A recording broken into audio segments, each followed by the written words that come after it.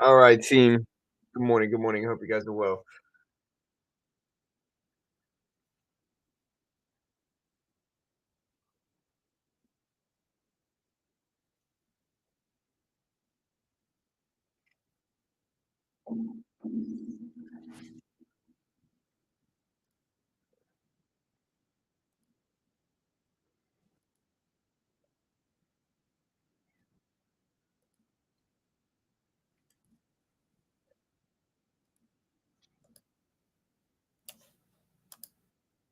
All right, guys. So today we got the PCE deflator coming out today. Um, it's a big day.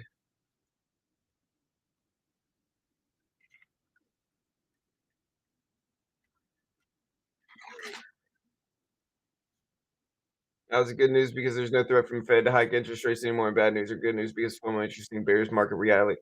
A rally Nasdaq is up 12% in a month. Hey, what's up, Master Chief? What's up, Ahmed, Leslie, Sammy, Sandy, Matt, Game, Antonio, DS, Shmi?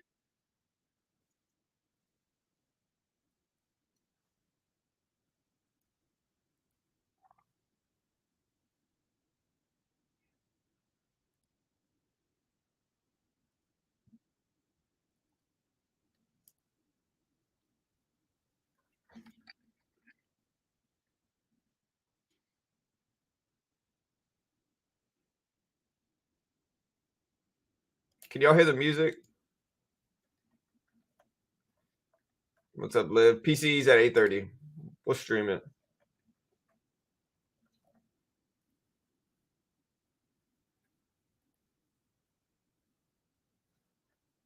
All right, got you.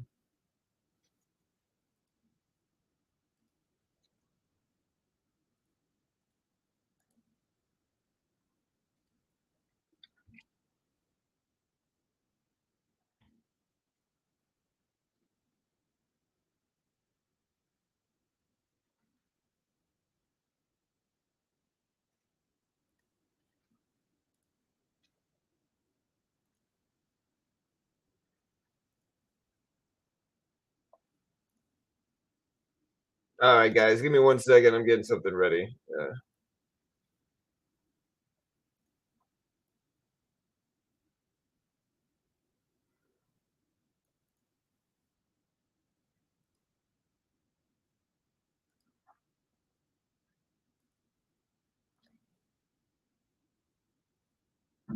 All right, so yeah, we got PCE data this morning.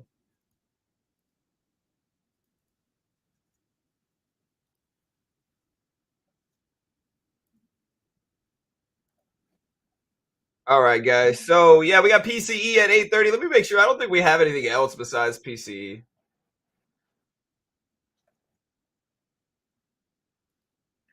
1 second, I'll get the music up too.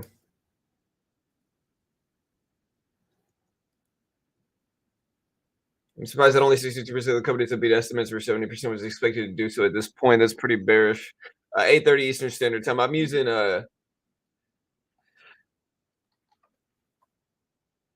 TOS.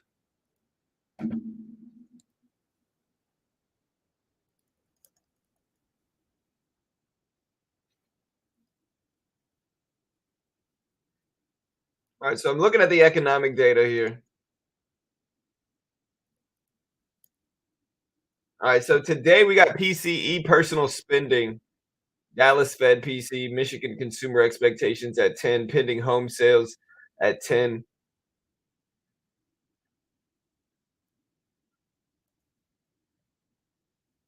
What was PCE last month? PCE was 0.2%.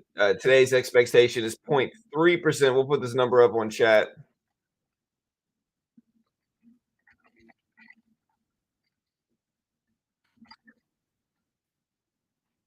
All right, so 0.3%.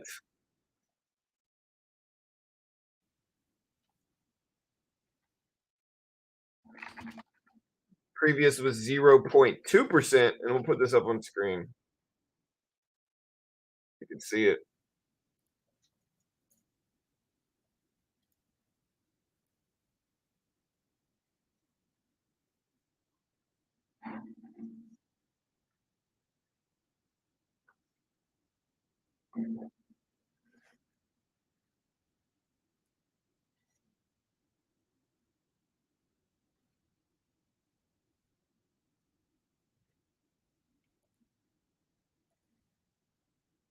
PCE is higher, the market should go up because it was affect the market negatively, knowing that the Fed rate hike is very predictable now. Maybe, man. So how can this affect the market today? Well, it's going to affect the market, man. PCE is the Fed will use PCE to determine how bad inflation is. So it's relevant. You know, it's something we should pay attention to for sure, and it'll move the market some. Let me get the music up here. Hold on, guys.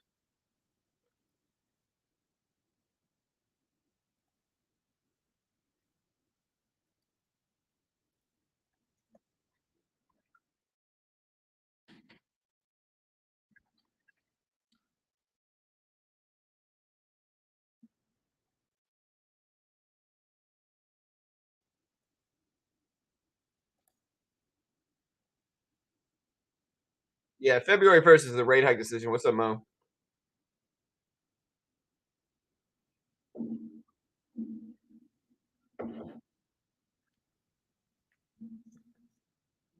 CSI at 10.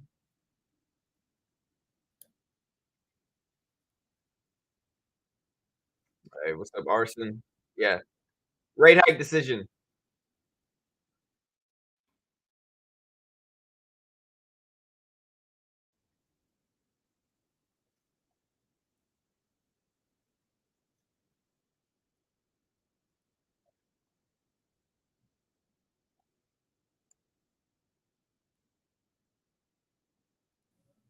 All right. All right, let me fix the music real quick. Hold on. There you go. You should hear the music. What's up, grumpy old man? Bull market started, maybe. Yeah, let's do a poll here as well. Will PCE cause a bull or bear run?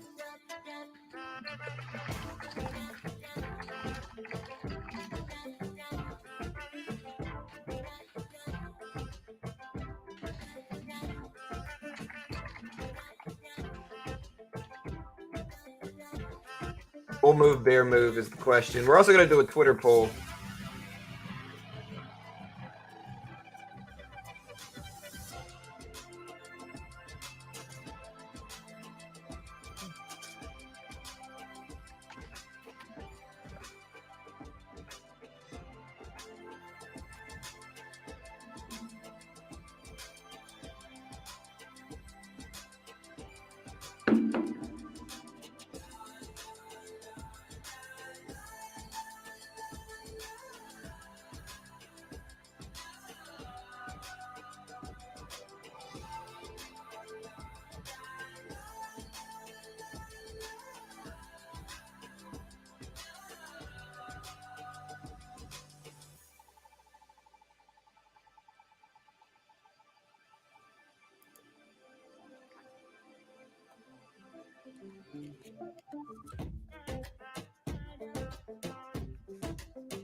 All right, guys.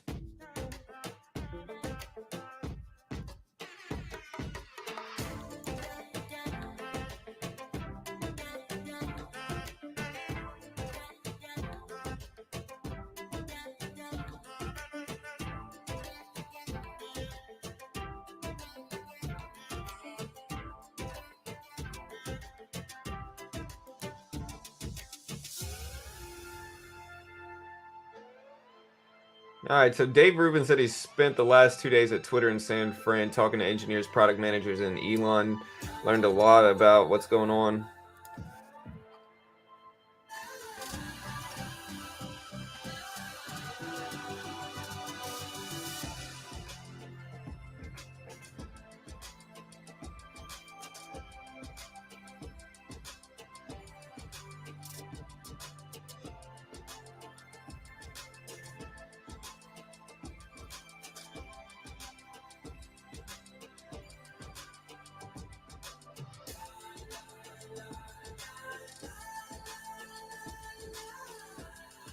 Can y'all hear the music now? You should be able to.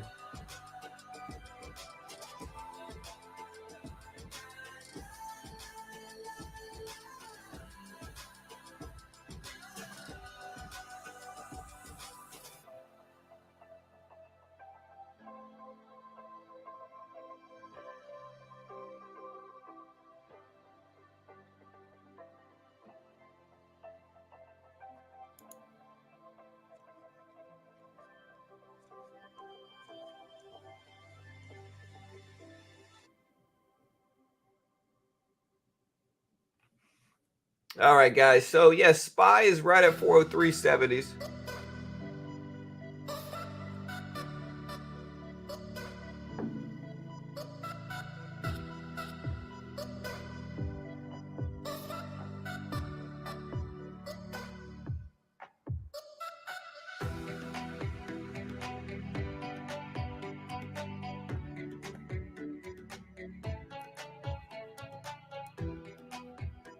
Amex earnings. Yeah, we do have some earnings this morning too, and we can take a look at it. We got Chevron, Amex at 7. Amex drops theirs in about 30 minutes. Chevron should have just came out with theirs about 30 minutes or about 15 minutes ago. We can look at Chevron's earnings. So Chevron didn't drop theirs yet, but they're supposed to. Chevron was supposed to come out with theirs about 15 minutes ago. Expectations for Chevron were 615, which were supposed to be out at 615, or 416. EPS on 53.56 billion in sales revenue. Amex expected at 218 per share on 14.22 billion in sales revenue. What's up, Barrios? Hey, all good. Saeed, Mac, what's up, man?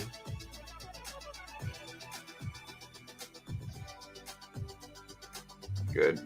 Yeah, so PCE expectations are right at the bottom of the screen.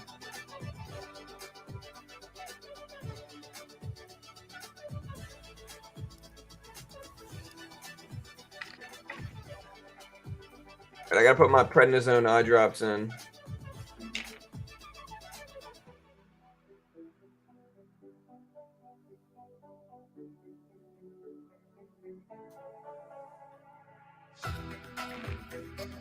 Yeah, these eye drops are weird, man. After I put them in, like, I can see like a cloud over my eyes. I guess it's probably pretty normal, huh? But yeah.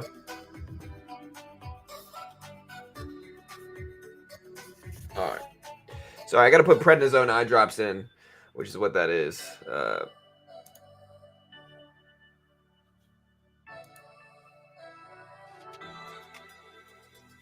For me, I don't really have any expectations. I don't really know. You know, I'm not the Fed. I'm not going to know what they're going to do. You know what I mean?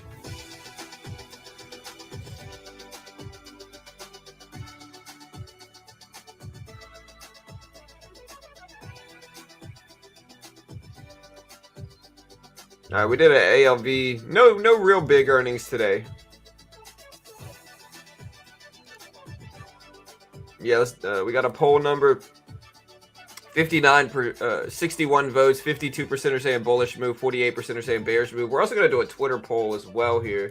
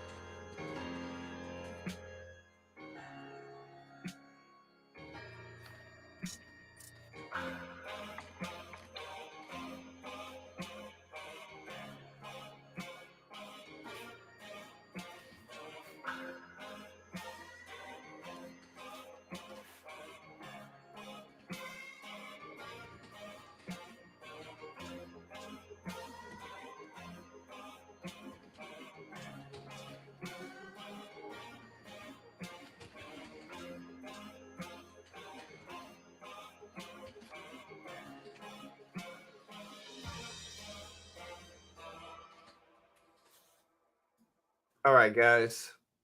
So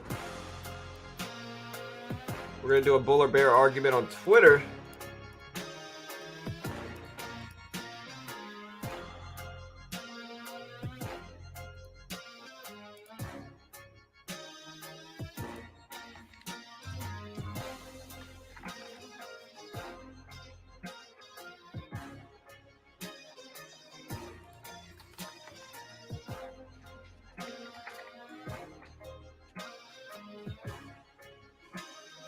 We got that poll live on Twitter. Give me a vote on that poll if you have not already, guys. We appreciate it. Hey, what's up, Johnny?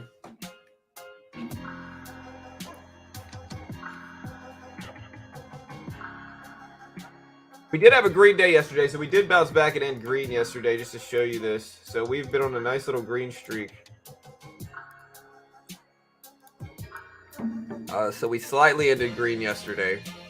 Made about $30. And I'm happy with that. I mean, to be honest, I'm very happy with that.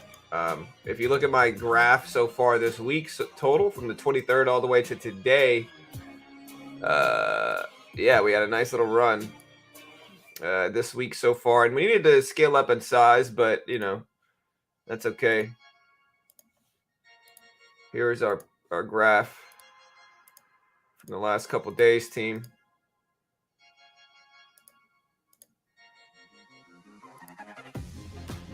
That is our trading graph. We are up about 228 or so. I thought I was up more than that, to be honest. But I think we were break even yesterday. So we're going to make a push towards it today and see if we can finish strong, make about 500 this week if we can. Will PCE drop the market? I don't know. It could. I mean, it might. I don't know.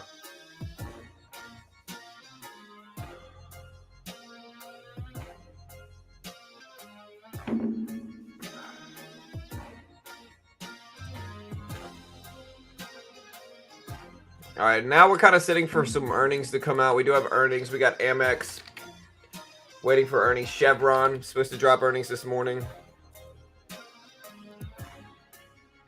So we'll see. All right, so far we got about 80% bullish, 20% bearish on Twitter. On our YouTube poll, again, it's pretty split down the middle out of a little bit less than 100 votes early today. We got 52% saying bearish, 48% saying bullish. We're also going to put a timer up on screen so you guys can see when the data comes out, which should be, you know, sometime soon. Well, it should be at 8:30, I mean. So it is about 6:35 market time. So we got about an hour and 54 minutes to be exact, about 1 hour and 54 minutes. And we will put the timer up. That should work. All right, there we go.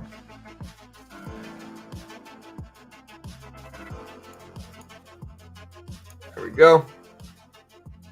Got the timer up now. Yeah, and the expectational numbers, again, guys, are for 0.3% is what's expected versus 0.2% expected.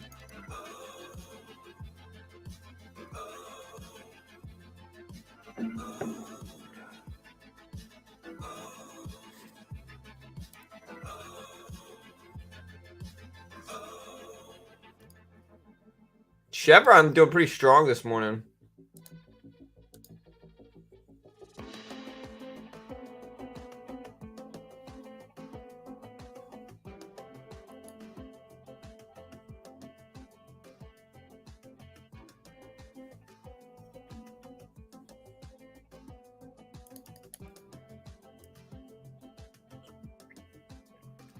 So Chevron doing a little bit strong this morning. Yeah, market's been doing okay, man. Market's almost at 404s right now. It's at 403.90s. So 403.90s.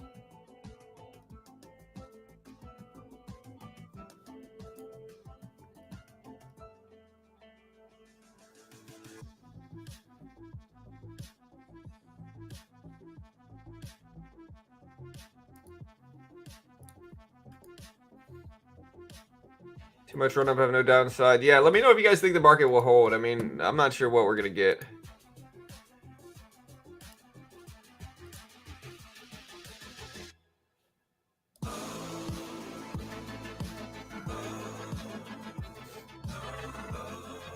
I'm ready for it, man.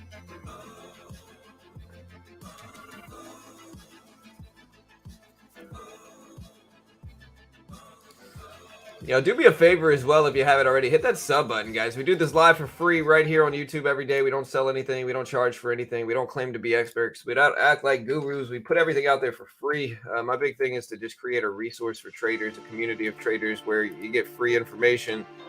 It doesn't cost you anything, and you know you can keep the growth up from it. So help us get there.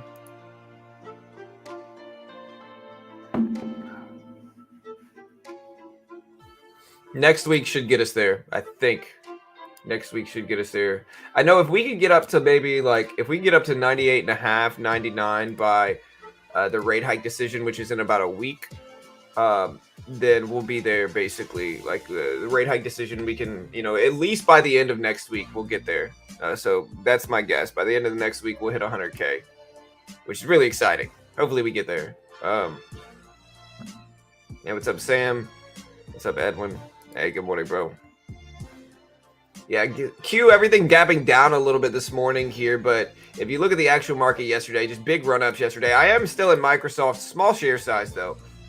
Thinking about selling the rest of it, to be honest, because I'm just up so much in a very small trade that it would just be wild for me not to take profit. So yeah, we're in Microsoft. I'm probably going to take some off once I can at the opening bell today, but we'll see.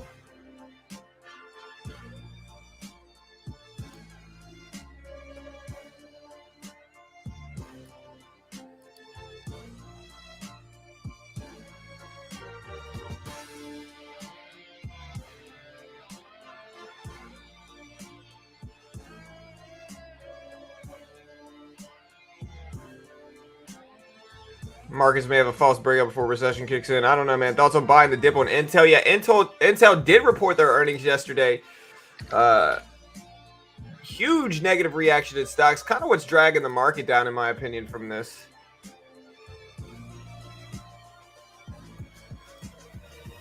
It is one of the reasons I think the market is kind of reeling down some. Intel, it's not the biggest holding on the S&P 500. It is a holding, and so,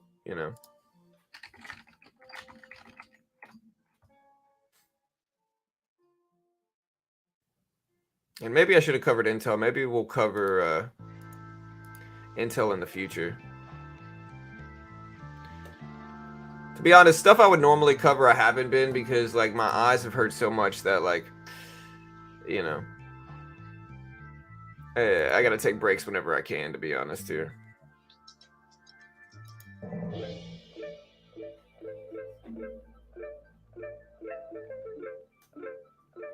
All right, SPY just hit 404s, guys. SPY just hit 404s.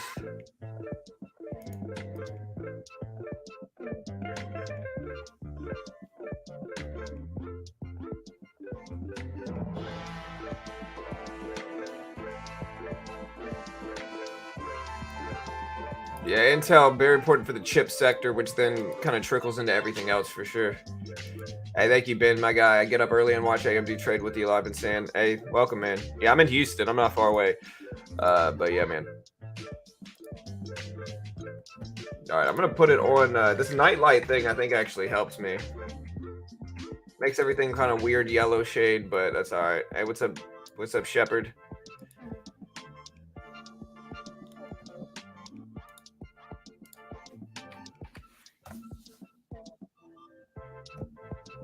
Again, hit that sub button if you haven't already, guys.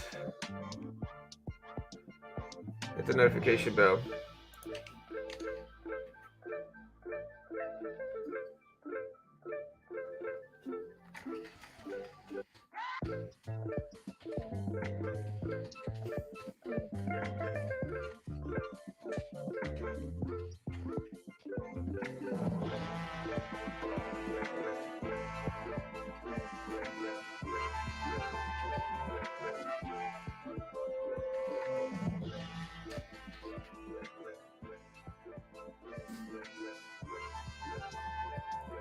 All right, guys, so the Q started to move up. The SPY back up to 404. Intel way down there. I think we got a lot of stuff to potentially look at here with Chevron, Amex earnings. Looking at Chevron now. Nothing's out yet for Chevron.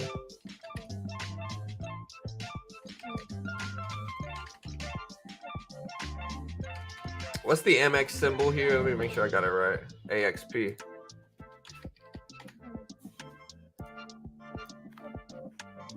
All right, so yeah, American Express not dropping theirs yet. They're supposed to come out with 7, so 15 minutes for American Express numbers is what they're scheduled for. And sometimes they don't go by schedule. Like if they went by schedule, Chevron should have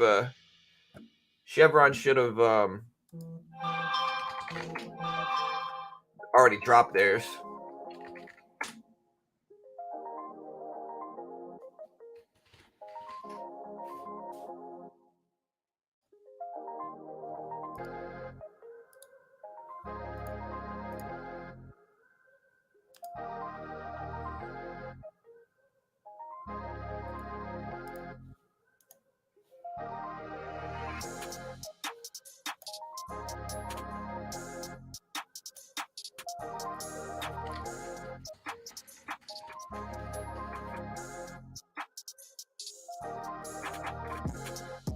What's your take on Intel? Intel's been one of the ones like it hasn't been one that I specifically have bought into a lot. I might start to buy it up down here.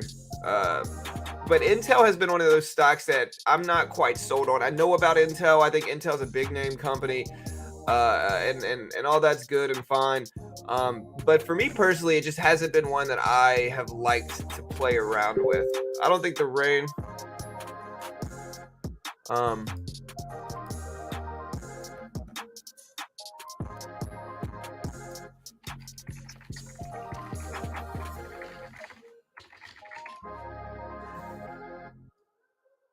It's just been one of those ones that I'm not completely sold on, you know.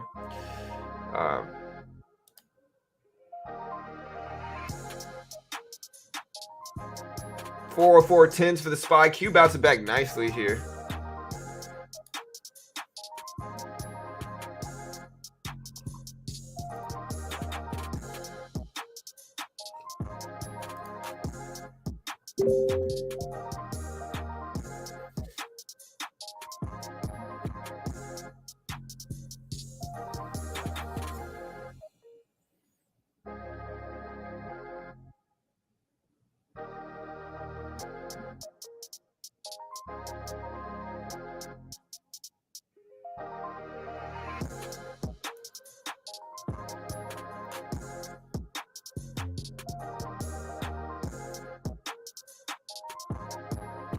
Wearing Gucci can make you look rich, but your Gucci belt is making someone else rich. Make yourself rich before someone else rich. Yeah, I mean, I think the common saying here is don't look rich, be rich. You know, a lot of the rich people I know personally don't care about that stuff, man.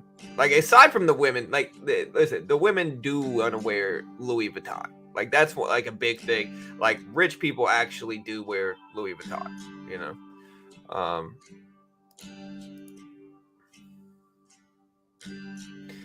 So that's one of the things, like, wealthy people from what I see on my end do wear that type of stuff. But aside from that, like, especially the men, like most of the wealthy people that I know and hang out with do not care about looking rich. In fact, they do the exact opposite. They would prefer not to look rich because looking rich makes them a target. You know, people target them if they look rich, and so they try to look. They wear t-shirts and shorts. You know, they don't wear. You know, they don't wear Gucci. You know, they wear t-shirts and shorts, and that's fine. I think it's a big common misconception that like the flashier you look, the richer you are, and that's just not true at all. It's actually the opposite. The flashier you are, you know, the less financially responsible you probably are. You know. At what point are you considered rich? I would say like once your net worth is over like 5 to 10 mil. You know.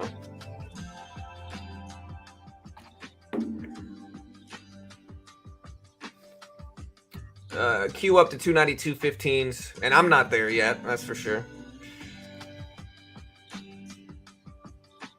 What's your take on Intel? I don't know. I'm thinking about buying the dip in Intel here, to be completely honest, but I don't know, man. Again, I'm in Microsoft right now. You can see like on the remaining shares, I am up about $117.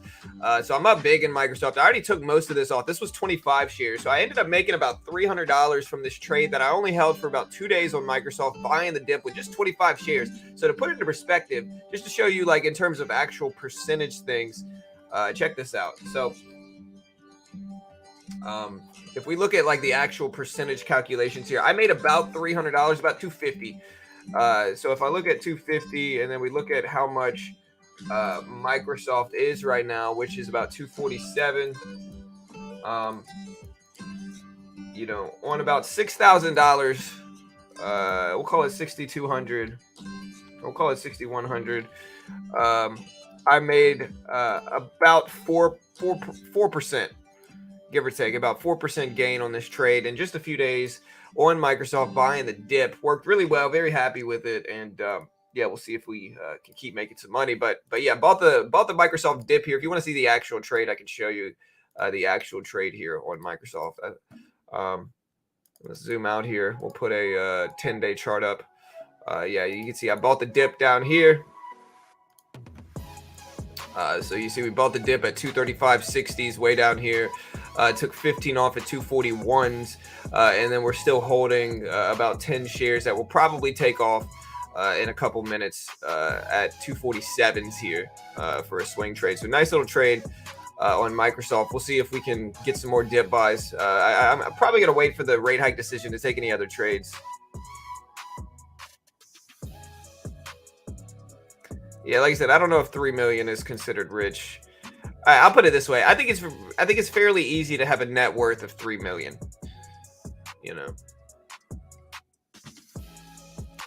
Like, I don't know if I would. I've had some people tell me that I was a millionaire because this channel is worth over $1 million. And this channel probably is. Like, if you think about how much this channel makes, which is like in general business income this year, we'll probably make, around, we'll probably make a few $100,000. If you calculate that by what people generally buy out businesses for, as well as like the rest of my net worth, you could consider me a millionaire, but I don't know. I don't know if I think that's cheating to a certain extent, but I guess that's what all the big boys do with Amazon and all that stuff as well. But I think it's fairly easy to get over $1 million in net worth, but I don't think you're actually rich or wealthy. I should say, not rich. I don't think you're actually wealthy until you have like over 10.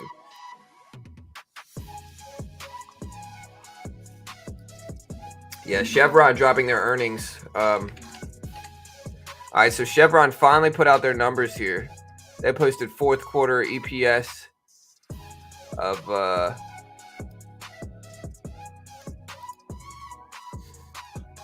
Chevron posted fourth quarter net revenue of $6.4 billion. They expected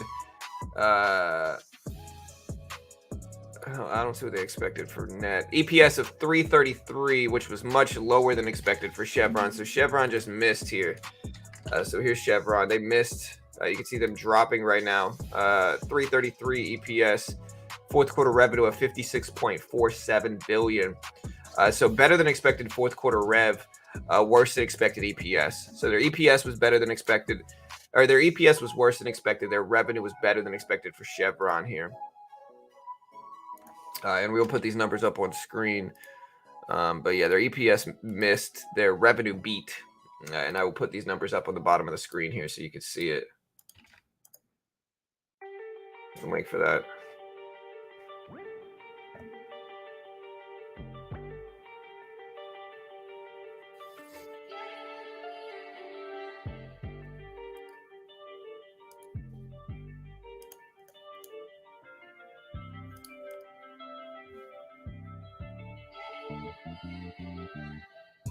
All right, guys. So yeah, Chevron dropping here.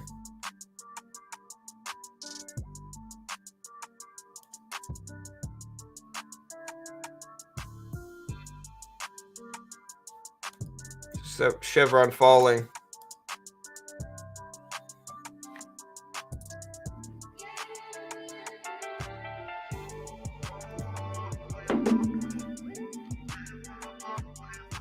Dixie been finding its support on a macro uptrend line from the bottom, yeah.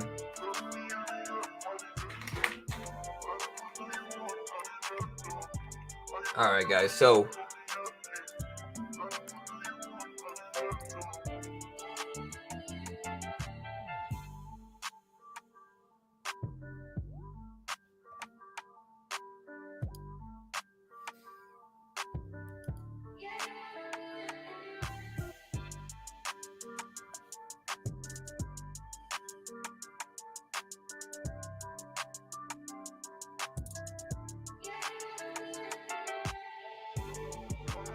all right, guys. So we still got about 7 minutes before the market opens up for me. I'm gonna cut a little bit of my Microsoft trade when it does.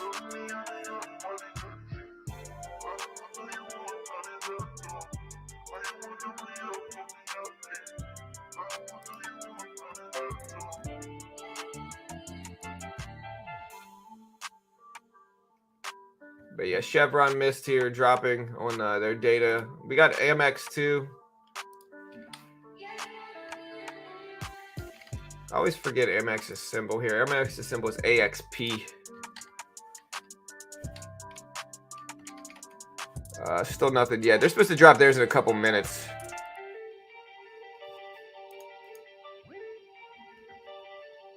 So American Express is supposed to drop theirs in a couple minutes. They're scheduled to drop at 7, so in about 6 minutes here for Amex. But yeah, Chevron missed, dropping down pretty substantially on rough earnings. I wonder if this is gonna. I mean, this is gonna at least trickle into oil some. How much is gonna trickle into oil, we don't know, but it's at least gonna affect oil some. There's Chevron. Let's see if there's some sympathy in Exxon. Yeah, they're trying to fall.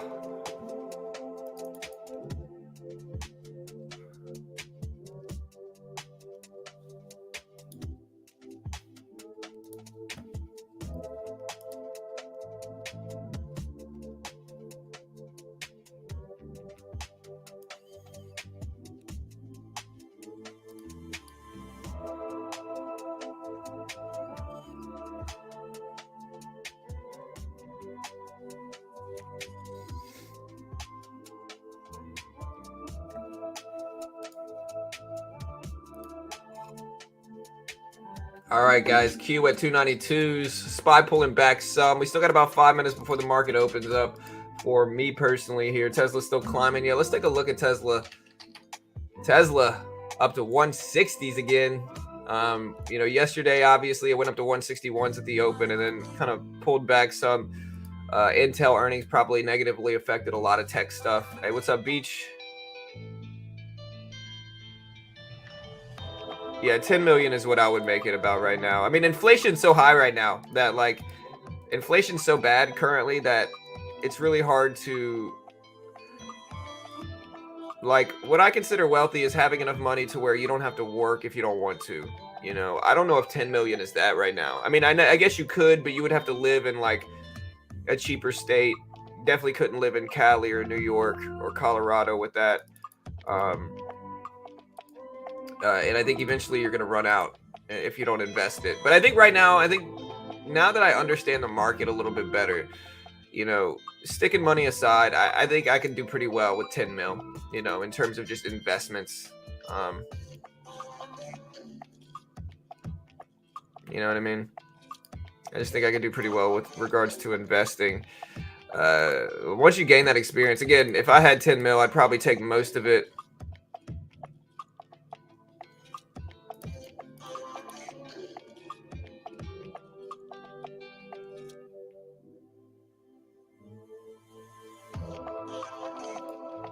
I'd take most of it, stick it into.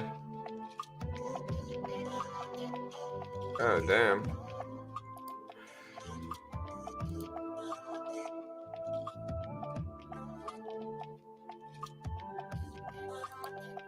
Yeah, well, I'm not. That's what I meant, is specifically New York City. But in terms of property, it's still pretty rough anywhere. Hey, what's up, DK? Do you think bad Intel earnings will be good for AMD? No, I think it's the opposite. I think bad Intel earnings will be bad for AMD as well. If you look at AMD, it negatively is affected by Intel earnings. They move in sympathy with each other. You can see they look exactly the same. Here's AMD on the right. Here's Intel on the right. So you can see the very similar chart right now. And so it's the opposite. They're bad. It's the chip sector health is what people are looking at. And so in that regard, like bad Intel earnings are bad for chip stocks like AMD.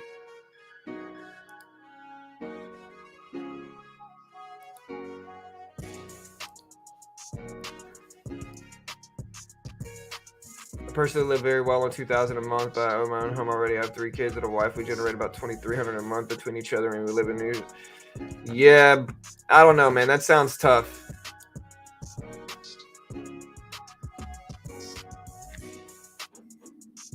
Yeah, I mean, I do all right, man. Like I'm not gonna say. I mean,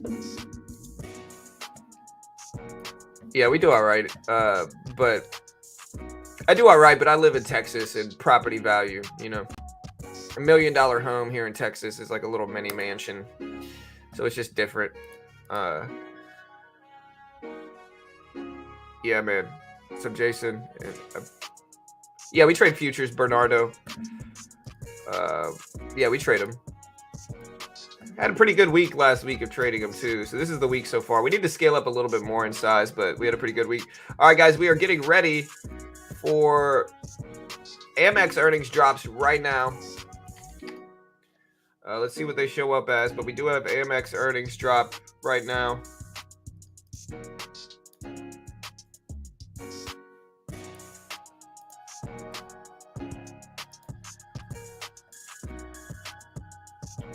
Let's see what they show up as for Amex. They're supposed to drop right now at 10.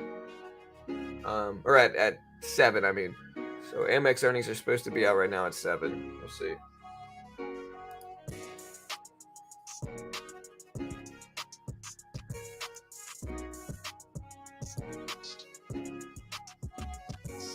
Yeah, nice shepherd. Yeah, I'll put it this way. There's a lot of ways to make money from home now. There really is. It's not even like a gimmick. It's just the facts. There's a lot of ways to make money from home at this point in time. All right, American Amex dropped fourth quarter EPS of 207, fourth quarter rev of 14.2 billion, 14.2 billion fourth quarter rev. Expectations were 14.22 billion, so they came in just about as expected here for fourth quarter revenue for Amex. Looking at their EPS came in at 207. For their EPS about 207.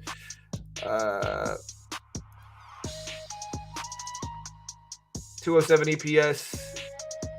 Fourth quarter net revenue 1.57 billion. Fourth quarter rev at 14.2 billion. So about as expected here. A little bit less than expected EPS though. Their EPS came in a little bit short versus expectations.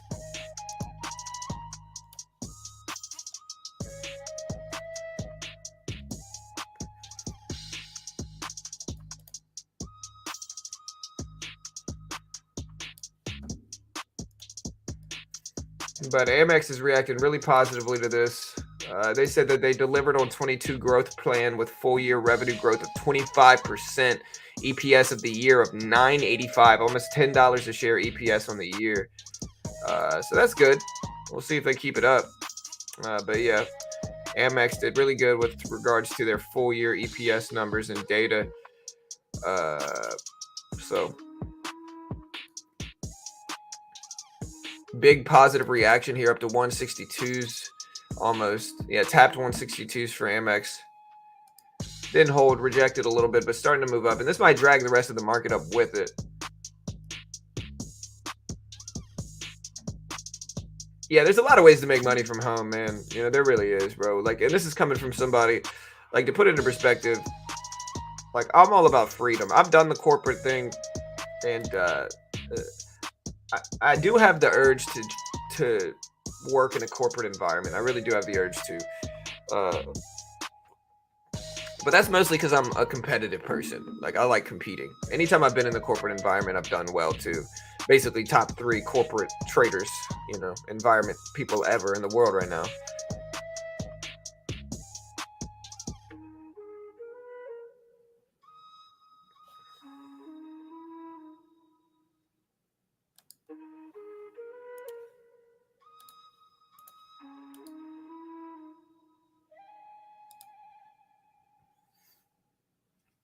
But Amex all the way up to 163s.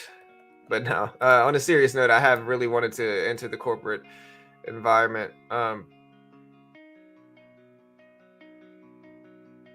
Jeez, man.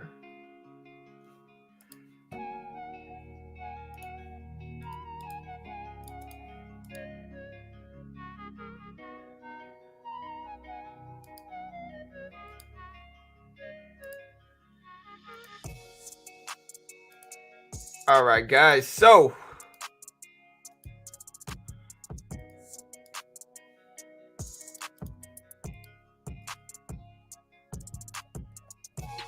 my whole point of all of this is that there's a lot of ways to make money from home at this point in time. In modern age, man, there really is just tons of ways to make money from home.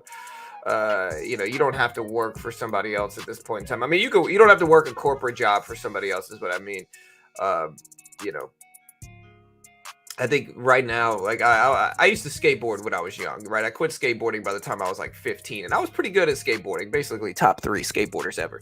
No, but I was all right at skateboarding to the point where I had dreams and aspirations of uh, going pro with it, But back then, like back in the 90s and 2000s, in order to go professional as a skateboarder, you would have to get sponsored by another company. That company would have to pay for your equipment, your gear, have to pay production companies and all this stuff to create videos and all this other stuff that went into it. So it was like you needed an investment basically to go pro as a skateboarder in the 90s and early 2000s. And when you compare that to how it is now, like when you compare that to what it's like now, bro, you don't need any of that stuff anymore. Like, you can literally record your own promo videos with your cell phone, edit it on your phone, and then upload it for the world to see. You don't need any of that stuff. It's very easy to build your own brand now relative to how it was in the 90s and early 2000s.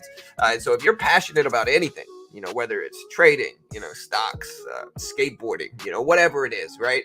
You can find a community of that online and build a community around it. And it's kind of the modern age. And yeah, they get made fun of.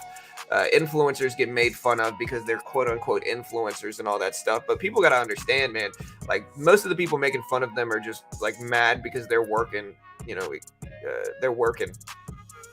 for somebody else, and it's kind of a tough living, and so they're kind of bitter about it. But there really is a lot of ways to make money online now, for sure. Even if you don't plan to do that for your end game, man, look at American Express still ripping up. It's almost up to 164s right now. Just big movements here. No, I don't really like. I have the urge to do the corporate thing, but again, to understand it, I don't need to. Like, I make enough money from home. I'll put it this way. I make far more money sitting on my butt right here. Not even just this, but in a lot of other ways, over what I do in actual, over anything I would ever get in actual corporate environment. So it wouldn't make enough. I would have to take a pay cut if I went to work for corporate right now. So it's just not something, unless it's something directly trading related, then I might consider it, and I'd see if the other option is doing it on my spare time. But yeah.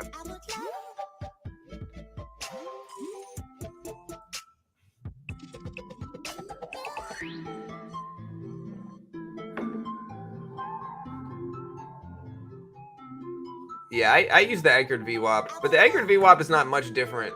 Like, if you look at the anchored VWAP, I have it right here. It's not much different, man.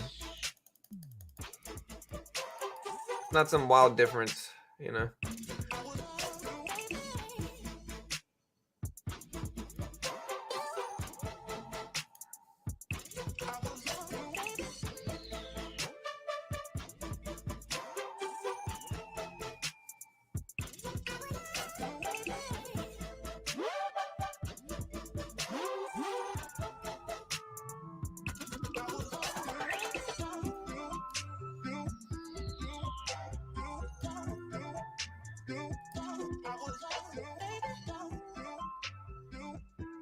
Yo, John, what's up, Raphael? Hey, what's up, man?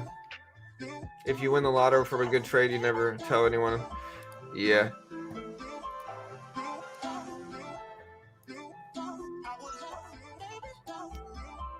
Yeah, I don't, for whatever reason,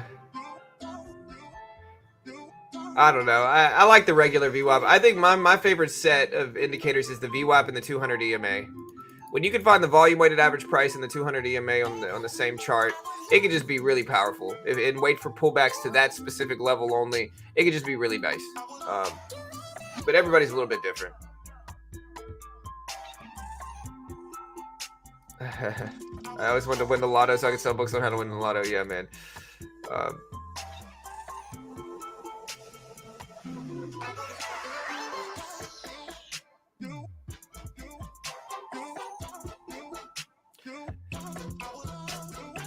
yeah, I don't know what we're gonna do. Whether we're gonna hit a recession or not, I really don't know. Um, Market's pumping up though right now. Q up to 292.30, SPY up to 404.15s. So market looks great, to be honest here. Let's see if it continues.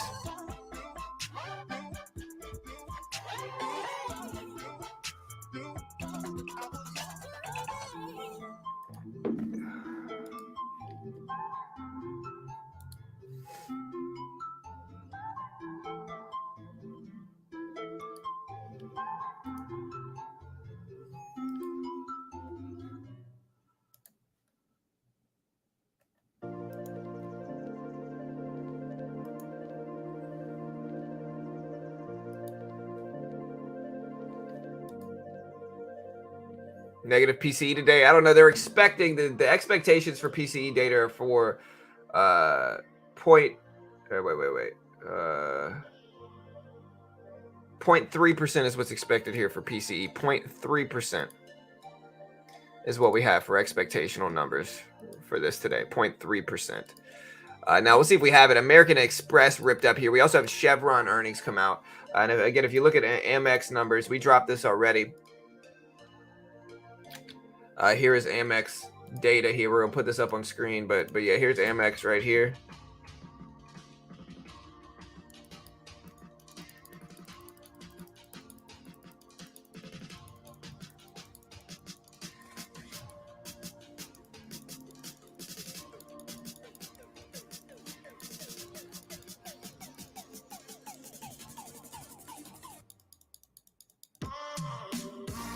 All right, so yeah, here is the, we'll put the Amex and the Chevron data up on the same screen.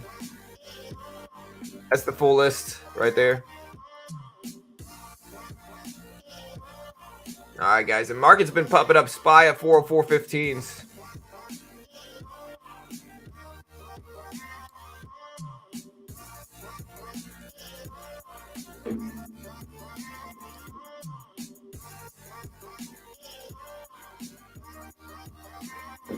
Yeah, so SPY moving up 291, roughly 292 support level here.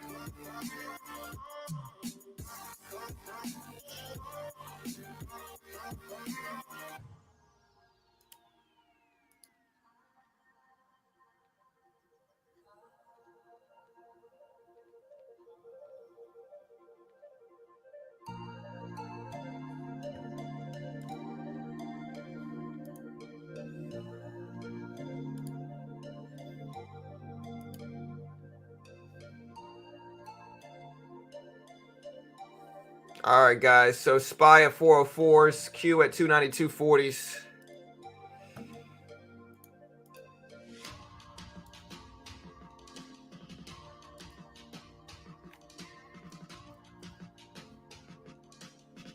AXP at 163.30s here. So Amex just flying up. Oh man, I'm sorry to hear that, bro. I'm really sorry to hear that.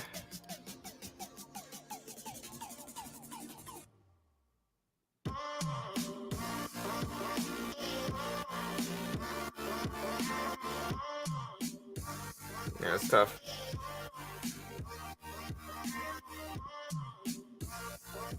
All right, Amex just broke highs again, up to 163s, or up to 164s. I'm sorry. So Amex just ripped over highs again.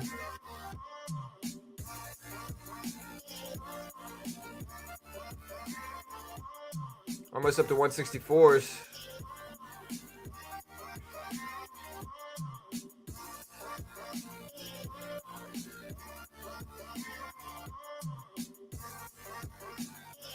164.20s here for Amex. Man, Amex is flying up, kind of helping the market too, man. Kind of dragging the market up some, to be honest. For Amex, it is moving the market.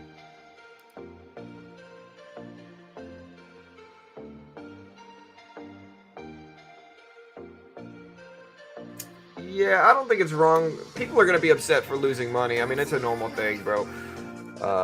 Raphael, you know what I mean? It's pretty normal thing to be upset for losing money. You know, pretty standard. Um, you know, if I lost huge sums of money, I'd probably be pretty down.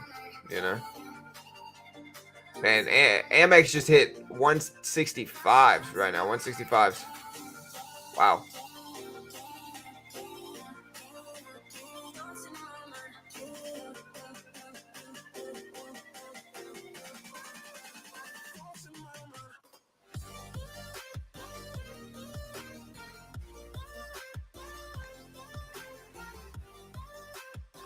Yeah.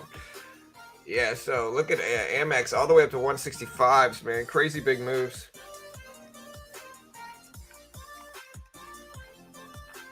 Rejected all the way back down to 164s now.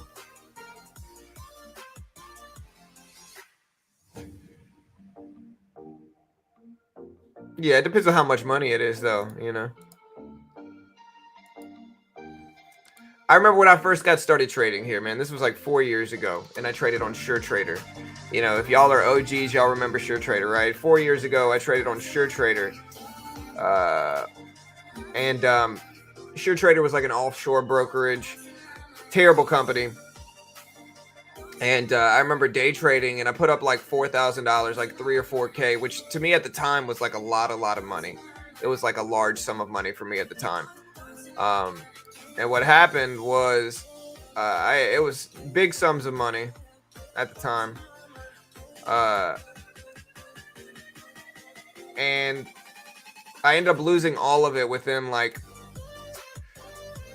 couple weeks. I lost all of it, and I was super disheartened about it. Like, I was just bummed out, man. You know, I was really upset, just not happy about it. And I basically gave up trading for like, I almost cried. I remember I didn't cry, but I wanted to. Yeah, you know, because again, 4K was just so much money for me at the time. But I stayed strong, and you know, I ended up stopping trading for a while. Um, eventually, like I quit trading for like a year. It ended up coming back, and when I came back, I just had much more risk management. You know, I was just better at risk management.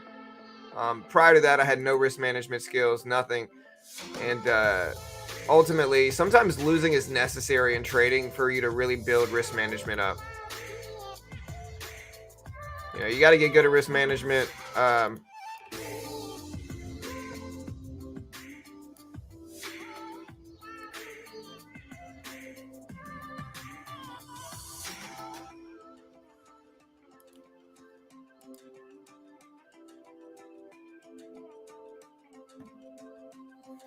So sometimes losing is necessary to like build risk management skills. You know, you remember that burn, that pain. When you first get started, you remember that pain, and you don't want to experience it again. And so you do whatever you can to avoid that, and that's what ultimately builds risk management. Is avoiding that pain of losing. Um, you know.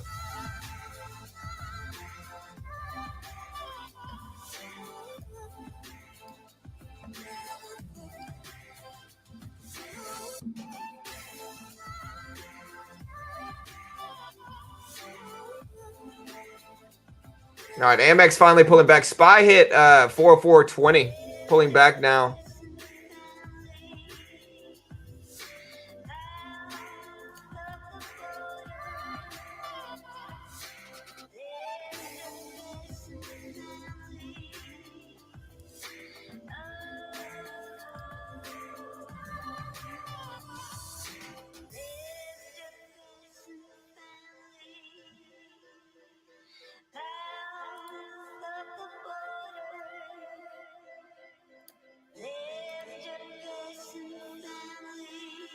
Tesla running up. Yeah, we can look at Tesla here on the left side. We can glance at Tesla here.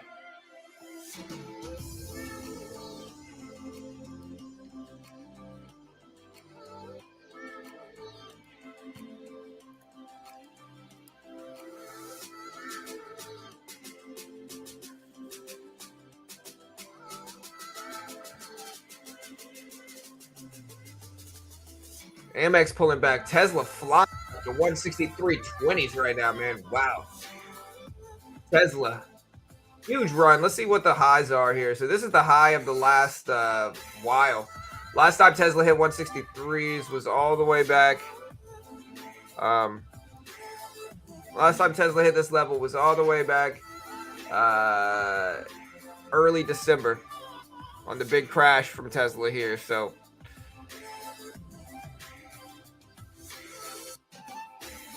yeah, PC's at 8:30. You can see the timer on the top left.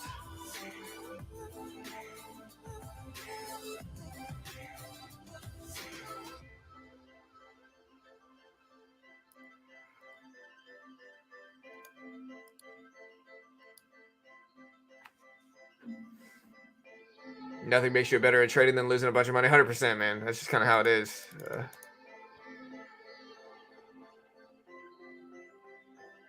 Wu-Tang, huh? Yeah, I'm not shorting Tesla. Again, not right now. Too much risk.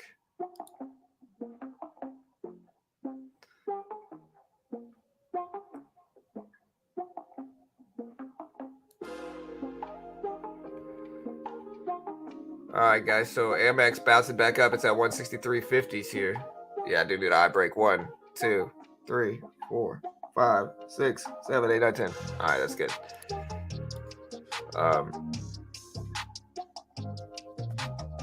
Yeah, I stream every day, James. I've been streaming every day for years, man. All right, but SPY pumping up. Tesla been moving up too, man, dragging the market up as well. Tesla's not the biggest percentage of the S&P, but it's certainly a large enough one.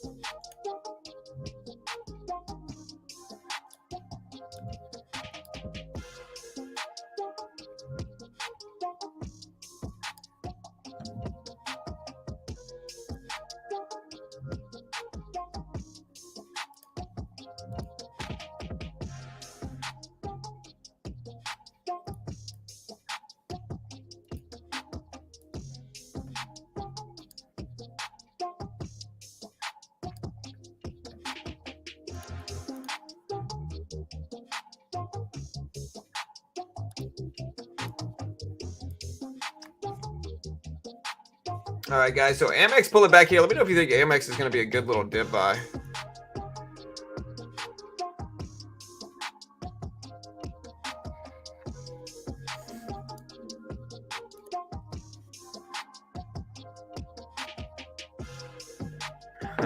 All good, Snow.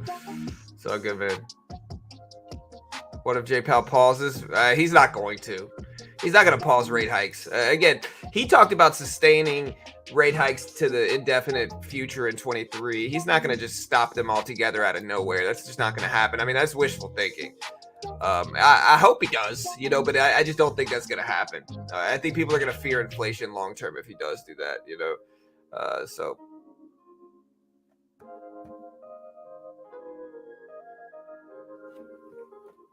Let's turn the brightness down on this thing, man. Brightness, yeah.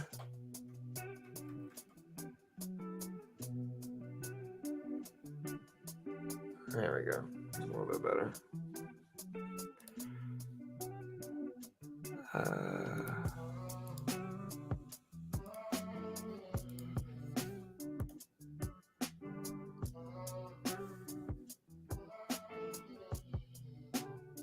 Yeah, Tesla flying up, guys. Just broke highs again at 163.50.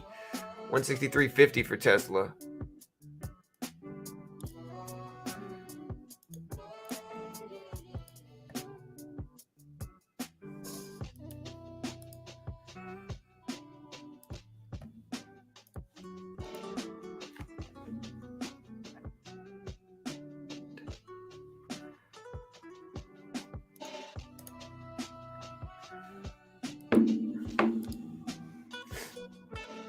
Price of a long and variable lag time. Tesla to 175. It's moving, man. It's almost up to 164s, which is just big, man. That's a big move for Tesla right now.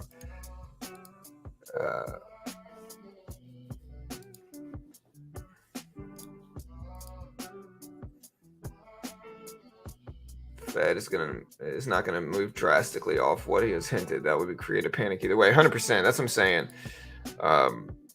Like, he's not gonna do no rate hikes. Like, that's wishful thinking. Yeah, he's just not gonna do it.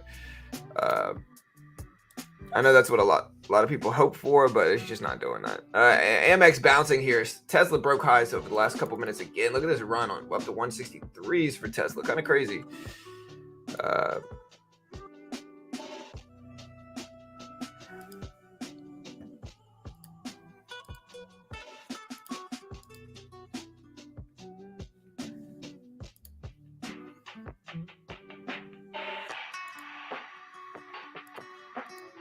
Amex bounced a little bit. SPY still over 404s.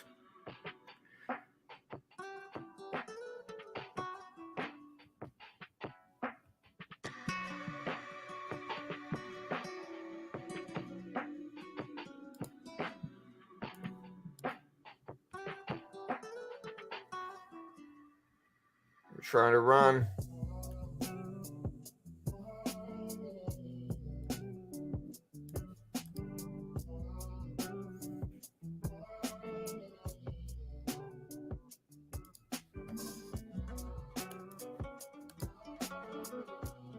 Hopium, yeah. Speech after the rate hike is what people are waiting for. Yeah, I mean, that's what's going to move markets the most. The rate hike decision is going to matter. I think we're probably going to do. I don't know. Originally I thought we might do. 50, but later on, it looks like he might do 25 is what analysts are expecting here, which is a little bit, it is a little bit less than, or a little bit more than expected, which is just different, man. Again, I wasn't expecting him to. I think 25 is a little bit too low of an expectation.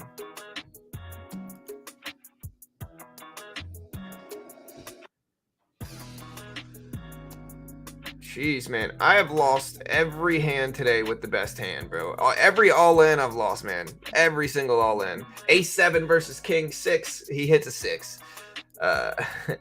Literally every single all-in I'm losing here, man. Bad luck, man. Bad variance last few days for me at poker. I mean, I'm green long-term anyway, but, like, still. A little frustrating.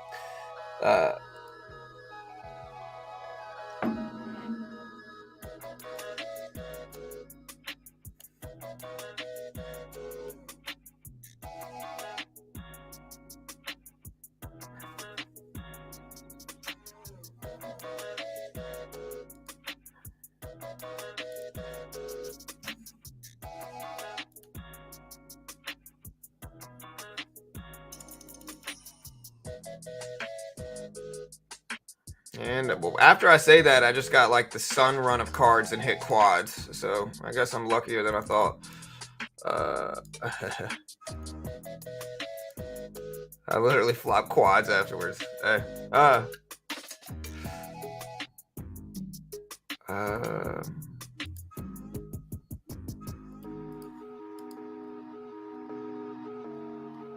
right, guys. Amex starting to bounce up a little bit now.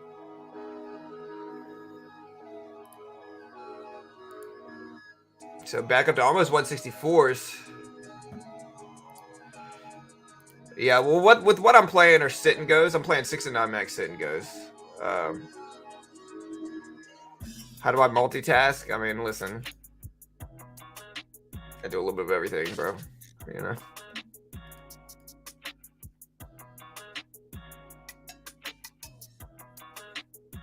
Jeez, dude, I have not gotten lucky with one flop, bro. Literally every single flop.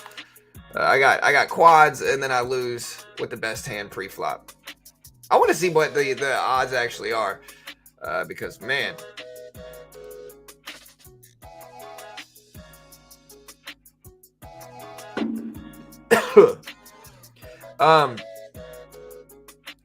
Yeah, so AXP up to 164s. We got Tesla at 163s.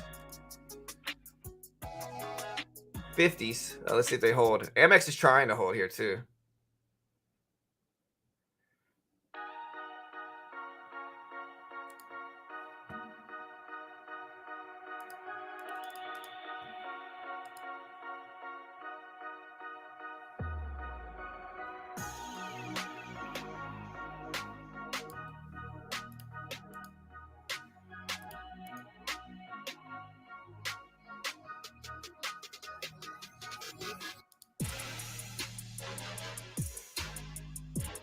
What skateboard were you riding, bro? I was riding World Industries. I was riding World Industries skateboards. Powell. I rode a little bit of Powell skateboards as well. I rode a good mix. World Industries was kind of my go-to though. Hey, what's up, No Mode? Hey, good morning. Good morning. All right, guys. SPY completely flushing all the way back down here. So SPY dropping drastically. Yeah, we got a full hour until the data comes out. A full hour here, team, before the data drops.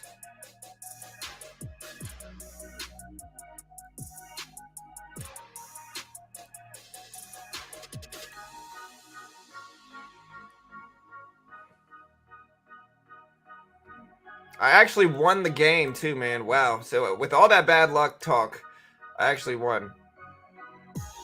Still frustrating, but I won, so I'm okay with it now. Or no, maybe it was Powell, man. What was Rodney Mullen's generic brand? Yeah, it was Powell. So I had some Powell skateboards. Ironically enough, the name of the skateboards were Powell. It's cold outside. Yeah, 100%, man.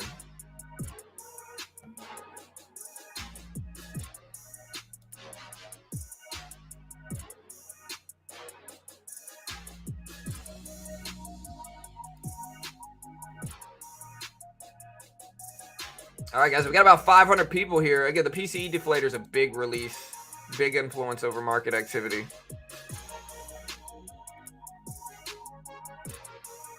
It'll move the market some. The PCE is actually what the Fed uses to indicate how bad inflation currently is, right?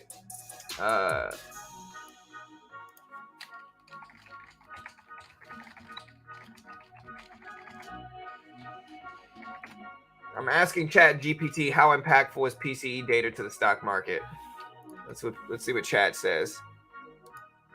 Good old Chat GPT.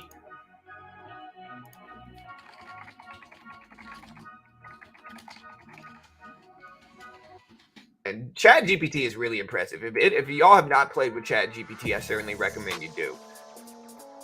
This is Chat. I asked Chat GPT, I said, hey, how impactful is PCE data to the stock market? Chat GPT said PCE data, or personal consumption expenditures data, can be an important indicator of economic activity and inflation. It measures the change in, so it's still writing, in the price of goods and services consumed by individuals, and is considered by some to be a more accurate measure of inflation than CPI, than the more widely reported consumer price index. Yeah, I knew what it was about to say. And that's very true. Like I said, the Fed uses PCE a lot to indicate how bad inflation is. And so, you know, Chat GPT is right in that regard. Again, it says when PCE data shows a higher rate of inflation than expected, it can lead to concerns that the Fed Reserve may raise interest rates.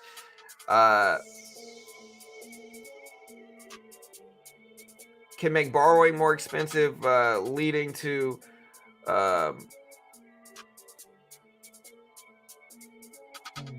slower economic growth. Conversely, when PCE data shows a lower rate of inflation than expected, it can lead to expectations that the Fed Reserve may keep interest rates lower for longer, which can be positive for the market as it allows for lower borrowing costs and potentially faster economic growth. However, it's important to note that PCE data is just one of the many indicators that investors and analysts use to gauge the health of the economy. So yeah, that's basically what ChatGPT said. Very interesting. I mean, it gave me a pretty decent little rundown on PCE, but yeah, that's why PCE is relevant. Amex all the way up to 165s, and just to put this into perspective, that is a robot writing me that. A robot just wrote that.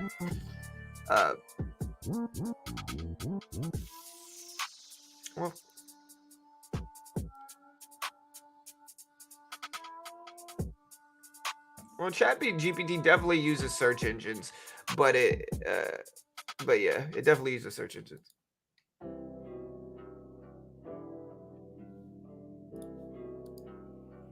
But it's not how you think. It doesn't like Google it yourself. It just looks back at the history of everything, finds data, and then reports on that data in a unique way.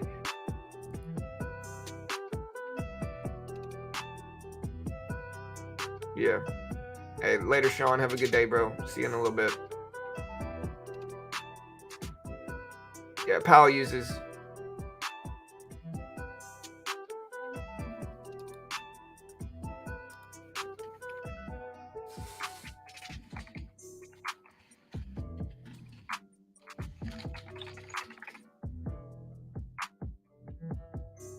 Nah, so I typed the same thing into Google, and Google, it said nothing similar.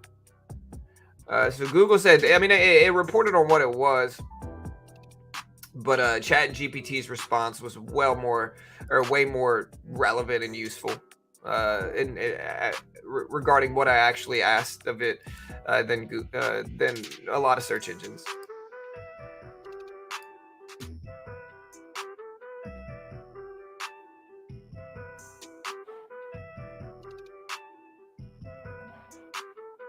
So the micro E-mini is /ES. You got to find the current contract here, so that's important. You got to find the current contract, and the current contract for the micro is MESH3. I believe it's MESH3. So MESH3, I believe, is what the current one is.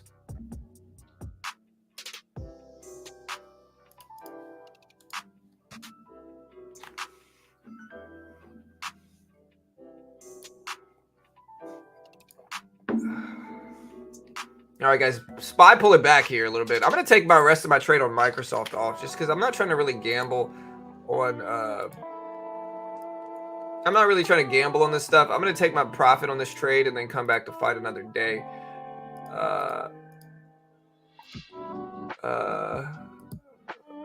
It gave me an alert. Let me see what I'm transferring some money outside of my TOS account right now for something else. I'll have that money back in it within a week or two. But I'm not day trading here. Oh, I know why I did that. Let me put the quantity up. Okay, and put in a default order of 10. That should work fine. Yeah, there we go. All right, I'm out. Locked in the money.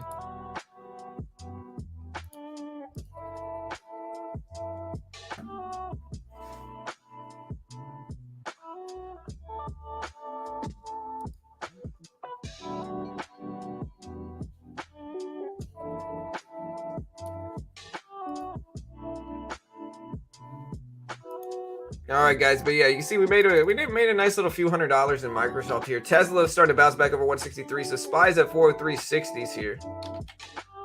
AMC still at 540s. I might sell my AMC trades too. I'm still in this one. I'm down $40, very small. I'm also in Carvana here as well, so I am in Carvana.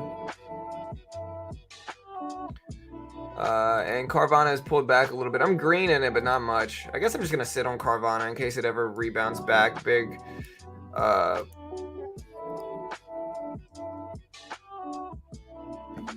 Look at the SPY dump here, though. We can watch the dollar index as well. That might be influential over this.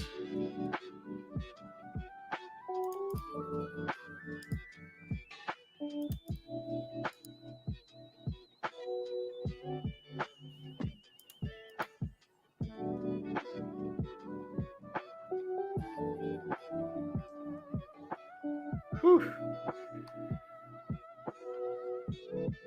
All right, guys. Dixie up to 101.90s.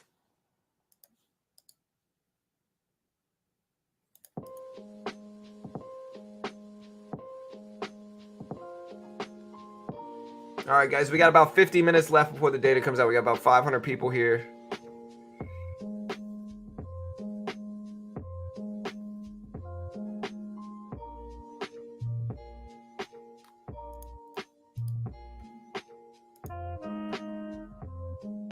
Bro, I've just had these massive headaches, man, for like days and days and days. I can't get them to go away. I'm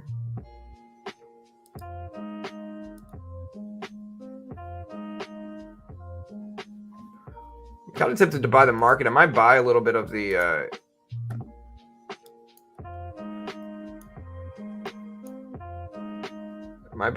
SPY coming up here ahead of this. Yeah, we just bought a few contracts at the micro.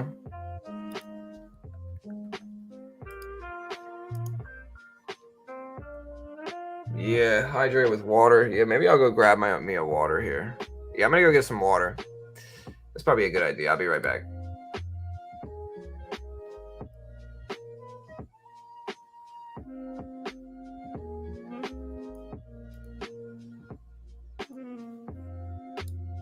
Wait.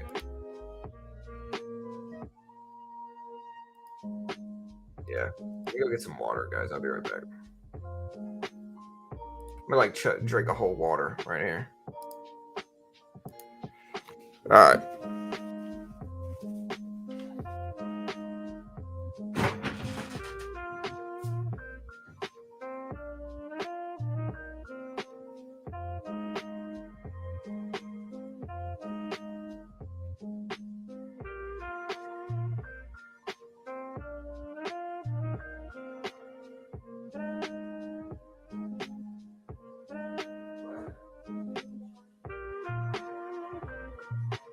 Okay, Maddie, I had to mess with the charger. If I say no, I didn't take it. Okay, you're gonna have to go find it somewhere else. I didn't take your charger. Ask your mom. I did. No, it was sitting right next to Mama's. What? I said it was sitting right next to Mama's bed. What?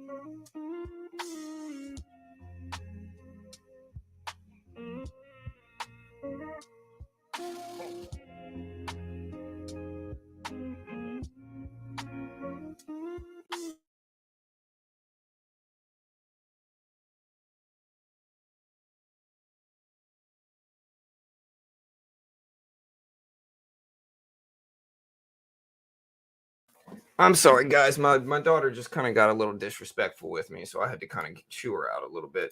But I am back. Let me make sure this is working here. All right. Let me make sure you can hear the music.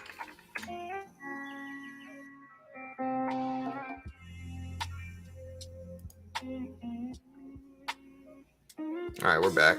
I think we're back. What's up, team?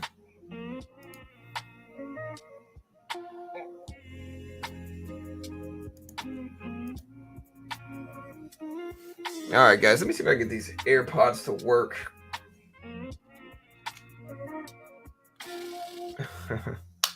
All right, guys. So Tesla at 163s.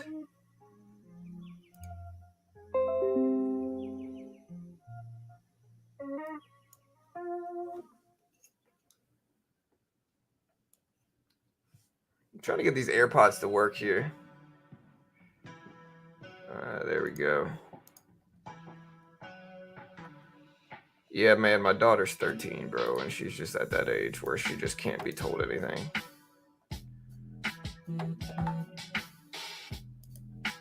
Yeah, she's at that age where she's just at that age. I'll just put it that way. There's nowhere else to really explain it. She's at that age, where everything's a problem, All right, here, I might just switch to no AirPods here because these AirPods have been giving me connection problems. I'm just going to switch to whatever headphones these are.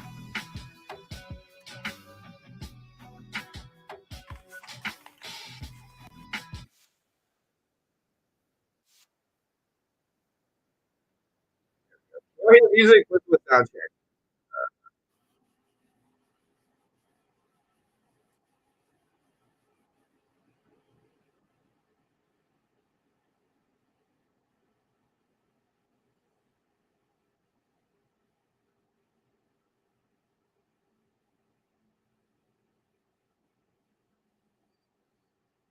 Yeah.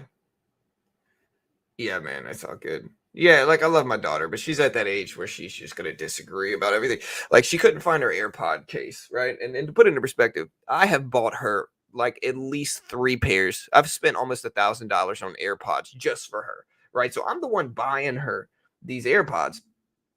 Um, and with that, she can't find her AirPod case, her AirPod charger. So she comes in here and she's like, "Hey, do you have my AirPod charger?"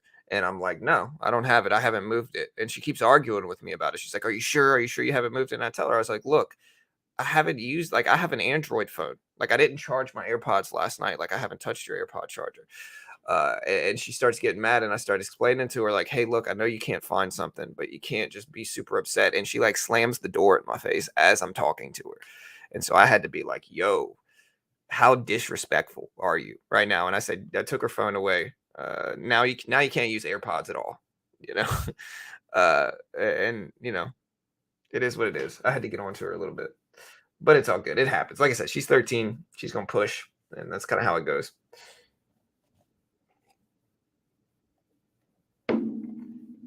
Uh, SPY at 403.30s here. The dollar index at 101s.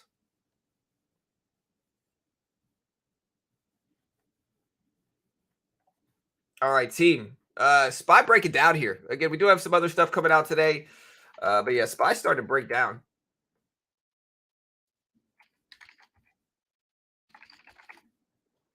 I'm looking at the poll numbers here. I'm looking at the poll numbers.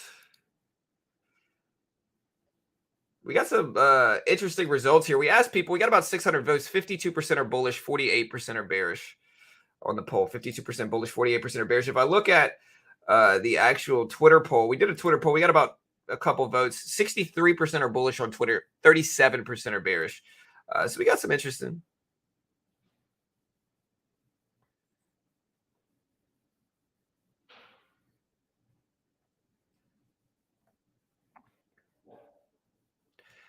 Yeah, I didn't get a cell phone until I was at least like I must have been like 14 or 15 until I actually had a cell phone. They didn't even have cell phones when I was super young. Yeah, for sure. Right. 100%, man. It's all good, man. Like I said, I love my daughter. My daughter's really like my buddy. Like she hangs out with me more than my son does. She plays softball and baseball with me. Like she watches movies with me. That's like my buddy. Like she's like, I'm closer with her probably than I am with my son Jack. Um, but she's at that age, man, where it's just a problem. Yeah.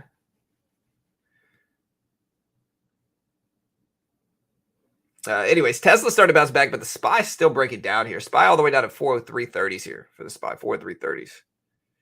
Yeah, I remember the old Nokia bricks is what I remember having. No, Maddie has a much better arm than Jack does.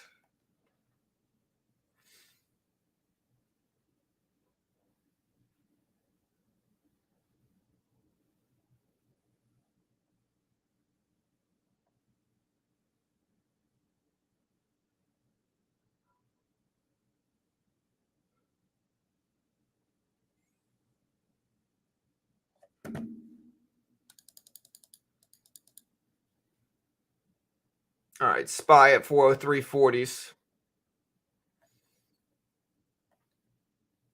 Yeah, I remember the brick Nokias. Is the music on? Is there any music? If not, my apologies. Let me fix that real quick. I thought I put the music back up. There we go. You should be able to hear the music now. Let me know if you can. You should be able to. We got 40 minutes, guys. 40 minutes. Today is PCE deflator day. And yeah, it should be a good day. Hopefully, we get some good stuff coming out. Again, expectations for PCE data. We also have PCE. We got the Dallas Fed PCE. We got Michigan 5-year expectations coming out today as well that we'll cover. Pending home sales drop too. So we got PCE. We got pending home sales, and all dropping today. So should be a big day.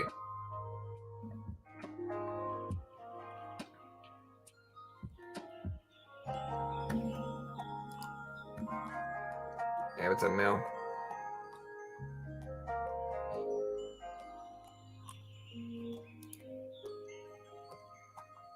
Yeah, I'm just gonna go ahead and ban you. Hoping hope. I never said that. You trying to mess with my family and like kind of start fights about my family. Hope is just kind of super immature, man. I hope you get whatever issues you got worked out, bro. Let it out. But you're not welcome here. Good days to you, sir. Everybody get their good days in chat out.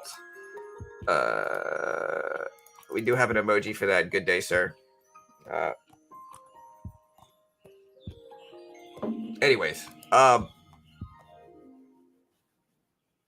163.50s here, 163.50s. Can you elaborate how PCE will affect the market? So PCE is an inflation gauge. PCE is a deflation gauge or an inflationary gauge, right? So it's what the Fed is using to determine how bad inflation currently is at this point in time, right? That is what PCE is. Now, there's a lot of other inflationary gauges like PCI or PPI, CPI, PCE, obviously, which is today. And these all kind of influence people's outlook on inflation and how bad inflation is. It kind of tells them how bad inflation is. The Fed specifically uses PCE to determine how bad inflation is.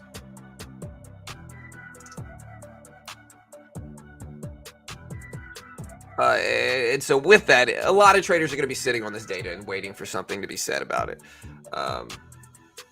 What level do you think we'll have a reversal at SPY? I'm really not sure. I think we have the high of the day up here at like 404.30s.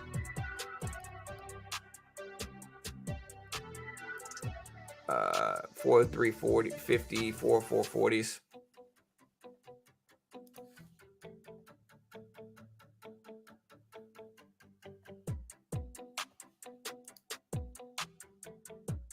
Beepers, man. I never had a beeper.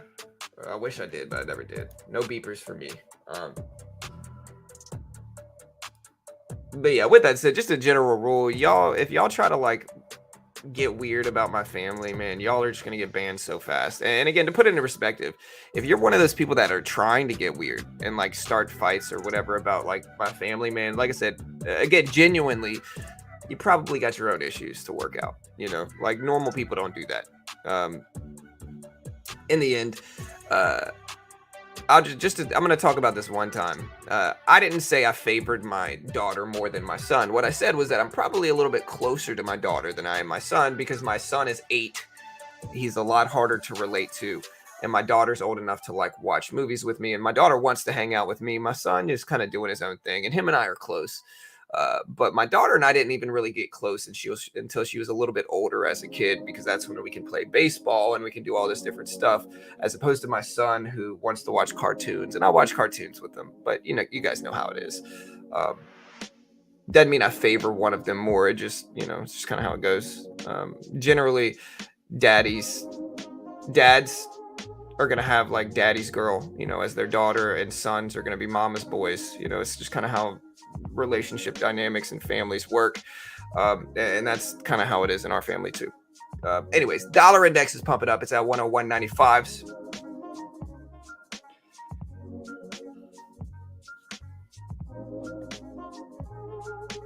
Yeah, you're probably right. I probably should just ignore him. It's hard not to, though, you know. Anyways, I honestly believe we would drop some, then trade sideways for the rest of the day, then go back up Monday and Tuesday.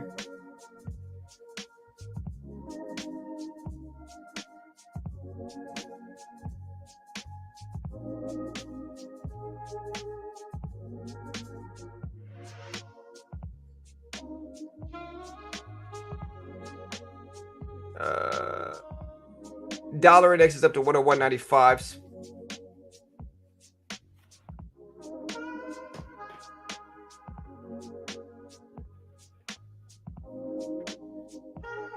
We're at 163.30s for Tesla, 163.30s. SPY overextended in what way? I don't think it's overextended on the downside. I think it might be a little overextended on the upside now.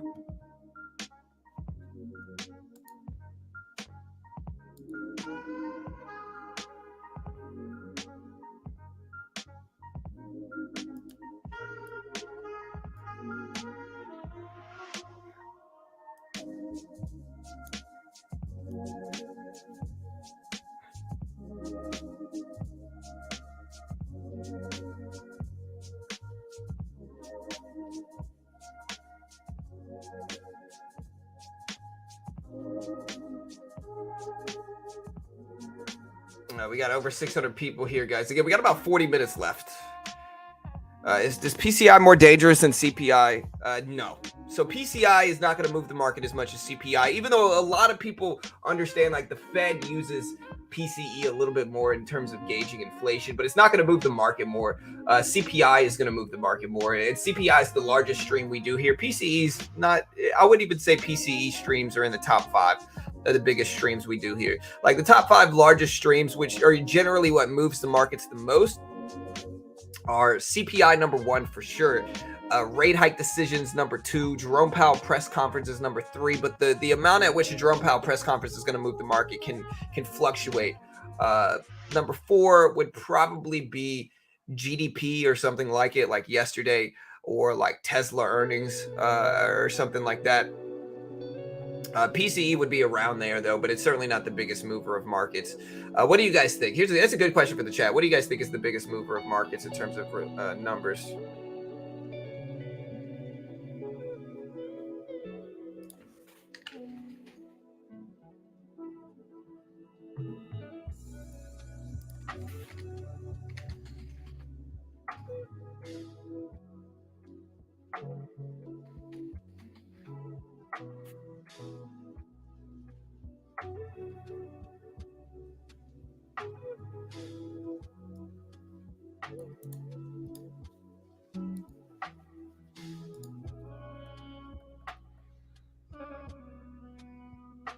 Since it seems people don't believe what the Fed started earlier by recent market run starting in 23. Yeah, I don't know. I think 50 basis points might happen now. So yeah, I think 50 basis points is possible for sure. I don't know if we're going to get it, but I think 50 might happen.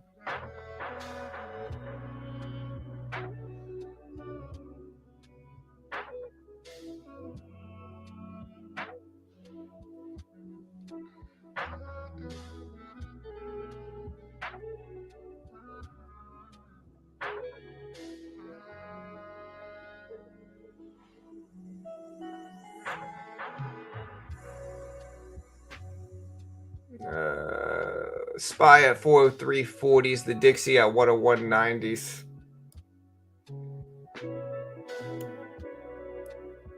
You are pure and honest, have kids, my own, and I understand you, man. You love them all, but that age makes it different. Yeah, 100%, dude. It's just a tough age, bro. Yeah, it's hard being a parent at this age too. For kids, teenagers is really what, like early teenagers. So older teenagers start to really understand, I think. But younger teenagers, they're still a kid, so they still feel like they know everything. But it's like, as a parent, you've been through everything that they've been through for the most part. Like you've had to do the same thing, and so you have all this experience, but like they think they know everything, so they just don't want to hear any of it. And I get it. I was that age too, man. I remember it, but it's a tough age. Tesla starting to push back up. So the highs of Tesla are 164.11s here, 164.11s. Interest rate hikes for sure. Yeah, the rate hike decision. That's probably the number 2 mover of markets. Yeah, Dixie goes up, SPY goes down. Yeah, there's generally an inverse correlation with the Dixie and the SPY. Main reason being high Dixie means worse inflation, as well as like when your dollars are gaining value, you don't want to put your money in stocks, right? You don't want to put your money in Bitcoin if your dollar is gaining value, if your cash is gaining. If your cash is losing value, you're a lot more likely to take it and put it into other things like stocks, crypto, forex, futures. And so there's usually an inverse correlation because of that.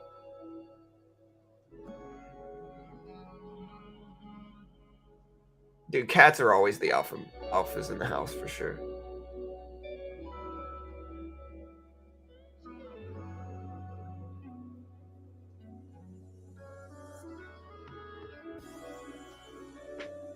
Dixie up to 102s, almost 102s.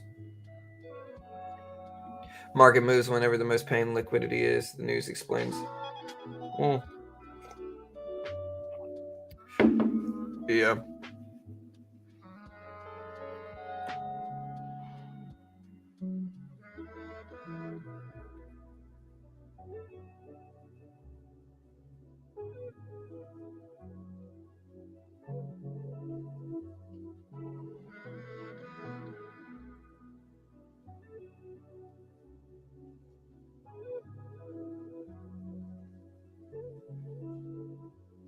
Why do they call it alpha dog then, bro?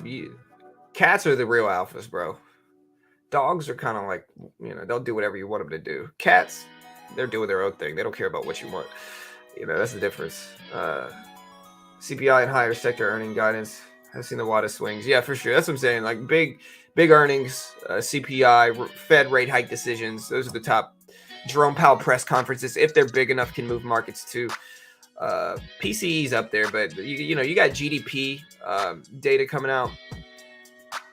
There's just a lot of, there's PPI. So I would go with like the biggest mover of markets. You got CPI, or you got rate hike decision, CPI, PPI, big earnings, and Jerome Powell press conferences. Those are the biggest. Then you got like GDP, you got, a lot of different things. PCE is big and it's important and it's going to move markets for sure. It's an inflationary gauge that a lot of people use and watch, but it's not as big as those that I just mentioned.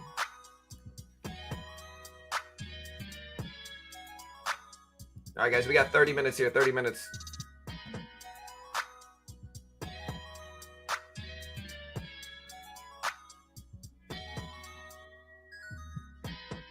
Dog GPT.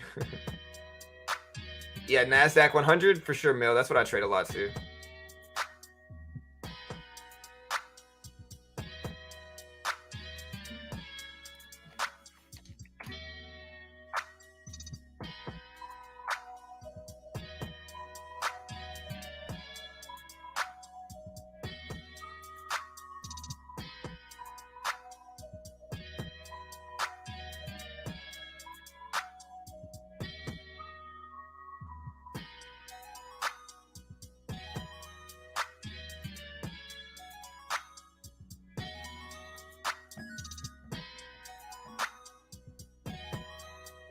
I don't know. I'm not really a big Forex trader. Tesla dumped 2%. Yeah, look at the big pullback to 163s here. We'll see if we bounce. So I'm still in 2 contracts in the micro here. I don't know what I want to do. I guess I'm just going to chill in this. No reason to take any huge position here, though.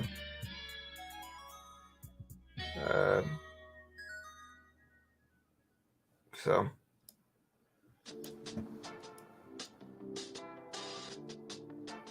I'm in 2 contracts. I might add a little bit more to it too, but we're trying to be patient. All right, so we're about break even here. All right, look at the Dixie fly up though. This will probably drag the market down. Look at the dollar index pump.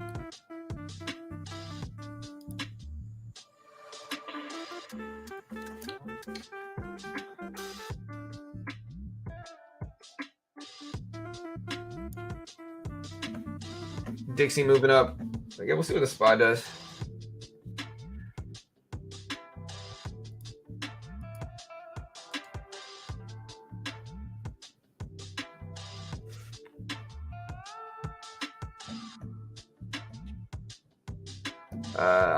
I am long, 2 contracts long. The micro E-mini is what this is, so it's not a big position. And I'm probably going to cut it here because the dollar index continues to break. So yeah, I'm going to go ahead and cut it. We lost like 20 bucks. The dollar index is moving up too much for my taste here. So the Dixie moving up. And again, there's generally an inverse correlation. The SPY is actually testing the lows here too. So just too strong of moves down for my taste right now. All right, less than 30 minutes.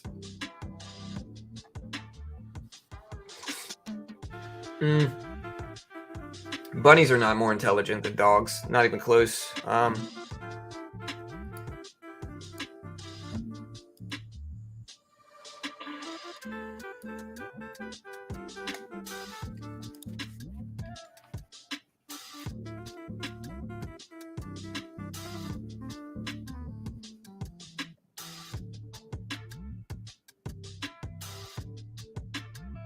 I think bunnies have bunnies might have a better survival instinct over dogs, but dogs are going to be far more intelligent, especially with regards to like emotional intelligence. A dip before open could be nice. Yeah. What does it mean when the dollar index goes up? It means the dollar is gaining value. And generally, again, there's an inverse correlation between the two.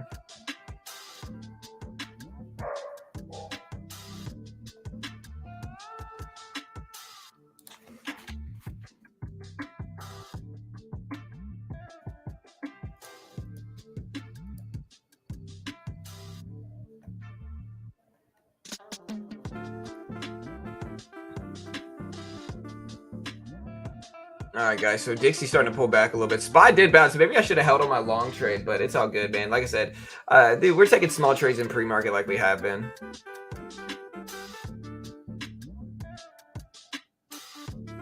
Yeah, I've got 2 German Shepherds, so my dog intelligence opinion is based off of those 2, and they're incredibly smart, incredibly smart.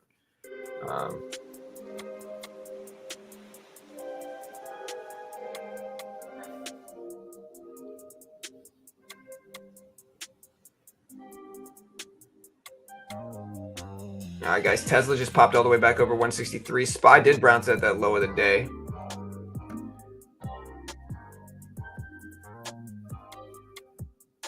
So PCE, guys, again, to put it into perspective, PCE right now is expected to show up at 0.3% PCE for core PCE data. 0.3%. It's in less than 20 minutes, or it's in less than 25 minutes.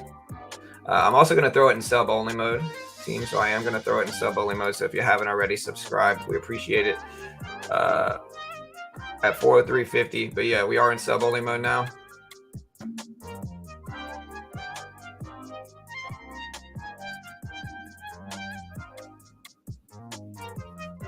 So Doctor, the best way to alert the viewers is to put a timer in the top left with 25 minutes left. I think that's the easiest way.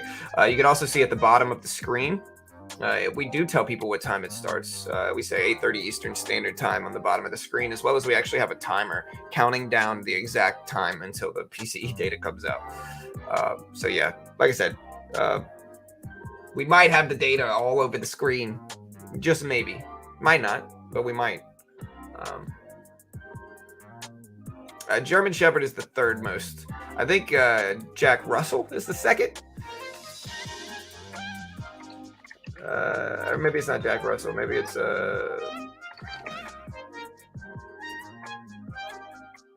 Border Collie is the smartest. They're all Shepherd related though. They all look like Shepherds too, except for the Poodle. The Poodle's number 2.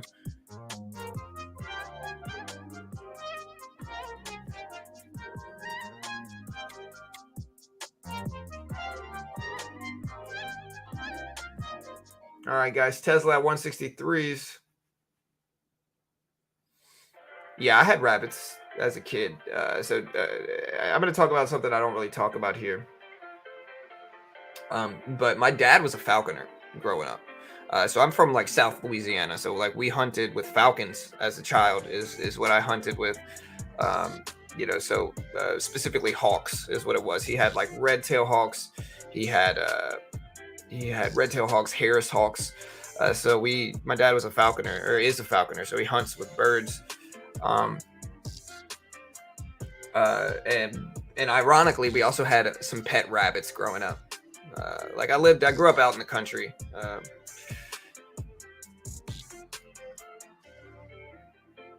So yeah, I had rabbits growing up, and they're smart. They're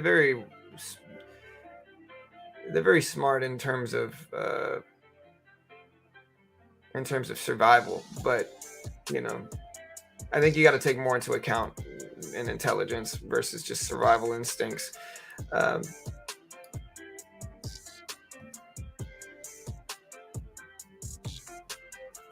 Tesla up to 162.80s. Yeah, to show you what, here's a red-tail hawk, just to show you what they look like.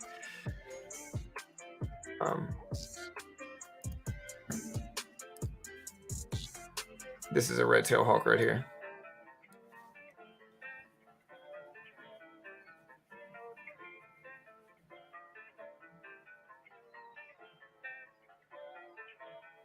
All right, the dollar index just pumped over 102s here, over 102. SPY at 403.40s.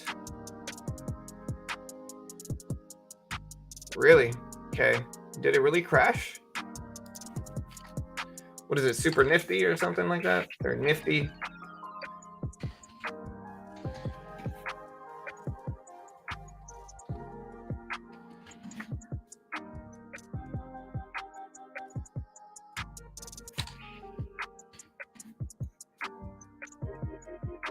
The market dropped about 1.45% today. Nothing major. Tesla trying to bounce. Dollar index is still trying to move back up, but we did bounce a little bit on the SPY at the lows here.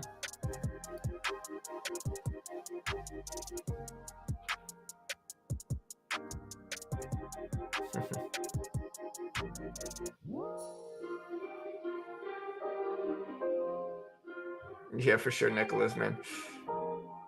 PCE is personal consumption expenditure index. Again, it's a gauge of inflation in terms of what we as Americans are consuming across the country. It gauges how bad inflation currently is. Expectations, again, for this are at 0.3% is what they're expecting for this. 0.3% expectation for PCE data here.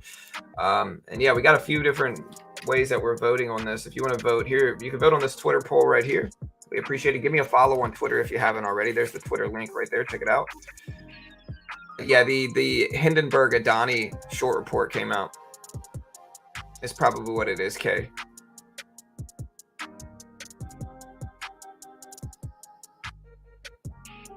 Yeah, well, I like cats. I joke that they're alphas, but cats are less intelligent than dogs for sure.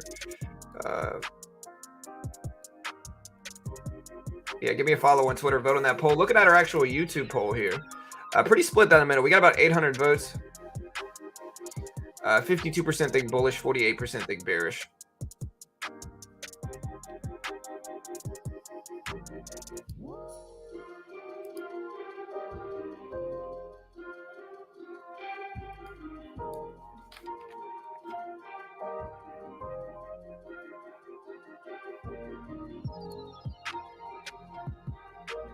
SPY at 403.40s. Yeah, it's all good, Nicholas, man. It's all love here, man. We can agree to disagree there, brother. It's all good. Yeah, so Hindenburg posted a short report. I love cats, though. Carol's allergic to cats, so we can't, unfortunately, have any cats, but we can have dogs. But yeah, Carol's allergic to cats. And so, you know, no cats for us. But I had cats growing up. I love cats, man. They're cool. SPY is bouncing back a little bit here. So here's the SPY. Again, my favorite two levels are the 200 EMA and the volume weighted average price. I think when you can see them grouped together like this, you can kind of get some good levels from them. All right, guys, 20 minutes before the data comes out. Not really, Mac. The variance is a little bit too high in jackpot SNGs. The variance is too high. I prefer like double up turbos, double up, triple ups, 6 and 9 max, double up and triple ups, where like the top 3 win. Either that or just conventional 6 and 9 max sin goes. I am John, Nicholas. My name's John. Hey, what's up, Guts? Thanks, brother. Appreciate it, man. All right, we got over 800 people here. Again, y'all hit the subscribe button, guys. I'm really pushing towards 98K. We're getting really close to it, too. And so we got 800 plus people here. So if you haven't yet, help me get there, guys. We only need about 200 subs to hit 98K. We might hit it today if we get enough people here. So, hey, hit that subscribe button. Do it now. Hit the notification bell. We appreciate the love and support, guys. We got 20 minutes, a little bit less than 20 minutes. We got the timer here. Also, to put this into perspective, I always try to tell people this. Make sure that you are hitting the live button next to the play button. All right, so make sure you are hitting this live button right here. If you're not, you might be behind the stream. And so make sure you hit the live button. Always make sure this live button right here is red. You see how it's got a red dot right there? That means you're caught up on the stream. If it's a gray dot, that means you're behind on the stream. And so make sure the dot is red. Yeah, for sure. Thanks, guys. Thanks for all you do. Good luck today. Thank you, Nicholas. Hey, thank you, man.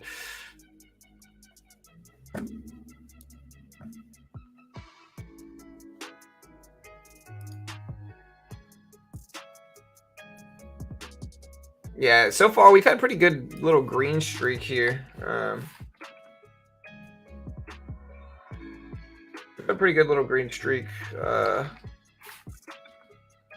You know, I don't think we've had a losing day.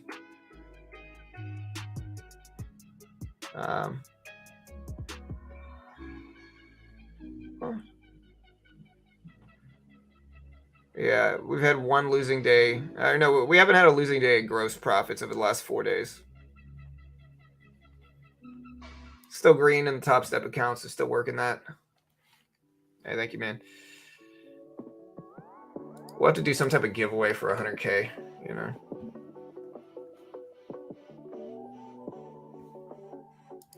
And again, if you want to trade the PCE data here, one of the ways to do it is the futures market. If you look at the E-mini and you look at the SPY, which is what the PCE data is going to move, And then you look at the E-mini on the right side, you'll notice like it's the same thing. Like this right is the same as this middle, and you can trade this right side in futures without restriction. No PDT in futures. You can day trade short with a margin account in futures without restriction as much as you want, and you're essentially trading the S&P 500. That's what the E-mini is. It's the S&P 500. You can also trade the NASDAQ, and so it's a great way to get exposure to stocks without risking, without needing 25K. You know, a lot of people, you know, again, I can trade futures right now without, you know, 25K. But if you want to try to get funded in futures, if you want to try to get your feet wet, it's the easiest way to test out the futures market yourself. A great way to try it out without risking a ton. The base package on Top Step is less than $140 a month. If you use my link and get 20% off. What they do is they give you a demo and they test you. They test your profitability. And if you could prove profitability on their demo while following the rest of their rules, then they fund you between 50 to 150K with a 90% split. A lot of people are not going to be able to get funded. They are a sponsor of mine. I'm definitely biased in their favor. But regardless of whether you get funded, it builds you into a better trader. And if you want to check it out, here is the link. It conditions you to follow rules and builds you into a better trader. So yeah, here's the link if you want to check it out. I just posted the link in chat. You can also find the link in the description. But yeah, market's moving up. We're going to watch the dollar index for this data here too. Here's the Dixie. Dixie is at 102s right now. 102s on the Dixie. Hey, nice, Ricky. Sorry for the new question. Does PCE report mean bullish? Well, we don't know. It depends on what the PCE report shows. It's not like it has a binary reaction of just good, bad. PCE is inflationary gauge, so less is more. We want less data to come out. We want less numbers to come out. We want it to be lower than expected. Lower than expected is a positive bullish sign. Higher than expected is a negative weak sign. And expectations for PCE are 0.3%. 0.3%. And core PCE is really the most important one, guys, to put it into perspective. Core PCE is the biggest expectation. Is the big one that everybody hangs on is core. All right, so to understand that, core PCE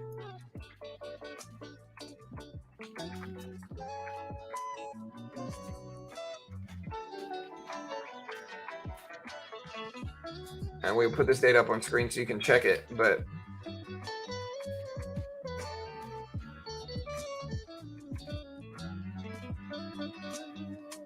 0.3% is what's expected here. Market's been moving up some.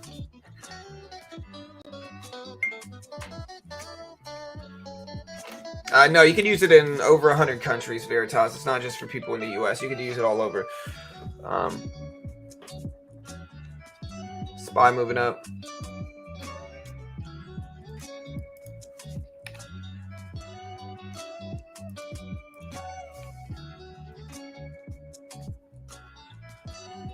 Again, hit the sub button, guys. Hit the sub button. We need about 200 subs. We can hit that today if we push. Let's do it.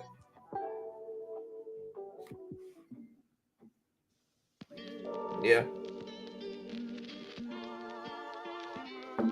Fed should pause rate hikes to sell MBSs. Nah, man. Of course. I know you're trolling, but never. We should never ever do that.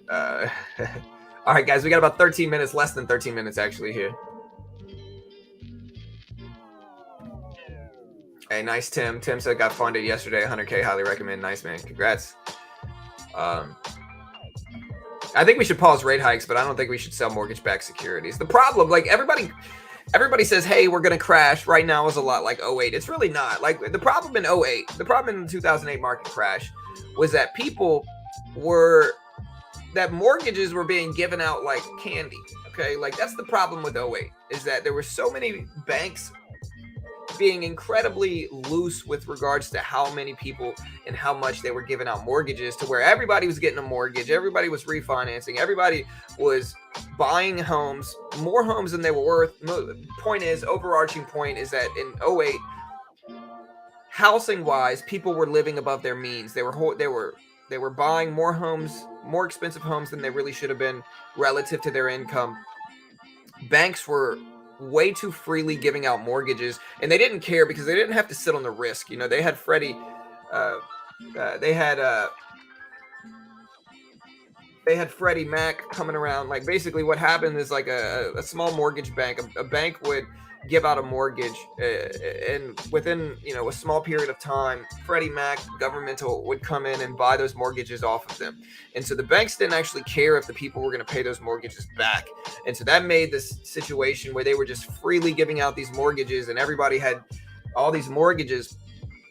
And then when people started to default on their loans, because a lot of them were adjustable rate, and so a lot of them, and the banks knew this would happen, so a lot of them were adjustable rate mortgages, which meant that like they might have gotten some favorable numbers in the early stages of their mortgage, but later on the rates would go up, especially once the downfall in the economy started to happen. People started defaulting, and that's ultimately what Michael Burry bet on, was that people were going to start defaulting on their mortgages, and all these really risky trading vehicles like collateralized debt obligations and stuff like that were going to start failing. That's what Burry bet on, and that's what he made a lot of money on. And it's completely different now. Like the banks aren't giving away mortgages like that anymore, so it's very different than what it was. No, I haven't seen The Big Short in a year plus, man. I love The Big Short. It's a great movie, but like that's for those that haven't seen the movie, that's what it's actually about. It's about mortgage-backed securities. But my point in all this is that that's not what we have right now. Like banks are not giving out mortgages like that anymore. There might be a bubble in real estate, but it's not from the banks being too free in terms of giving out mortgages. What the real bubble is just like there's enough buyers, man. Housing prices are going up, supplies are going up, inflation is going up, and so housing prices are as well. That's kind of what is the problem with regards to real estate right now is prices are just really high. If you've never seen it, you want to watch it. It's a great movie.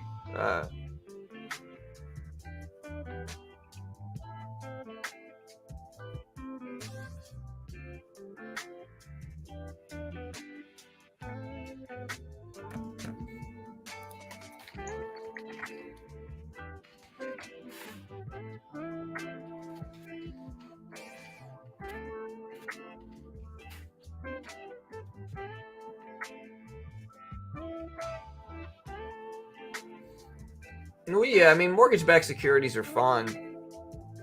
Like, you could buy them. It's just investing in real estate, basically, investing in mortgages.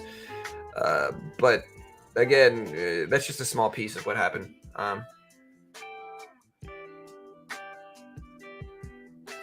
Really, man, you just saw it a few weeks ago, man. Yeah, and listen, if you're a trader and you haven't seen The Big Short, The Big Short is, like I said, I widely credit The Big Short as getting me started in trading. Like, if I had never seen The Big Short, I wouldn't be here right now streaming this. I watched The Big Short in 2016 when it first came out, 2015. Carol and I went and saw it in theaters. And I had no idea about trading. I had never traded before, never knew what trading really was, didn't really I at the time, I thought stockbrokers and traders were the same thing, and they're wildly different. But I went and saw that movie, and I've always been like a strategy person. Like I've always loved like chess, checkers, poker, all that stuff, right? And I realized that like the stock market's kind of the big boy version of that. And that's really what got me trading. And then I came home and I researched day trading, and what do I get? I get Tim Sykes. I get buy my penny stock day trading course. Look at my Lamborghini. Financial freedom, guys. And then you realize that's just a huge scam, and they're just making so much money selling courses that they're never making money trading. They're not getting rich off of trading. They're getting rich off of selling courses, and most of the content in those courses is publicly available for free out there, and most chat rooms are free as it is now as well. But that started me. That kind of got me started in trading. We got 7 minutes, guys. 7 minutes. Yeah, the Bernie documentary is good.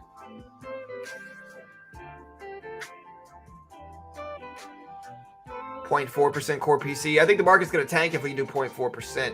Again, expectations are 0.3%.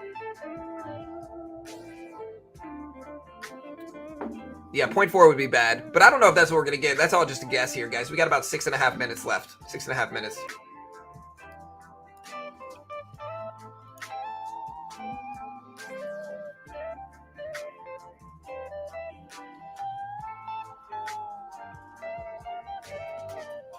No Twitch.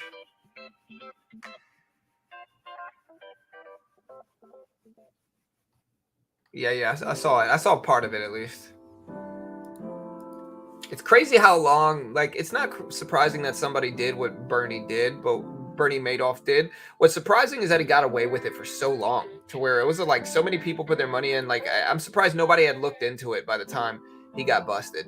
That's what I thought was strange. We're just looking at everything. We got the SPY in the middle. You know, you could look at the Q. It doesn't matter. We're looking at all this. Tesla has been on a big run this morning, and so we were watching that too.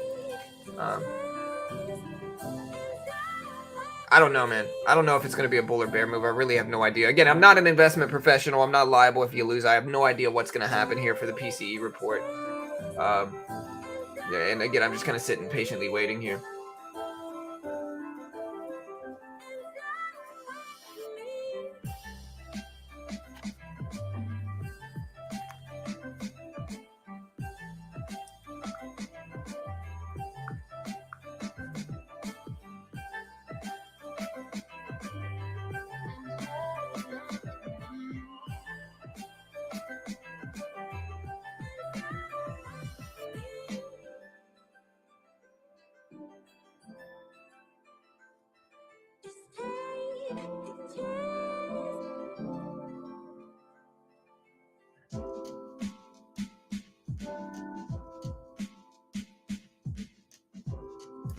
All right, guys. So pity stocks won't give me a Lambo. I mean, listen, not unless you're selling courses on it.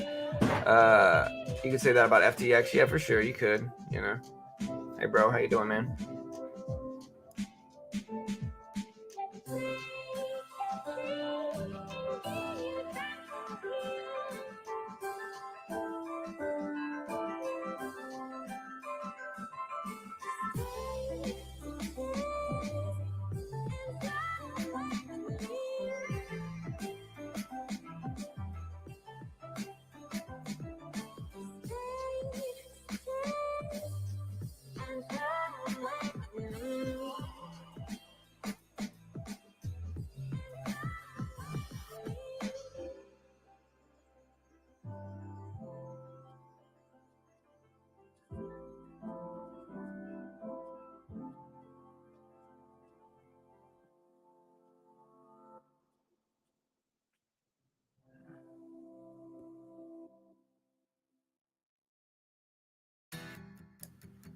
All right, guys. We got 3.5 minutes. 3.5 minutes.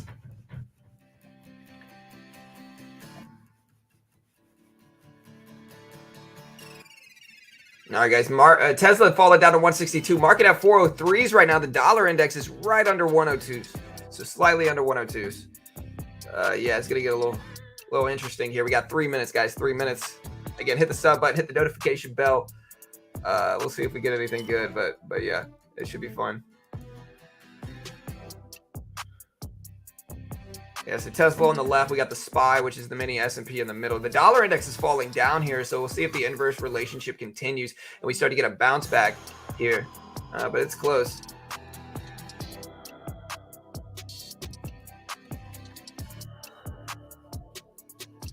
Again, hit that sub button, guys. Hit that sub button. Less than 200 subs now to hit 98K, less than 200 here, team. So hit the sub button, hit the notification bell. Let's keep the growth up. Next week, we should hit 100K at the end of next week. SPY still moving down. We're at 403.30s here, 403.30s. If you're just now joining this live stream, guys, if you're just now joining us, we don't sell a course. We don't sell a service. We don't claim to be experts. I don't act like I'm a great trader. I don't act like a guru. My goal is to just create a resource and community of traders. We drop the data really, really quickly. Thousands of people tune in for our big streams because we cover the data very fast, you know. And so again, make sure you hit the play button next to the live button. Make sure you hit the live button next to the play button to make sure you are caught fully up on the screen. You want to make sure this live button is red, and you want to make sure you click it to make sure you're up to date, because some of you might be delayed or behind the stream. We got less than 2 minutes here before the data comes out, guys. Less than 2 minutes. We got about 1,500 people here. Hit that sub button, and yeah, we'll see what the data shows. Expectations are for 0.3%. 0.3% last time was 0.2%. Remember, less is more. Lesser number is better for market activity. Lower number is worse, or higher number is worse. So that is the nuance of it. We got 2 minutes, guys. Well, I got a bunch of contractors and people that work for me, Brian, so you know, it's not just me. What's up, Lewis? And I mean, we is everybody here, you know. All right, guys, about a minute left, about 1 minute.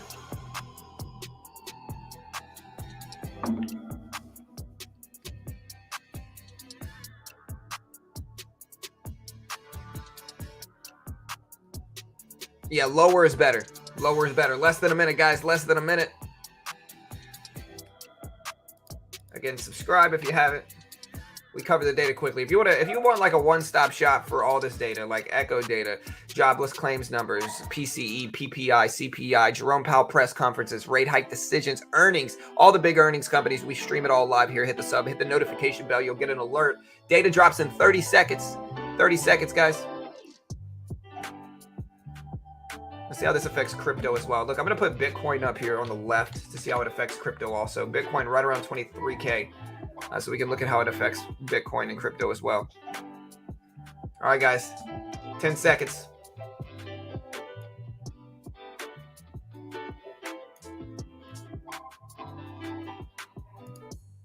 All right, guys. There's the data. Let's wait for it. Let's wait for it. Waiting for the data to show. Hasn't flashed yet. Personal spending came in at 0.2% versus 0.2%. All right, there it goes. So PCE came in at 0.3% as expected. 0.3% for core PCE data. 0.3% year over year came in at 4.4% versus 4.4% expected. So neutral data here, guys. Neutral data, 5% PCE year over year for regular PCE, 0.1%. But as expected at 0.3% is what the data showed up as. As expected, right at 0.3% is what the data showed up as. So again, core PCE index came in at 0.3% versus 0.3% expected. Base PCE came in at 0.4%. Or base PCE came in at 5% on the year, 0.1% on the month. So as expected, neutral data here today, guys. Neutral data. We will put it up on screen.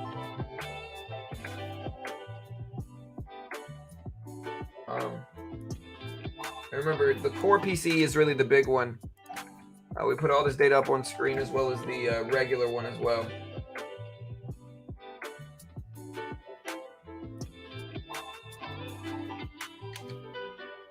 All right. So there we go. That is the data right here, guys. Here's the data right here on screen. But yeah, neutral data as expected here, guys. Neutral data. Bitcoin has moved up some on it at 23.5, starting to get some bounce backs, but again, very neutral response here. Neutral data, though. I mean, it was neutral. I'm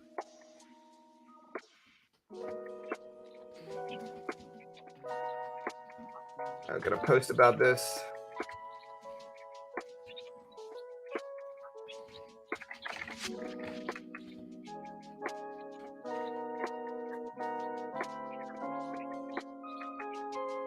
Dixie falling down some. This might make a pop in markets here, so we might get a bounce in market activity right now, guys.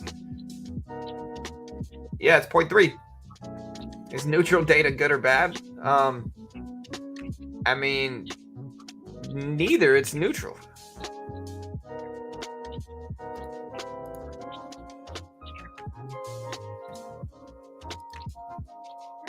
Yeah, it's neutral data, guys.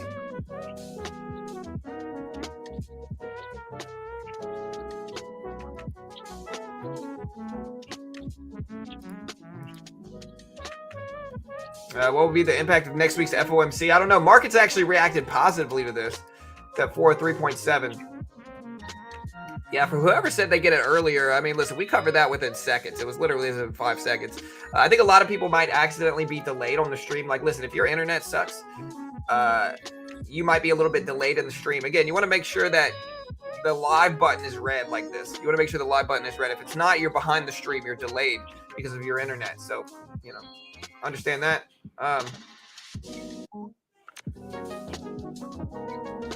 Yeah, neutral is neutral.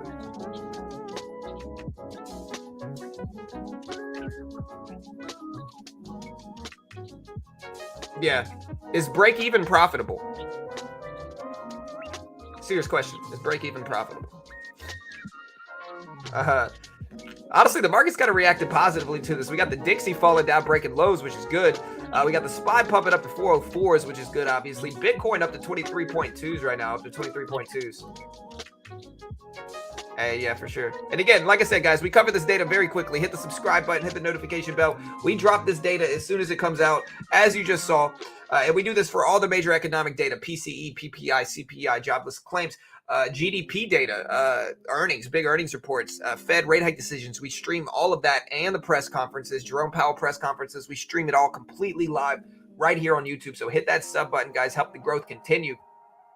Also, guys, check out Top Step. Top Step is a funded account program for futures. And so if you look at this here and you look at the right side, this is the E-mini on the right, and then the SPY is in the middle here. So again, you can see it's the exact same price action. Like this is the same as this. And you can trade this right side in futures without restriction in the PDT rule. Top Step is a funded account program. They're the most legit one in the world. You can use them in a bunch of different countries, not just the US. What they do is they give you a demo. And if you can prove profitability on that demo while following their rules, they fund you the same amount. Base one's $50K in funding. You get a 90% split once you're funded. Regardless of whether you get funded, it builds you into a better trader and ultimately conditions you to trade better, in my opinion. It's very cheap. The base package is less than $40 a month if you use my link and get 20% off. There's the link in chat. They are a sponsor of mine. I'm definitely biased in their favor, but you can check them out right there. Bitcoin pumped up to over 23.2K. Let's see if it actually holds. SPY right at 404 right now. The E-mini is at 4,067. And then here's the dollar index here. And the dollar index has looked weak on this data here. So it looks like people thought it was going to be worse than it was. And maybe they're reacting to the positive side. But we'll see.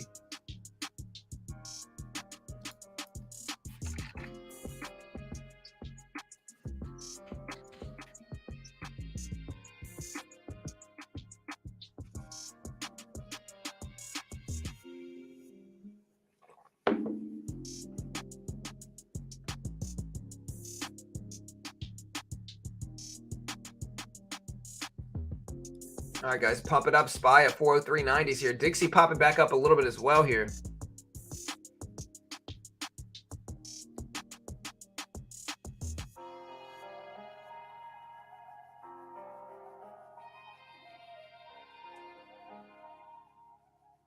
I said last week SPY to 420, and you can tag me later. Well, yeah, but the SPY's at 403.80s right now, bro.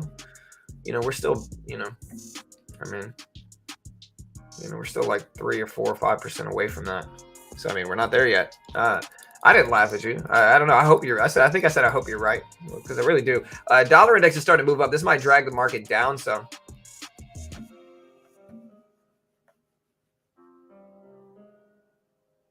Yeah, now February 1st. I mean, next week's a huge week for market activity, guys. So again, if you haven't subbed, you want to sub before next week, because next week we're covering a ton of different things here. Specifically, guys, next week we've got Apple earnings, Google earnings, Amazon earnings. We've got the Fed rate hike decision. We've got a bunch of other economic data as well. So we got the Fed rate hike decision and big earnings here, guys. And we'll stream all the major earnings reports. But to put it into perspective here, next week we have SoFi earnings. We have UPS, GM, ExxonMobil, Pfizer, McDonald's, Spotify, Caterpillar, Marathon, Philips, AMD, Snapchat, EA, Western Digital, Match.com, Amgen. Wednesday, we've got T-Mobile, WM, Peloton, Humana, Enterprise, Altria, Boston Scientific Company. Then we've got Meta, so Facebook, Align, McKesson. Thursday, we've got Lilly, Merck, ConocoPhillips, Bristol-Myers, Harley-Davidson, Honeywell, Snap-on, Sirius. We also have Apple, Amazon, Google, Ford, Qualcomm, Starbucks, U.S. Steel, Gilead, MicroStrategy, Skechers, Deckers, Bill.com, Clorox. Yeah, so... And then aside from all those huge earnings reports, and those are huge, Dixie just broke under the 200 EMA. So the Dixie just broke down here, guys. It's rejected some of those levels, and now it looks really weak. But aside from that, we've got jobless claims. We got the Fed rate hike decision. So, yeah, just a lot of stuff, man. We got the FHFA home price index, the Case-Shiller, Tuesday. We got the ADP employment report and ISM and S&P manufacturing indexes. We got housing starts. We got the Fed rate hike decision. In that press conference, we've got jobless claims Thursday. We got non-farm payrolls and unemployment Friday. So next week is a huge week, guys. A huge week for market activity next week. A big, big week. And so, again, hit that sub button. We'll see.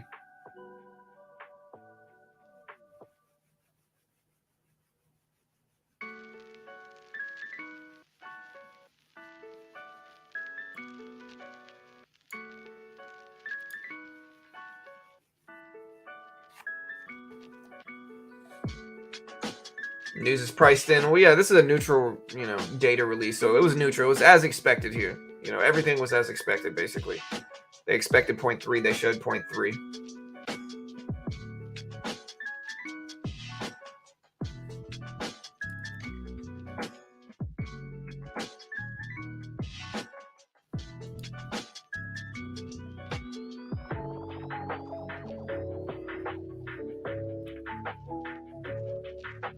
And I should have held Microsoft because Microsoft's still pumping up too. I should have held a little bit of it into this, but do we have anything for next Tuesday? I think we got some stuff, but it's not big stuff. But I can check. Hold on.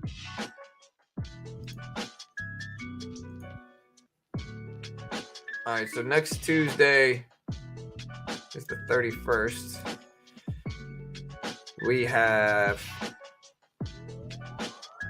We've got Canadian GDP.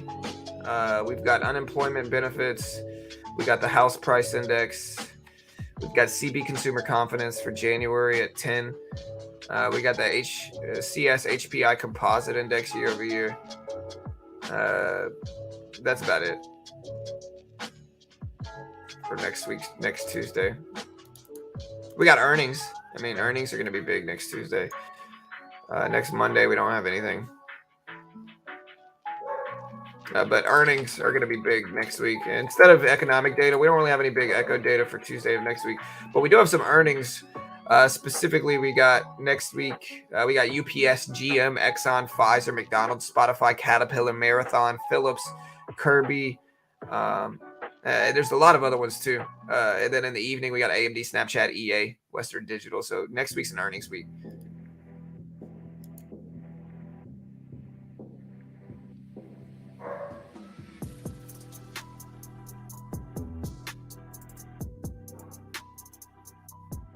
Hey, good luck, Shope.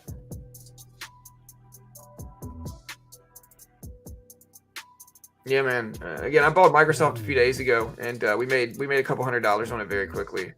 Ended up selling at the top. If you look at my Microsoft trade, again, I can show you. I'm a little bummed out I cut it, but yeah, here's my Microsoft trade if you want to see it. Here's a 10-day chart. And so, and again, I mean, this kind of shows you my swing trading plans. Like this is how I swing trade. Very simple. All right, my swing trading strategies are very, very simple. What I do is I wait for big emotional drops. Like, look at this big emotional drop right here in Microsoft from earnings, right? So we streamed Microsoft earnings. We saw this drop, big emotional drop. Once we were low enough, we said, okay, well, we're going to buy this dip. Microsoft's getting into AI with Chat GPT. AI is getting bigger and bigger and more hyped up. And so we're going to buy this pullback. We bought in at 235.60s with 25 shares. Took over half of it off at 241s, and then took the rest off this morning at about 247s. And so we wrote it up from 235s to 247s. So decent little percentage there. Should have held on to a little bit more maybe, but it's all good. We made a couple $100 with just 25 shares of Microsoft there. But again, that kind of shows you my swing trading strategy. I look for blue chip healthy companies to make big emotional drops, and then I buy the dip and I sit as long as I need to. And I don't hold it forever. I don't need to hold it forever as soon as I make money.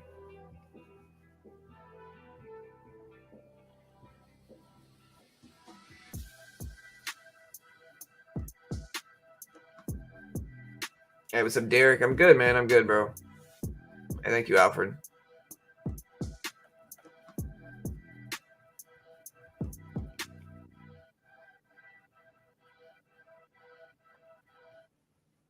But yeah, I mean, again, a lot of people day trade, and that's fine. I day trade for sure, and you can make a lot of money day trading, but you can also lose a ton of money as well. In some regards, swing trading is, for me personally, swing trading is a little bit easier than day trading. The reason swing trading works, and to put it into perspective, a lot of people, the big mistake that most people make in trading terms is that most people get stuck watching hype. They get caught in hype. And what I mean by that is not just like stocks, individual stocks. But that is a big part of it. A lot of people get stuck in hype versus trading strategies. So they'll buy high of the day breakouts as new traders, and they'll buy high of the day breakouts, and then they'll just get slapped down. And they don't know why it doesn't work, right? It's because everybody's taking profit at high of the days.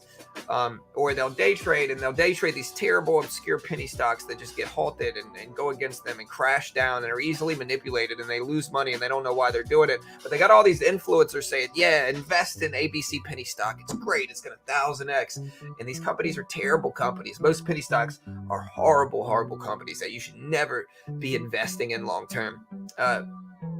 And in my opinion, swing trading can be noticeably easier.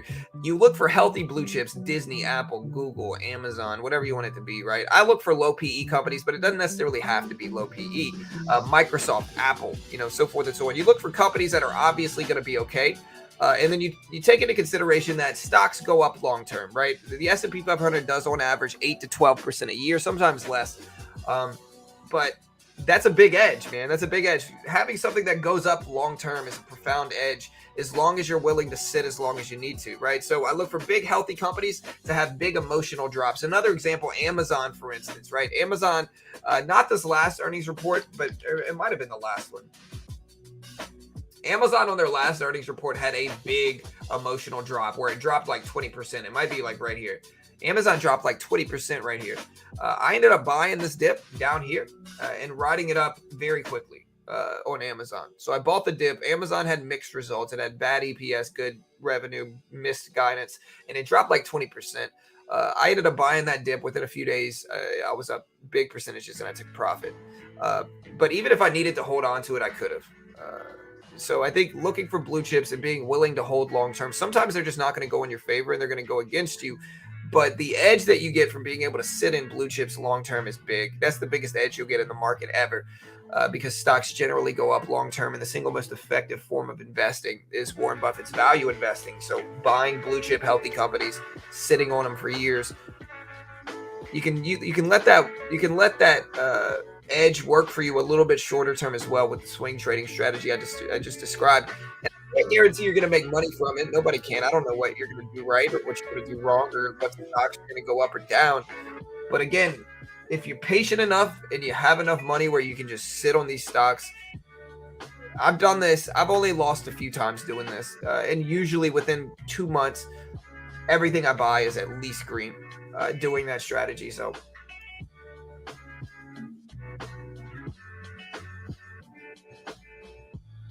no, again, every time I say this, it doesn't have to be low PE. I don't always get low PE companies. Amazon's definitely not low PE, but that's just one of the factors I take into consideration. It doesn't have to be low PE, but it's preferable if it does.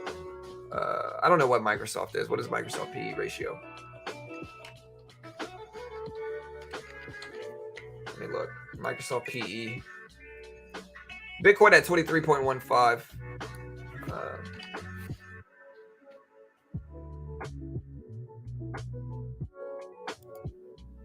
No, CFDs are not worth it for me.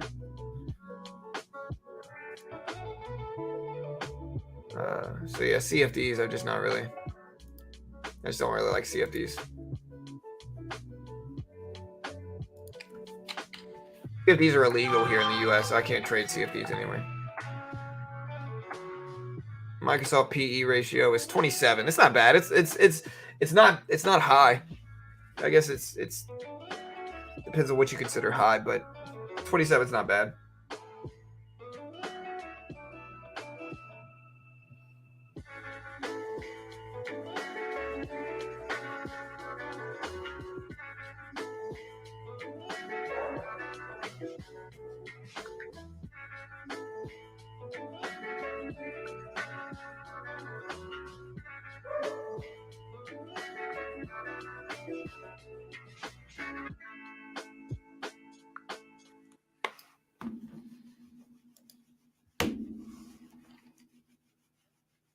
All right, guys. So again, Microsoft just broke over highs. We got the SPY pulling back to 403.80s.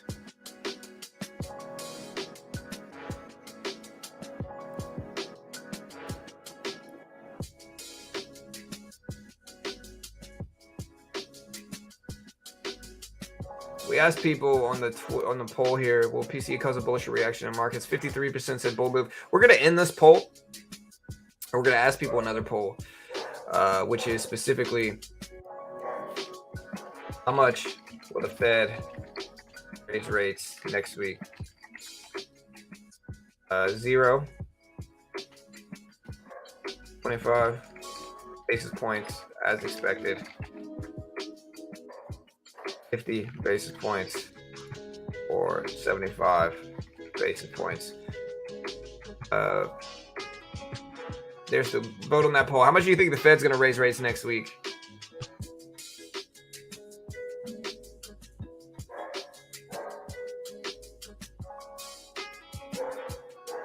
How do you analyze the core PCE price index? Lower PCE is better, higher PCE is worse. So it's inflationary gauges. So it's an inflationary gauge. So lower is better, higher is worse.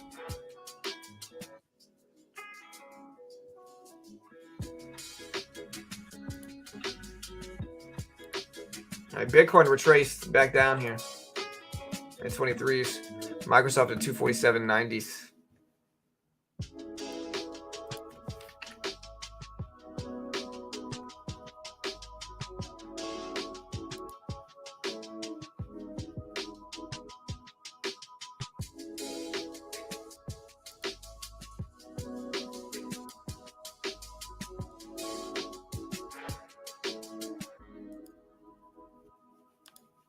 Y'all give me a follow on Twitter. At Beginner Trades is my Twitter page. I'm trying to grow my Twitter, so help your boy out here.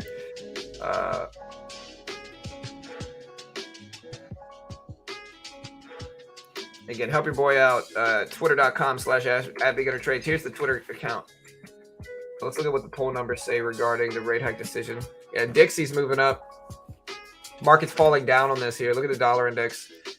Head back up here at 101.94s. All right, so far we got 53% saying 50.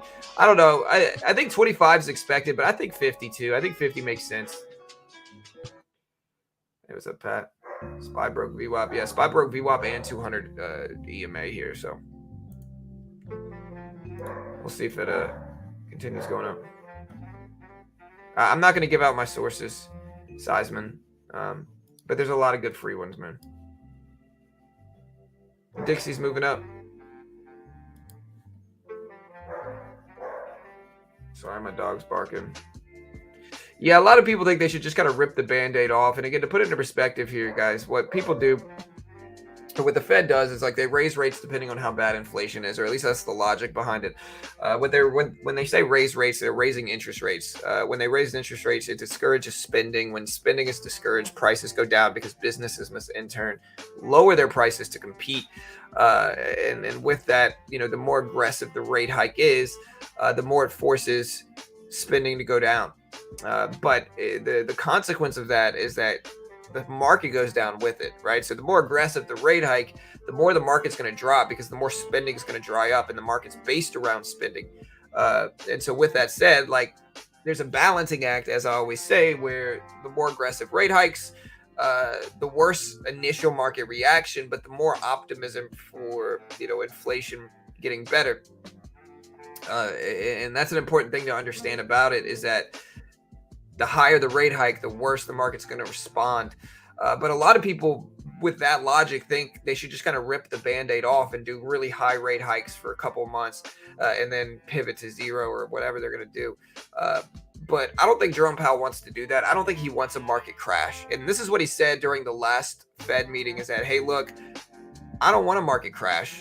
What he said specifically was that we would prefer not to like tank the market and then play cleanup afterwards. Instead, he would rather sustained rate hikes moving forward to where they can try to do what's called a soft landing, which means that they're going to raise rates enough to help inflationary problems, but not so much as to cause a recession. And now it's arguable whether we're actually in a recession or not at this point in time, but that's what he's talking about. And so again, I assumed he would do 50 basis points because he said he would sustain them. I assumed he would do 50. So the fact that the expectations are 25, in my opinion, those expectations are a little bit low relative to what he said in the last rate hike decision. But again, these expectations are put out by big investment banks, and they certainly know more than I do. But I guess we'll see what we show on Wednesday of next week. Dixie starting to move up a little bit. SPY dropping down to 403.40s.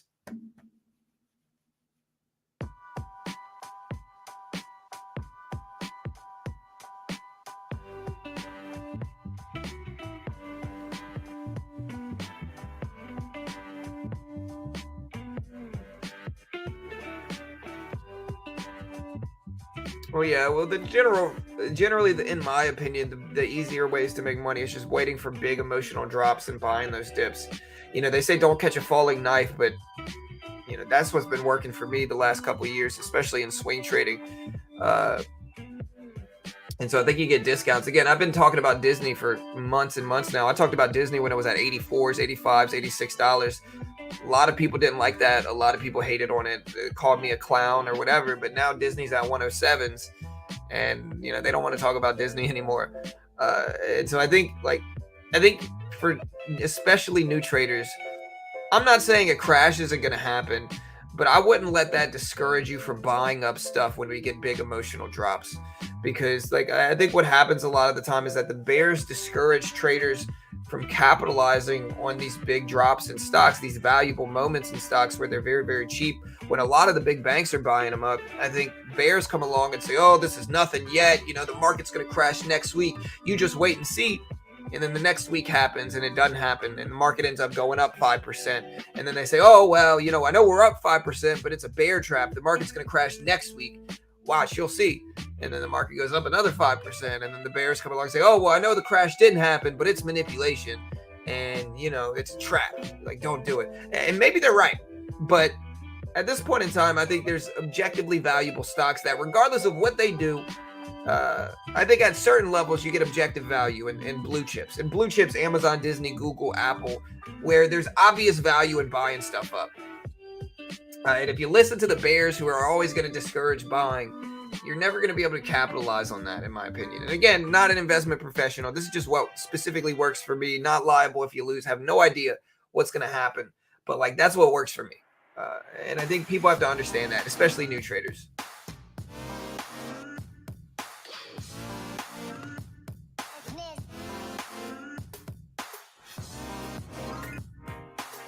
Yeah, eventually after 10%, eventually after the 10 or 20th time, if you look at what keywords are trending every year, 2020 market crash, 21 market crash, 22 market crash, 2023 market crash, those keywords have trended every year. We haven't got one yet, and maybe we get one, I don't know. But again, everybody has to understand that the people saying that usually are just extended on the short side. They're holding put options, they're holding, they're betting on stocks going down, and so they have confirmation bias in that regard, Well, the trend is definitely down, but the market's definitely not crashing either. But I view the market being down as much as it is as a valuable level, where it's bear markets don't continue forever, usually. Eventually you're going to start bouncing back. And I think that's what we've seen since October. We've been mostly moving back up.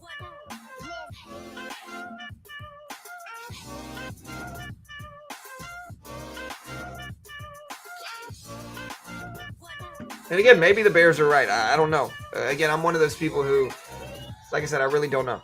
I'm not saying anything, but I've had value in buying dips and holding and letting the market go up. Right. I think we were already down big, and this is something I've been saying for months and months as we've been extended on the downside. I've been saying the same thing, which is that bear markets don't last forever. We're down over the last year.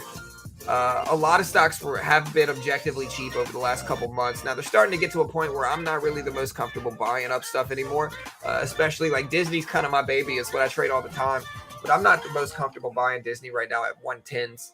It's just a little bit too high for me personally up there. And so I'm going to wait for another big pullback and then buy that and then kind of rinse and repeat that. But so I've kind of stopped swing trading because I just don't see an edge right now in swings. But there might be some. The last one, I just got out of Microsoft this morning. We rode this up for a green trade.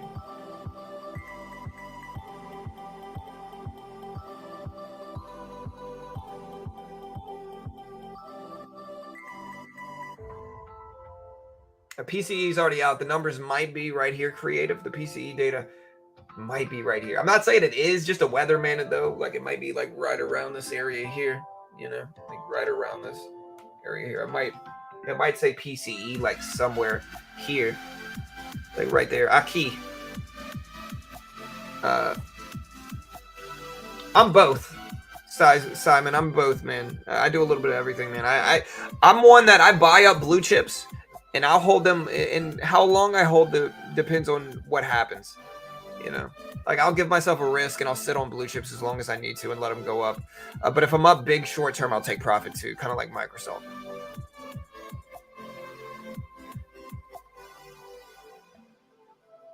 DK, yeah. So Chart Prime is one of my sponsors. I think that's what you're referencing, and I'm going to show you guys this just because we had a request for it. But Chart Prime is a trading view indicator service. Very useful, man. Very useful. I've been using this a lot the last few days, and it's powerful. Yeah, they're in trading view indicator service, so you can use this. You can use them in stocks, crypto, forex, futures, and they give pretty accurate results. Like just to give you, this is pre-market today with Chart Prime. Right, so here's pre-market, and just to look at this, they can be pretty, pretty nice. Just to look at this real quick. So here's Chart Prime.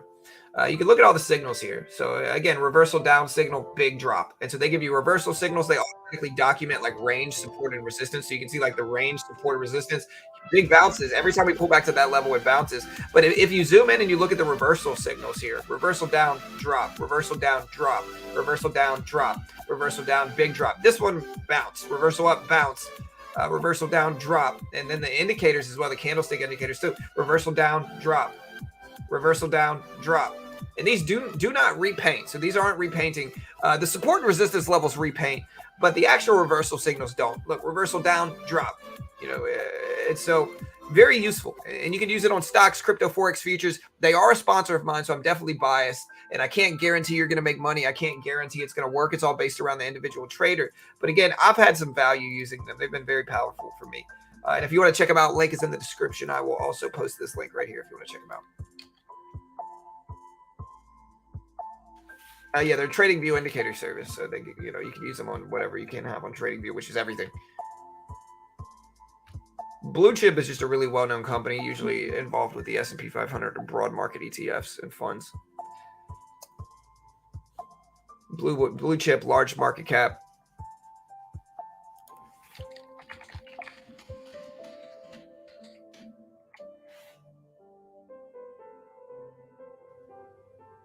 Well-known, well-established, well-capitalized company or blue chips.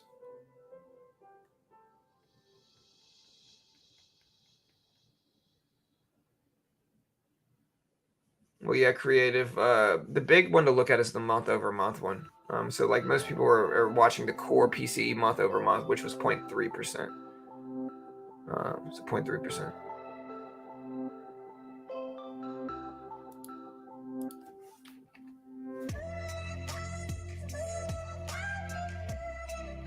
All right, guys, we only need a little bit over 100 subs to hit 98K today. A little bit under 100 subs to hit 98K today. We're so close, guys. So close. Hit the sub button. Hit the notification bell. Help there. We still got 835 people here, guys. So if you haven't yet, hit the sub. I appreciate the love, guys, for sure.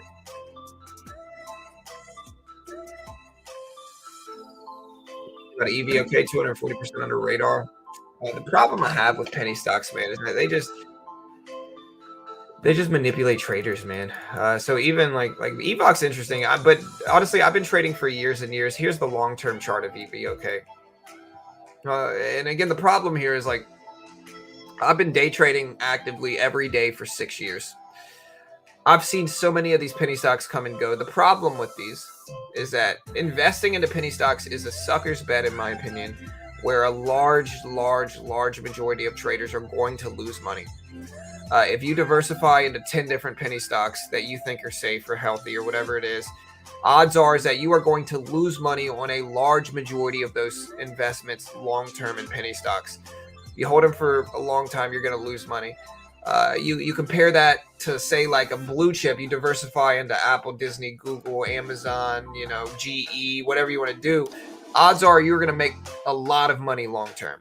And so the reason people get involved with penny stocks with regards to investing specifically is because some influencer is telling them to buy them. He's trying to inflate his own positions, and he's encouraging new, naive, young traders to buy up these terrible companies that are almost always going to fail. Even day trading them, like you can day trade the futures market, which is just the S&P 500. You're going to have more reliable movement, easier to make money, in my opinion. Penny stocks are just a gamble on all fronts. And again, I'm not hating on them. I'm just being honest about my own experience with them. Like, this is what I see in penny stocks. A large majority of people lose money.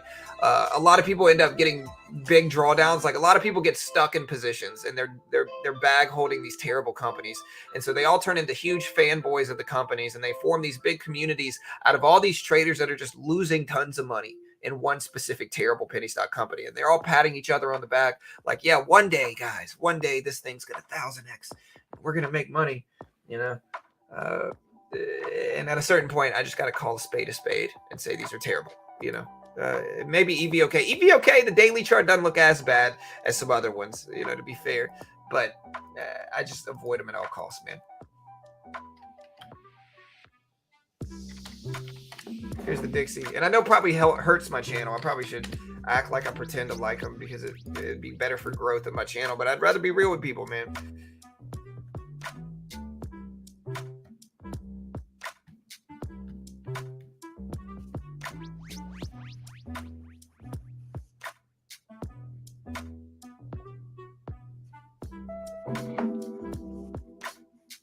Yeah, pennies, they look good because they look cheap, but they're not cheap. They're not blue chips. Like the value RSI overextended on the downside concept and thought process does not work on penny stocks, because that might work on blue chips. You hold something long enough in blue chips, it'll probably eventually come back and make you money, right? If you hold it long enough, and that means years sometimes, but if you hold it long enough, it'll generally come back and make you money. You do that on penny stocks, a lot of them, most of them, in fact, are going to get delisted, go to pink sheets, and then turn into nothing, go out of business, and you're going to lose everything you invested in. That's the difference, you know? And it's unfortunate, man. A lot of new traders get stuck in it because influencers are making videos saying ABC penny stocks got 1,000x. It's like, no, they're not, you know? These are blue blocking glasses. Genuine opinions and thought growth more because the truth always comes out over time. You don't want a massive following of haters. 100%, man. Like I said, same thing with AMC. Like one of the ways we grew this channel was back when AMC started popping off. You know, like AMC started popping off in 21 or whenever it was, and we covered it. We streamed it all live. I made money on AMC back then. GameStop is what it was, GameStop, and I had a lot of that community watching my streams. But when GameStop hit like 500 plus, I remember kind of telling people, "Hey, look, this is up huge. If it was me, I'd be taking profit." I think I sold some of mine as it hit highs, being like, "Yeah, I'm taking some profit here," and like the whole community just turned on me. They said, "Oh, this dude's not a supporter. This dude's selling his shares. How dare he?" They were like, "Oh, this dude's gonna miss out. We're gonna go watch somebody else," right? And then, of course, in hindsight, that was the right move, 100%. But it's like, again, mass psychology, group thinking is a powerful thing, man. Like everybody's saying, "Hey, look, this is gonna go up more and more. Don't sell, don't sell." Talked a lot of people into losing their life savings on GameStop and AMC. So again, I'd rather just be real with people about my own thought process, and if they disagree, it's all good. I think most people agree with me, though. And that's what I want my community made of, is people who actually agree with me, you know, and maybe I'm wrong. I could be wrong about penny stocks, but I don't think I am. The dollar index is starting to move up, though. Yeah, I'm a big, they call me a hedge fund spy. They said, I gave myself a loving nickname of BPP, which was Big Papa Paper Hands. And yeah, I'm a huge wimp, you know. It is what it is in terms of trading.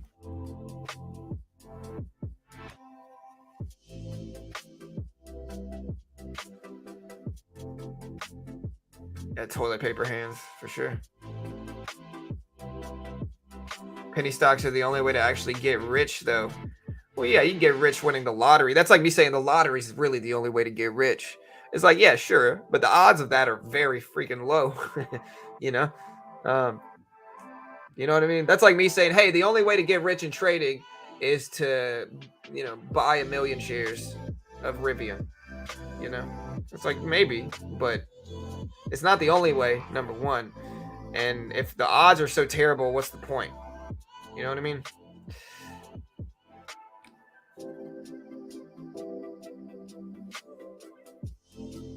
Yeah, Biggie. I said that a few times. Top 3 traders ever in the world right now, for sure. Definitely top 3.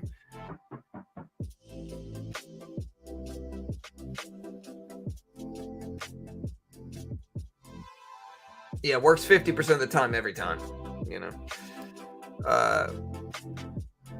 Dixie up to 102s here. Spy pull it back some. We're going to wait to trade, though. We're not going to trade anymore. We got to do a few little trades this morning, but nothing major here. We got some time. We're going to wait.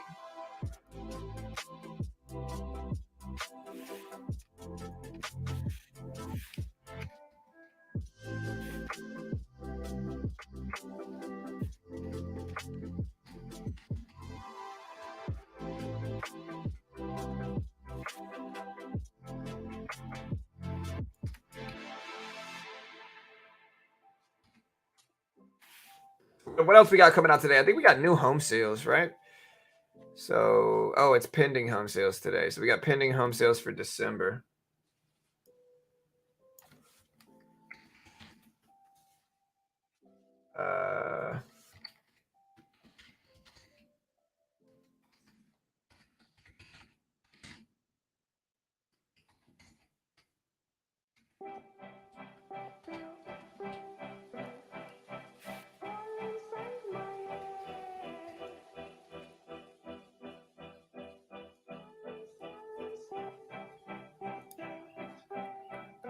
Yeah, so pending home sales today.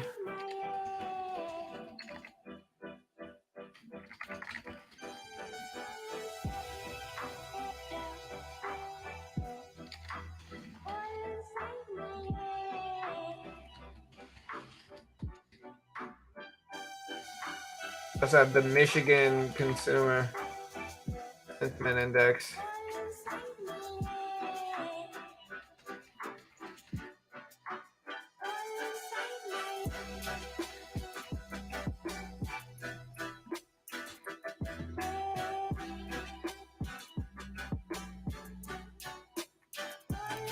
All right, guys.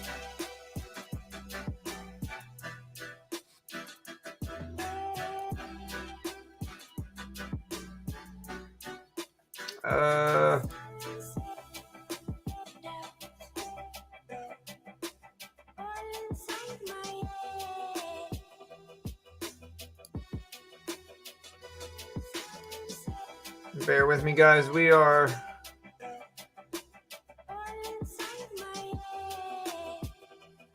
getting stuff ready here.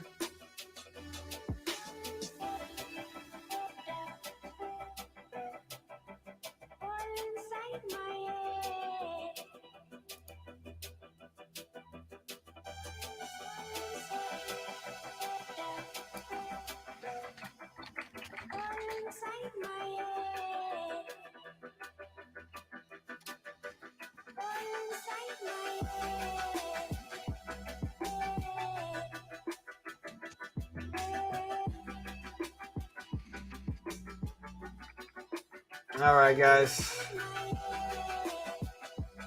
Dixie flying up here. The market's not really correcting down that much, to be honest here, though. So we're not really dropping that much. We're going to get ready to trade futures now.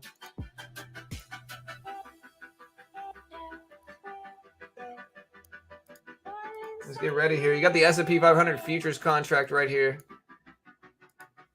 So we got the S&P 500 futures contract. We got some support levels that we're watching.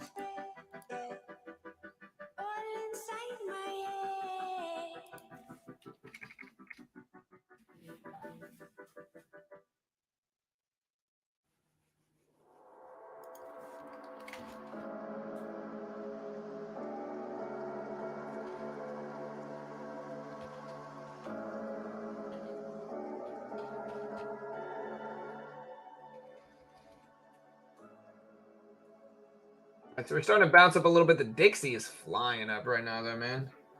Wow. Yeah, dollar pumping up right now, up to 102.14s.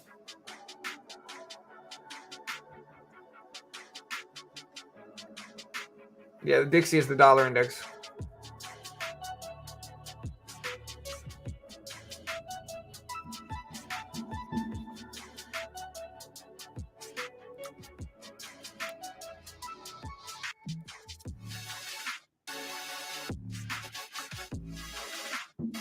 All right, so we're gonna get ready to trade here today, guys. Let's see if we get something good.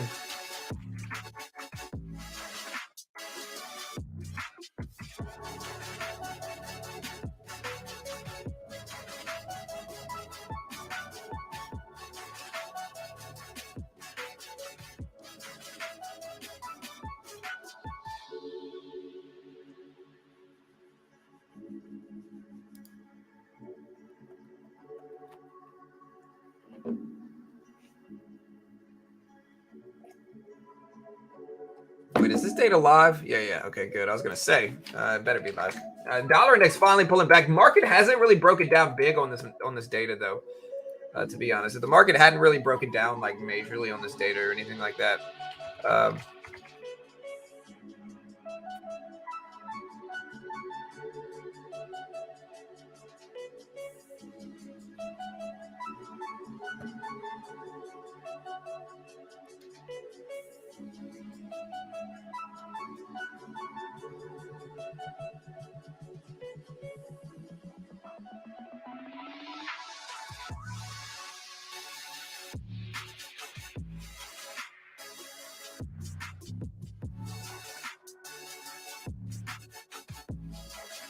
what are you buying? Yeah, man. You know how I say it, bro. Sir Dar, I always tell people like, don't take any big positions ahead of this stuff, man, because you don't know what we're gonna get here with this. Like I said, I don't ever take personally. I never take any big positions ahead of this big economic data. It's just a gamble, man. You don't know what's gonna happen. I've seen everything happen with this data. I've seen good data come out, market tanks. I've seen bad data come out, market rips. I've seen stocks report earnings that were great EPS, great sales revenue, great guidance numbers, and the stock crashes 10-15%. I'm usually buying up those blue chips that do that, but still. Point is, you don't know what's going to happen with any of this stuff, man. And the best thing that you can do is just not take any positions and then maybe try to piggyback off of what we do show, but not gamble on what happens, you know.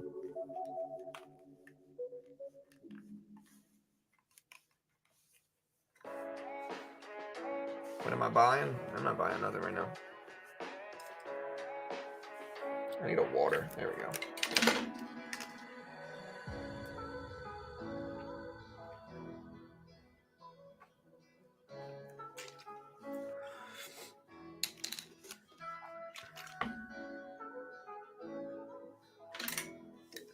Crum says I always know what's going to happen. Everything I do, the market does the opposite. Hey, man, then honestly, that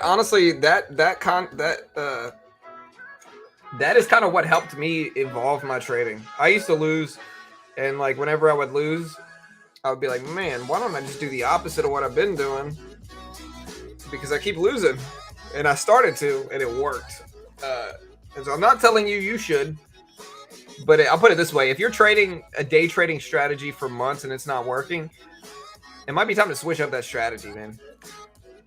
Or any trading strategy for that matter. Really, there's some variance that goes along with it, though, so it's not always the case. Sometimes you just got a rough couple months or whatever it is, but yeah.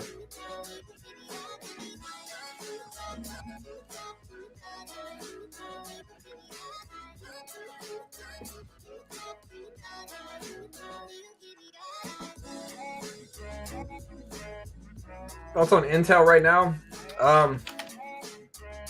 There might be an argument for it being cheap, but you know they had their worst earnings ever reported, so maybe not. You know.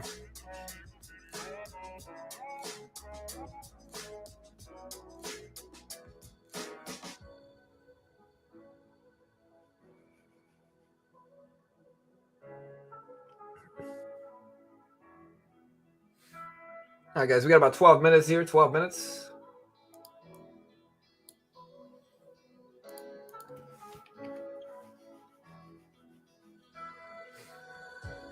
Again, subscribe if you haven't yet, guys. I appreciate you all.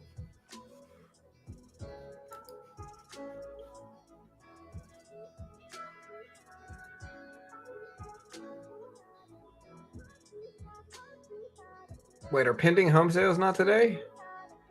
Wait. Okay, yeah, we got pending home sales today. Okay, good. I was gonna say. But yeah, we got pending home sales at 10. So in about 40 minutes.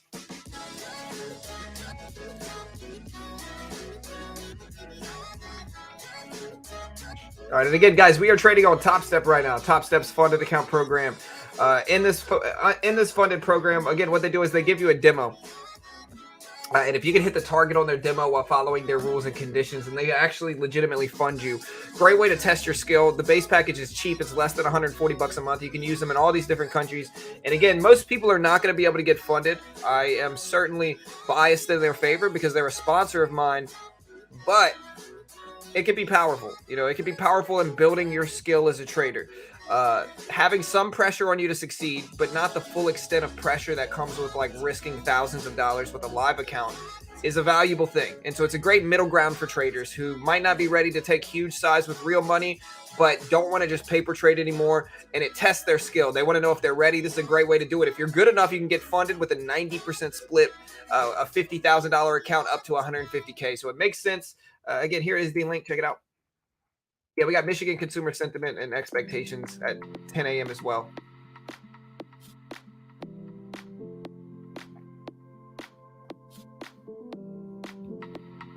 Oh, wait, that's Chart Prime. I just posted. My bad. Wrong link. You can check out Chart Prime, but what I meant to really post was Top Step here. Let me post that.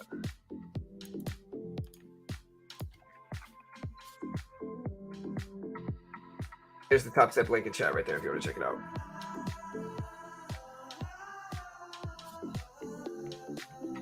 Why did AMD drop? AMD dropped off of sympathy with Intel. Intel and AMD are both microchip stocks, so like Intel dropping was weak for the whole microchip sector. Is kind of what happened here, and so with AMD dropping, Intel dropped too. I don't know, Humberto. Here's an example, brother. Here's an example right here, man. I never used it good.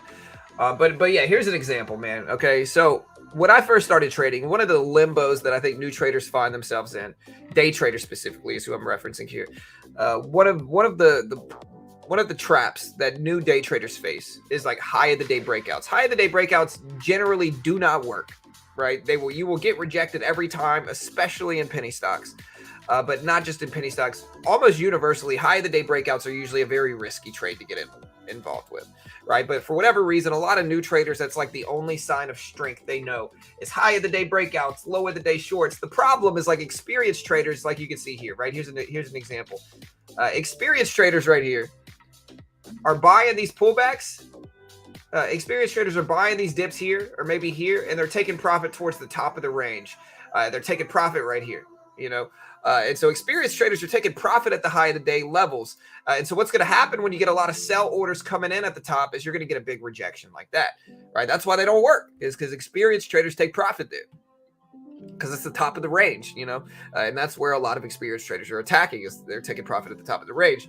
And so when I first started trading, I would buy these high of the day breakouts, get destroyed. I'd lose. And even though I was losing the majority of the time trading these high of the day breakouts, I just kind of kept doing it. Instead of recognizing like, yo, my strategy's just not working, maybe I'd have like 1 out of 4 work, right? I'd have 1 out of 4 that goes crazy big. And I'm like, oh, great. That would mislead me into thinking they were actually some type of viable trading strategy. Until eventually I just kind of said, hey, look, I'm losing the majority of the time at high of the day breaks. Why don't I buy the dip instead? Like, why don't I buy the pullback right here instead and sell quickly up to the high of the day instead? Like, why don't I start selling at the high of the day basically, or shorting here for that matter?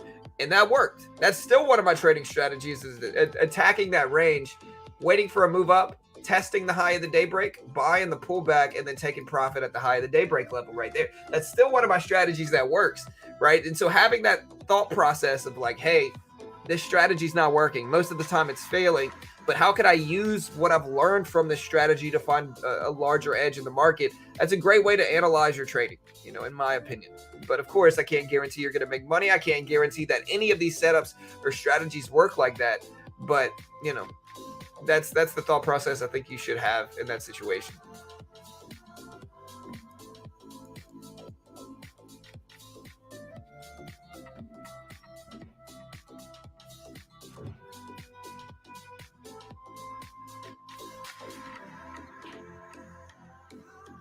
Hey, nice, Umberto. Hey, have a good weekend too, man.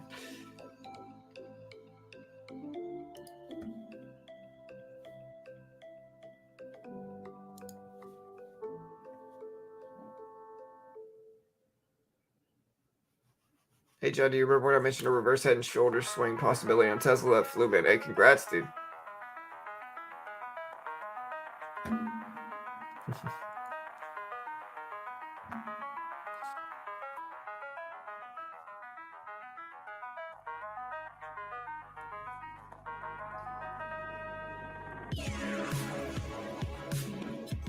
Yeah, I'm trying to rest my eyes a little bit, so bear with me.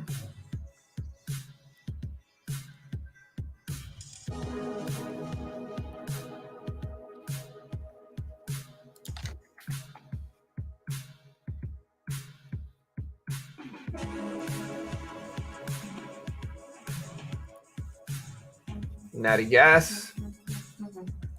What's the ETF for Natty Gas? Is it Gush or is Gush Oil?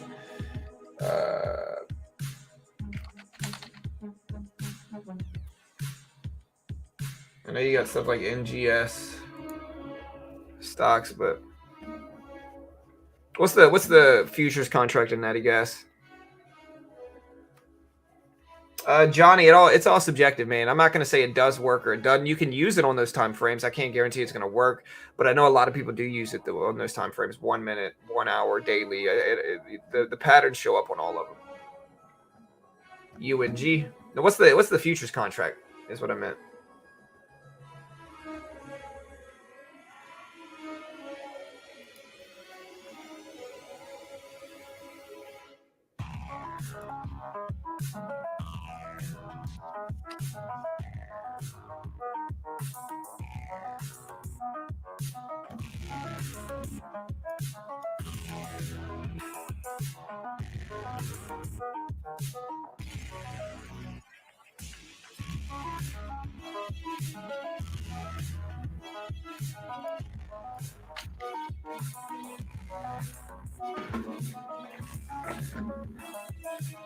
All right, guys. Market is starting to bounce back some here.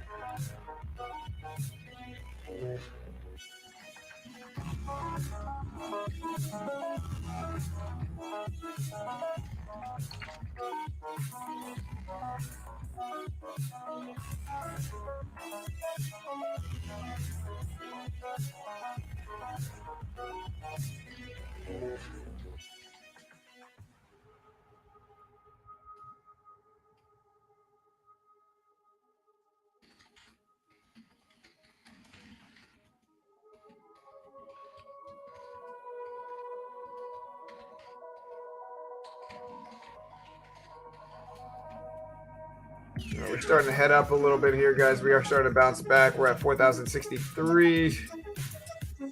I know Top Step is only for futures, but again, what I'm trading on futures is the S&P 500. Is what I'm trading. Like when I trade futures, it's the S&P. That's what I'm trading. Basically, the E-mini is the S&P 500. It's how you get exposure to stocks in the S&P. Meta and Snap News on Wall Street Journal. Yeah, guys, we got 3 minutes, guys. 3 minutes.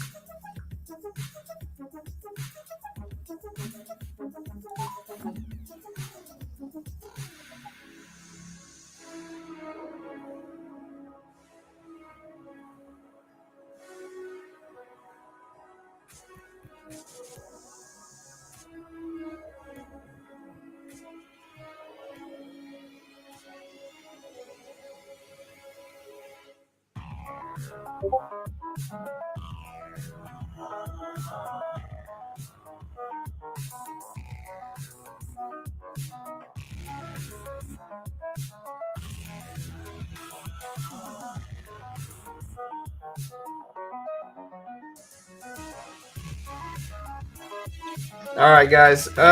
So market moving up a little bit ahead of the opening bell. We'll see if it holds. Market's not really down a ton. I mean, we're still at 403.50s here.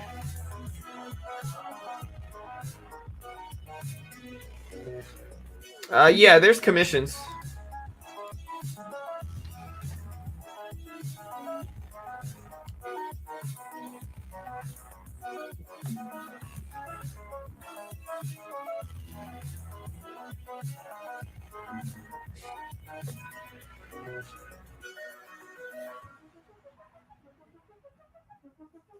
All right, guys, less than a minute. Good luck today.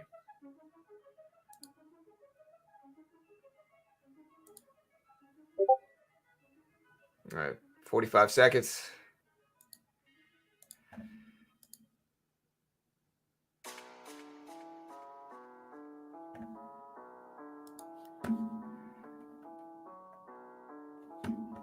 All right, guys, here's the opening bell coming soon. 30 seconds. Honestly, Microsoft just ramped up here. Somebody said they had some snap news. We can cover it real quick.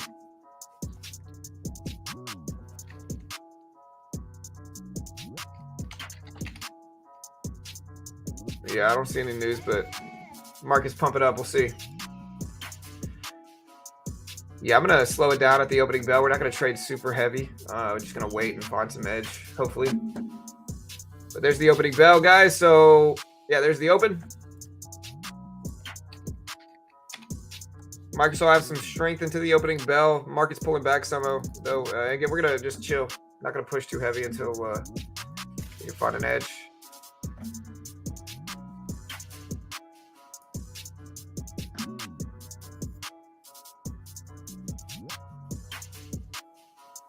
All right, green action into the open.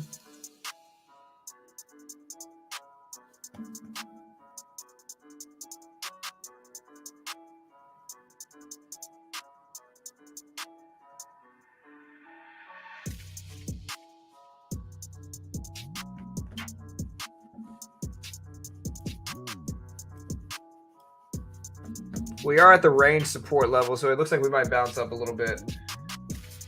We're over the 200 EMA and the volume weighted average price. Maybe not. I mean, I don't know, but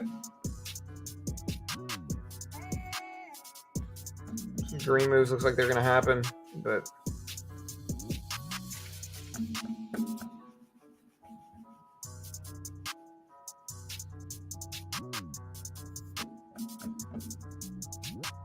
running into a support level here. We took 2 contracts here. A little bit different than how I normally trade, but we're going to anticipate a flush back down. And looks like I was wildly wrong here. We did tap some resistance, and now we're pulling back, so we're about break even. I'm not going to hold this forever. This breaks highs. We're going to have to cut it. Yeah, we're going to have to get out there. It's all good. We'll wait now.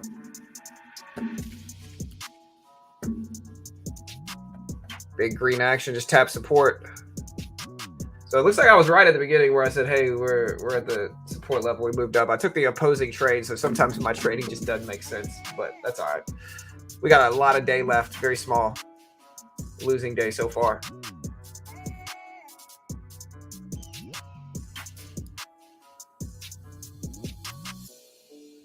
SPY pumping up, though. Huge moves.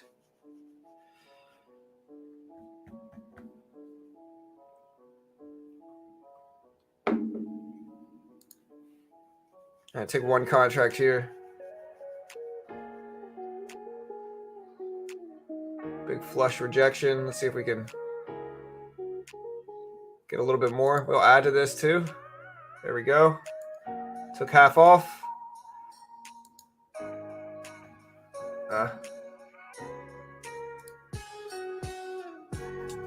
Short again. I didn't actually get the fill here, but we'll wait.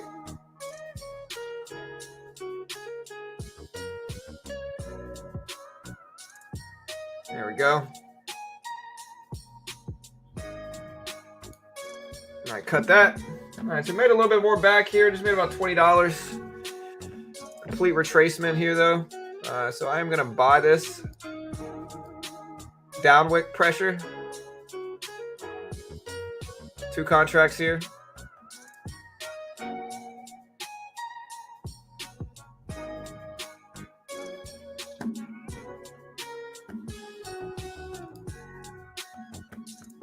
Big pullback. Don't really like it. I'm going to have to cut it, I think.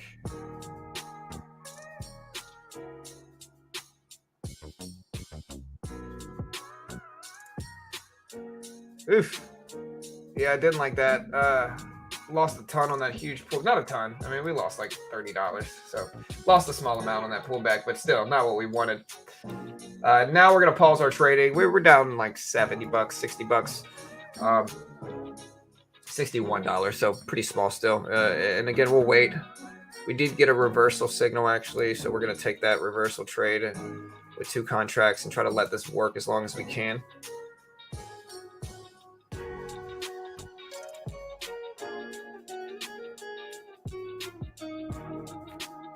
I'm like, yeah, we're going to wait. Oh, no, sorry, we got the reversal signal. So, and again, I'm not telling you it's going to reverse. Maybe it's wrong here.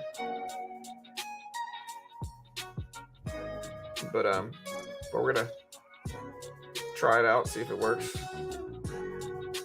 Probably a little bit too early for me to start taking the signals here. And I think I got to let it test the high up there, but it's just 2 contracts. What's Spot doing?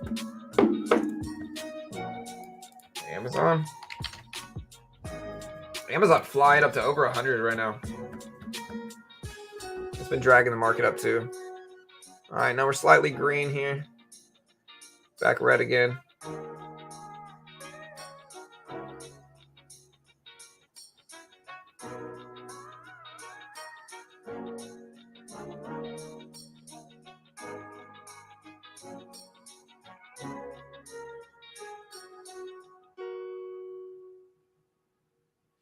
Yeah, we got 2 contracts, pretty small trade. We're down $20. I'm trying to let the reversal signal work, so I'm trying to be patient with it. But if we end up breaking this high, I think we got to just get out.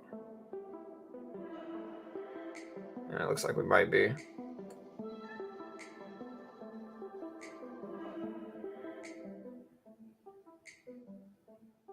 Now, I am trading the S&P 500 E-mini in the futures market, Henrik. So it's the futures contract of the S&P 500. And there's no PDT in futures, so I'm essentially day trading the futures contract of the S&P. Yeah, this ain't looking good, so we're going to have to cut it. So it took a little bit of a loss there. Luckily, we got a cushion on the week, so we'll wait for the next. AMD made support. Yeah, Amazon's dragging the market up too for us.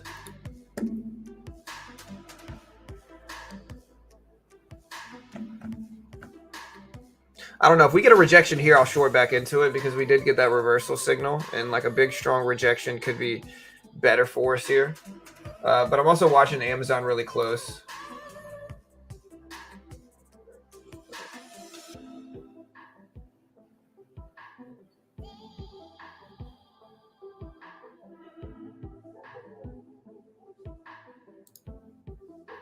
All right, so we got the big reversal signal here, and now we're getting the breakdown. Nice. Very weak looking chart action.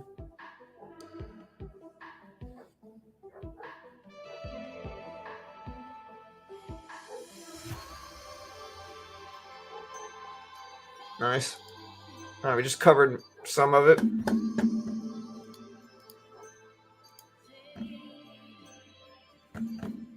We're going to let this work. Maybe add some more to it.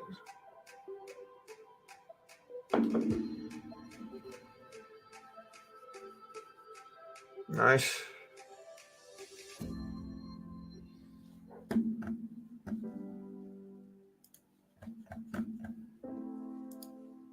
Now we're going to take 3 contracts here. Amazon just broke down really deep under VWAP here, so we're going to add some more to this trade. Take a little swing now.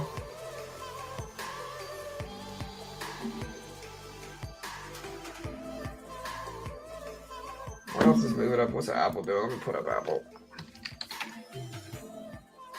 So Apple's starting to bounce back up. It's dragging us back up too, but I got to be impatient here. We were already green in it, so we took a little bit extra size based off of our already favorable average. There we go. Start to move down.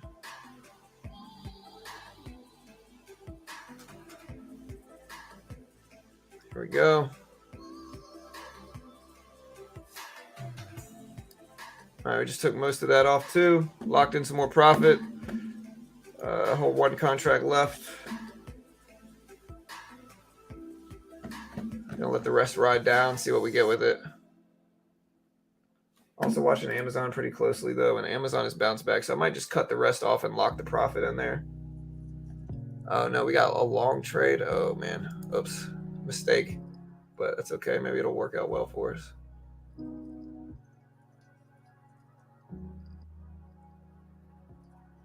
All right.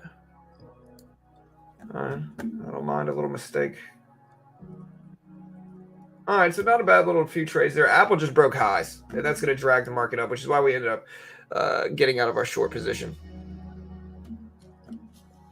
Choppiness so far, but we're getting some okay stuff.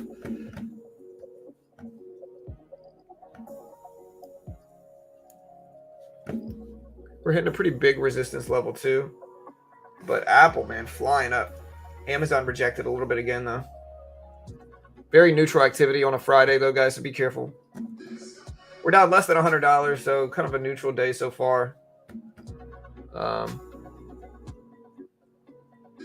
This looks kind of weak, though, so I'm going to short one contract here, though. I'm not going to take a big risk with this trade, just one. Just because we're at the top of the range, and if we reject here, you know, might be a good little sign. I'll break even so far.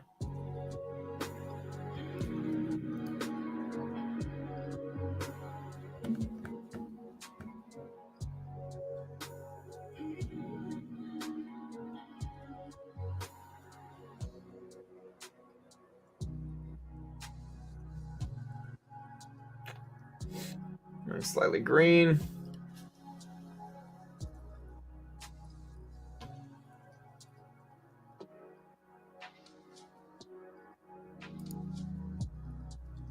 Just add a little bit more to it. I have two contracts now. I don't really like that down wick. That indicates some buying pressure, but I'm going to let it work enough and then cut it very quickly. Be tight on this one.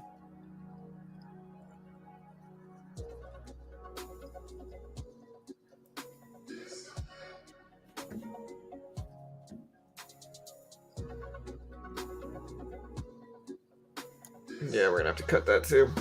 All right, so just going back and forth. Not a really huge day at this point, and the market is just really, really choppy. So trying to play off the price action here, but it's one of the choppier days we've had this week. It's Friday. We ain't got no job, and we ain't got ish to do but sit here and trade. Now we'll see if we get some better action here, but again, try to be patient. Luckily, we haven't lost too much.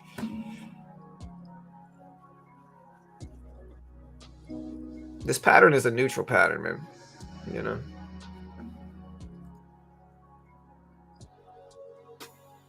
Apple coming down.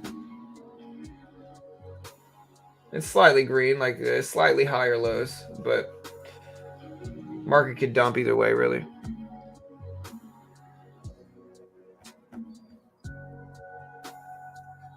And there's the fall down.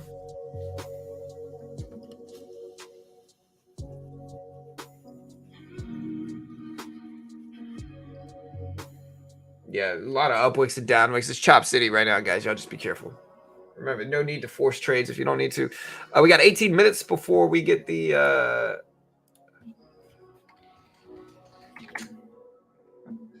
we got 18 minutes before we get the pending home sale data coming out. That does come out today.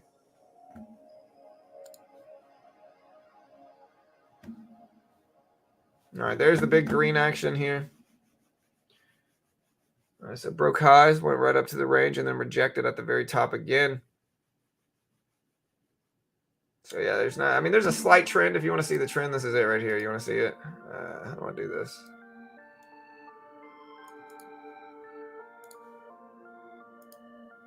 That's the trend right now.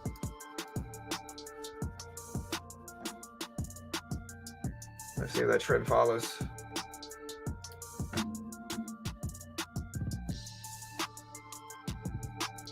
There we go. No, I don't live off of my trading. I don't claim to be an expert or a guru or anything like that. We're just a resourcing community.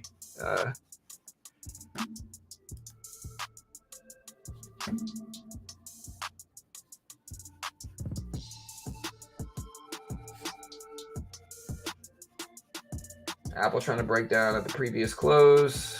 What else is running here?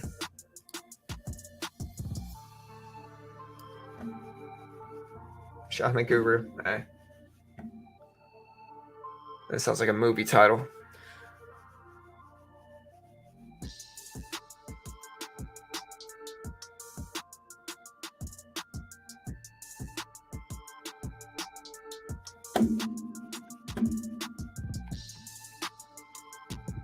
Yeah, you see this trend range is actually forming here. You can see the range we drew. It's been following all morning. We'll see if it continues, but we'll spread this out so we can maybe have some.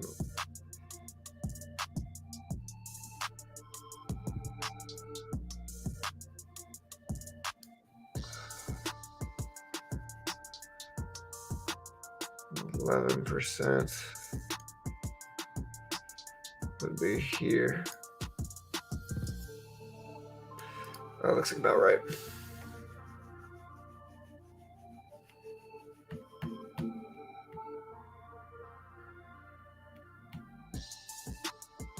Yeah, the anti-guru. Yeah, it's a really choppy day.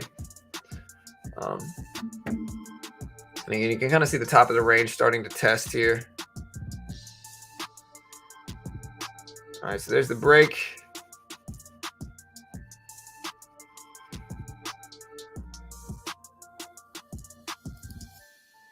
Shorting this top 2 contracts.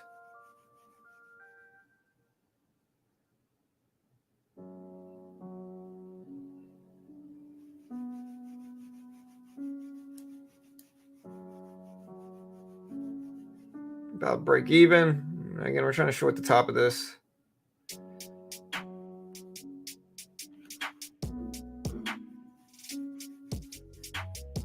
Why short? Short-term extension. Apple did just pop, though. That probably a little bit worse for my trades, but that's all good. Again, we're break even now. I'm taking small trades. I haven't taken any really large trades today, guys. The main reason for that is because I don't trust the direction, and the market's been fairly neutral. We're starting to look a little bit more green. Now we're slightly in the green here, but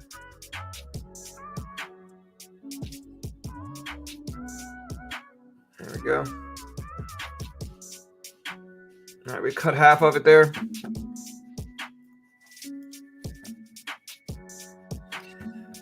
Gonna add some more to if we start to get a breakdown here.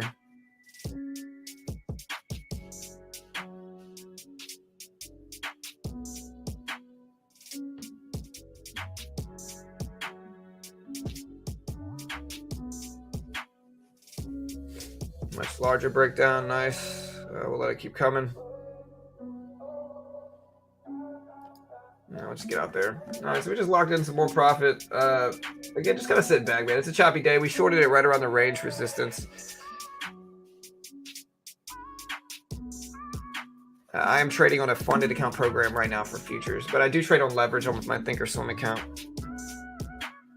I'm just going to get this out the way. I don't know how well that trend formed anyway.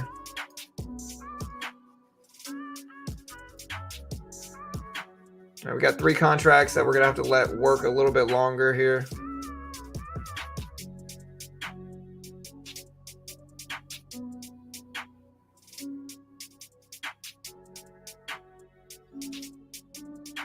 Maybe add up to 4, but depends on how much it keeps pushing.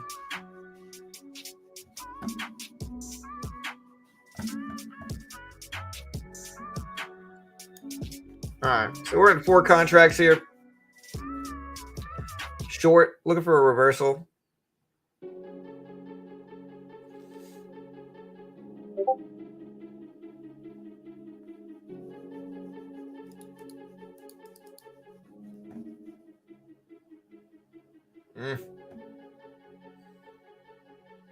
Again, I want to let it test the range, so I got to be a little bit loose with it, but we will cut this pretty quickly if it makes some huge breakout, which it looks like it is.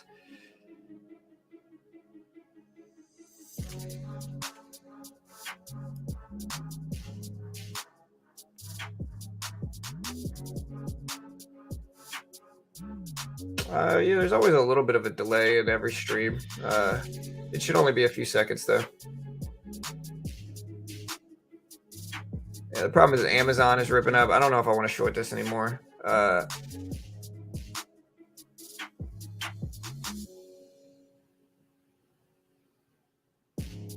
Very close to cutting it. Yeah, we're gonna get out. We might just kind of start to. I mean, I'm not gonna shut down my trading fully today. We might trade a little bit more, but yeah, market's just popping up against us, unfortunately, right now.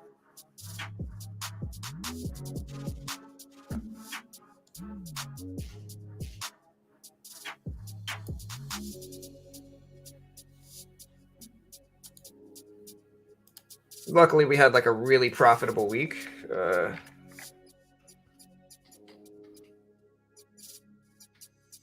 And so we're still probably about break even on the week. Not what I wanted though, for sure.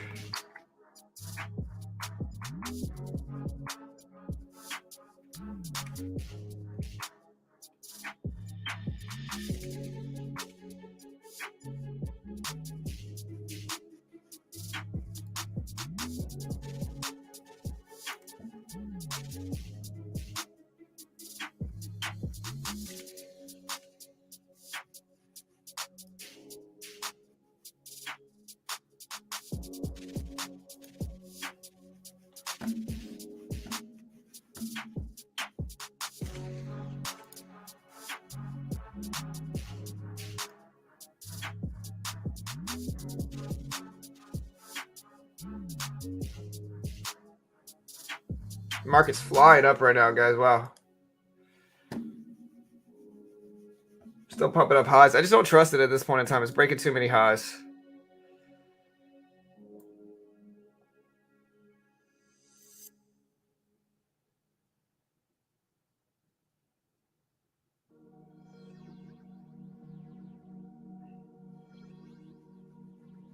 A little bit too extended for my taste.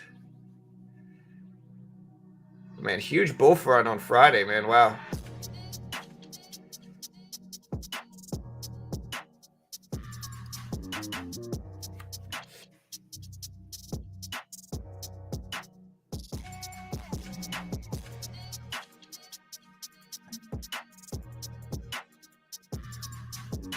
Again, we're too extended on the upside for me. I kind of need a pullback before I start taking any more.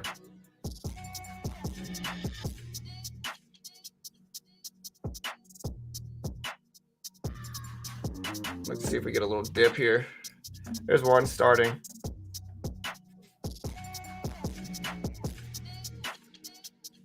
Some sell orders coming through.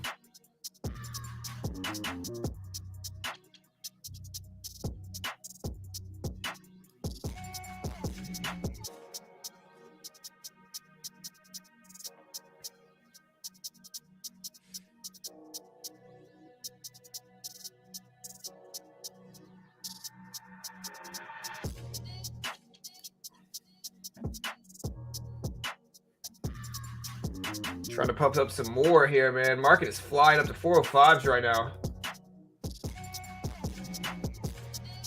Looks like it's going to break highs again. Close.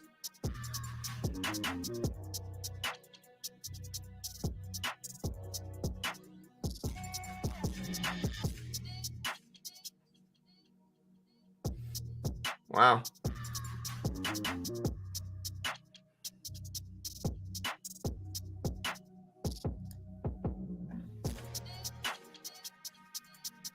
SPY just broke highs again here. So again, we're not taking any trades on this, man. We're down like 140 on the day.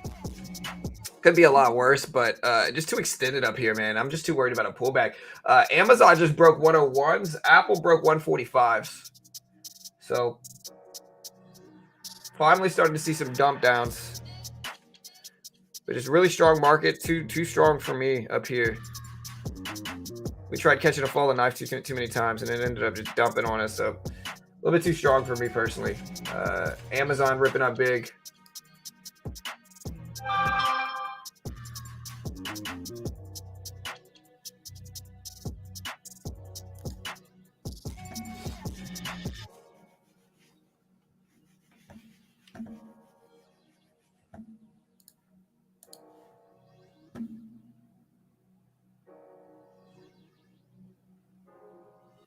Yeah, we're way too high up there. Yeah, we got about 8 minutes, 7 minutes before the pending home sale data.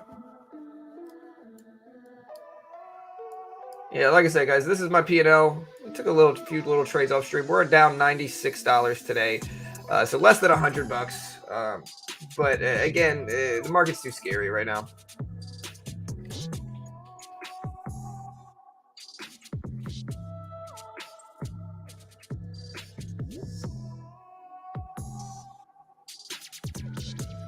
I might short if the market starts to test these highs again. But the problem is Amazon is all the way up to 101s right now. So just fly it up.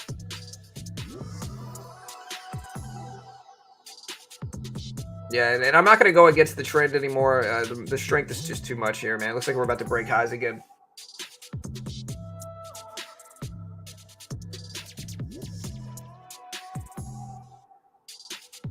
No, I use Quant Tower. And again, so we had a really good start to the week, and we're not done trading yet. But you got to see our P&L here. So we are up about $200 on the week. Could be better, but yeah, just getting some big runs here. And again, we stopped trading a second ago just because the market's just ripping up too much for my taste here, to be honest. It's too strong. All right, look, we're going to take 1 or 2 contracts and short, but we're going to take 2 micro contracts, nothing big. If we get a big rejection, we can make money on it. If not, it's not the end of the world. And look to see if we get a big flush, because a lot of the time after we have these big run-ups, we'll have big rejections. We're up a little bit. Nice. Nice, took half off. I just made about $20 more there. Today we are down about $75, give or take, shorting the top, but we got out fast. Again, if we do take trades, it's gonna be quick trades.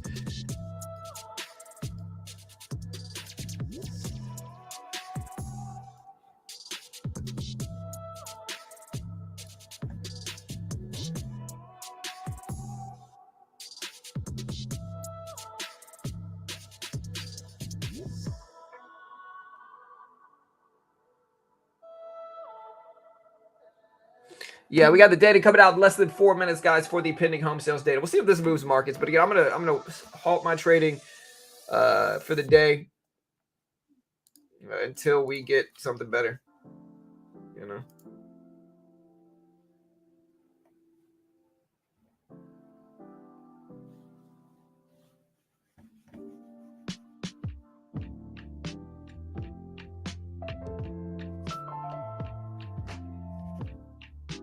I just fell down here. This looks weak. This looks very weak. I would take it, but again, we only have a couple minutes before the pending home sales data comes out, and I don't want to push too heavy into that data. So we got 3 minutes. The only way I'd do it is if I had a little bit of time to take a trade quickly, but right now that's not what we got.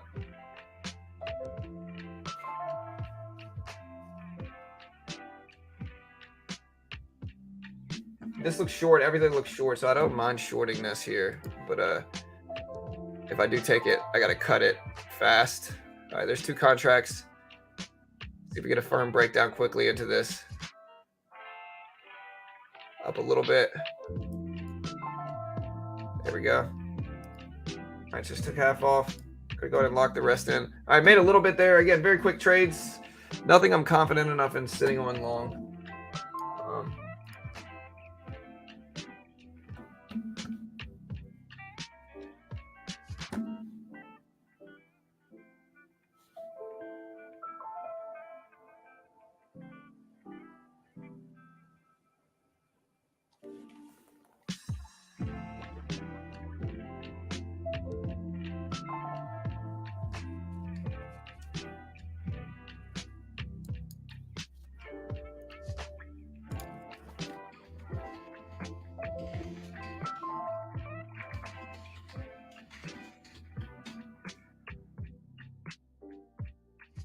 All right, guys, so we did get the breakdown here.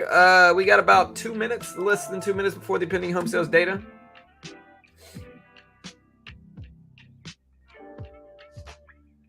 We're pulling back to the previous closing price level here. I would sometimes buy this dip, but for now I'm not. Big is subjective. You know, we can argue about what's big and what's not, or what rip means and what it doesn't, or what pop means or what it doesn't, but it's an unnecessary argument. It's all subjective terms. Market started to bounce a little bit. Let's see if it holds this little pop that we got. Again, we got about a minute left.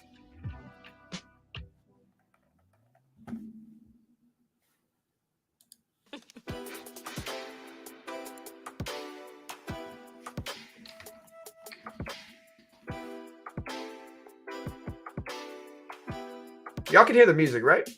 You should be able to. All right, guys, 45 seconds.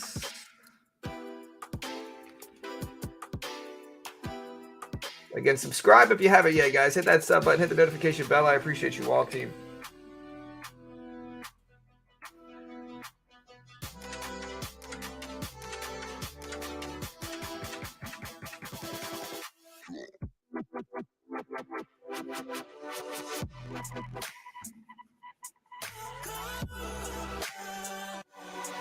All right, guys, here's the data.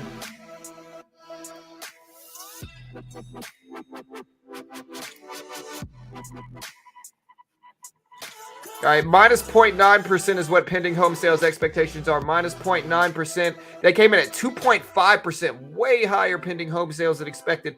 2.5% versus minus 0.9% expected. It's causing the market to rebound very quickly on this data report. Again, 2.5% versus minus 0.9% expectations here. So we'll see if the market ends up bouncing or holding these gains here. But again, 2.5% versus minus 0.9% expected here. The University of Michigan Consumer Sentiment also just showed up, and it came in at 62.7, so higher expectations than expected. And now the market is dumping down, I guess, from inflationary fears from this data. We'll put both of this stuff up on screen. But yeah, so Michigan Consumer Sentiment expectations came in at 62.7. And sentiment came in at 64.9. So everything higher than expected for consumer expectations and sentiment.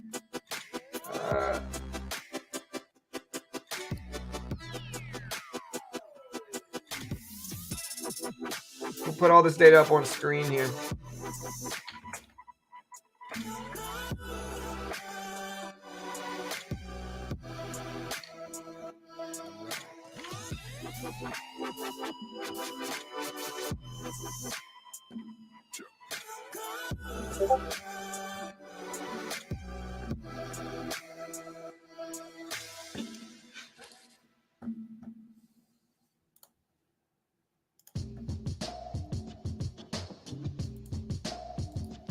All right, market's flying back up. We'll see if it holds.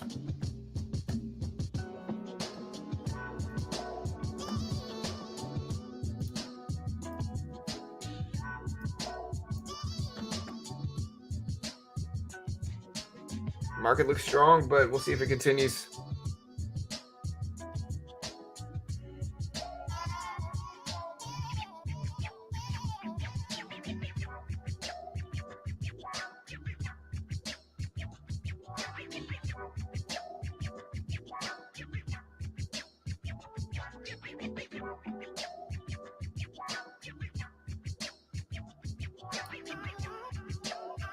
I'm going to take one contract here short. They say don't catch a falling knife. We're like the butcher and gangs of New York today.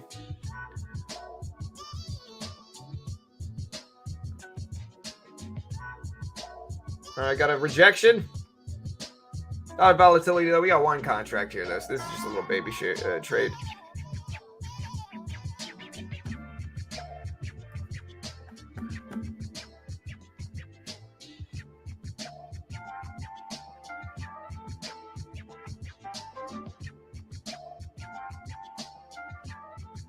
All right, kind of break even here. Trying to see if it works, but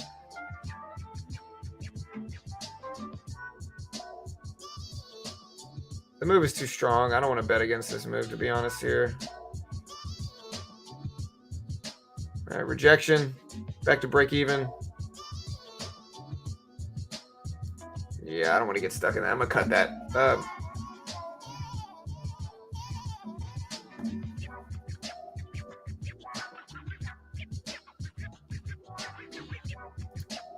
A lot of down wicks here. We're going to buy into this pressure, see if we can ride it up on the upside.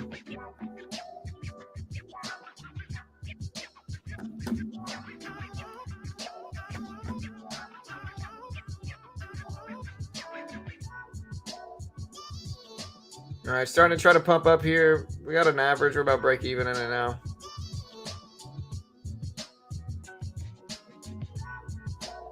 Yeah, if this doesn't work, I'm just getting scared out of stuff today too much. I'll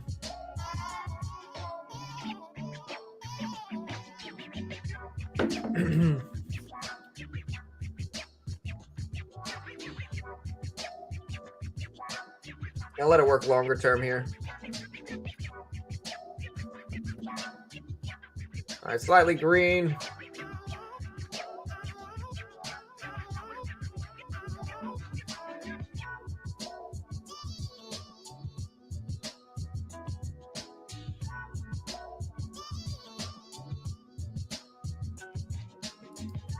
All right, just took half off. Trying to be patient with this, but it's just taking so long here.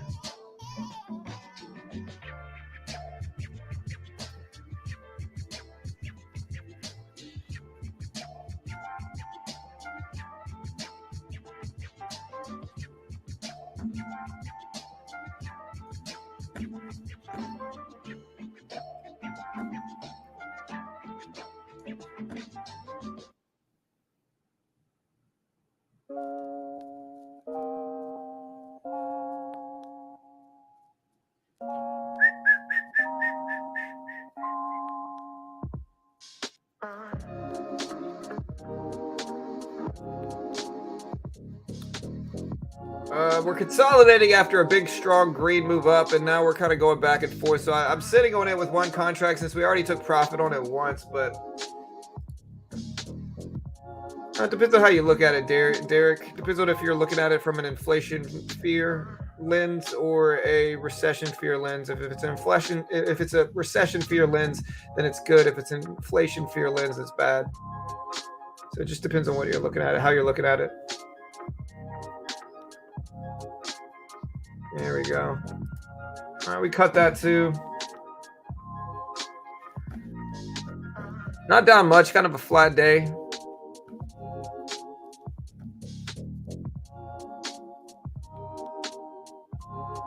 Well, Intel dropped yesterday, and now it's starting to rebound from the drop. Almost bought it this morning, but stopped myself from it.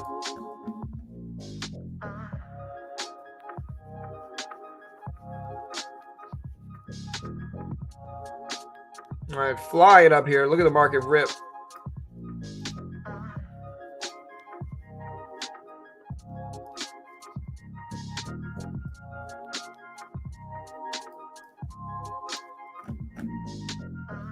Yeah, flying up here at the market, guys. Wow, what's Bitcoin doing currently?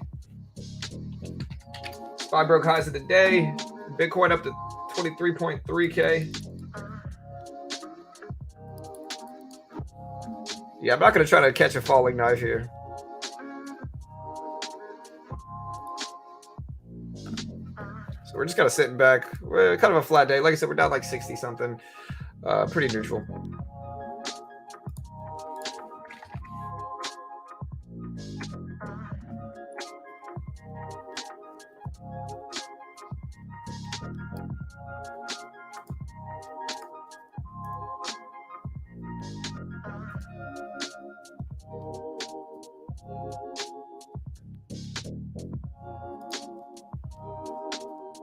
Bitcoin got to 23.3.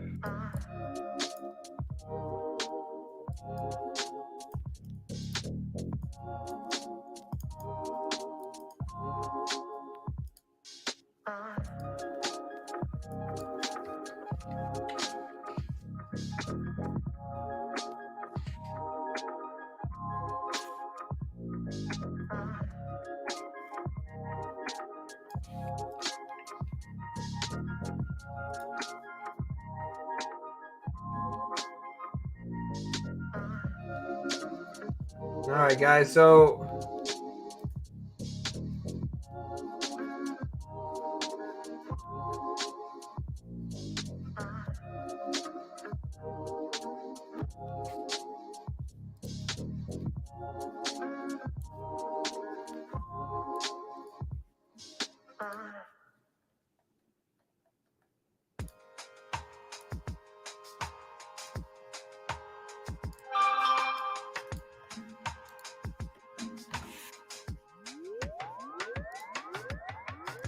Market finally dipping down a little bit again. Market got all the way up to 406s here, so this is great. Let's see if it continues.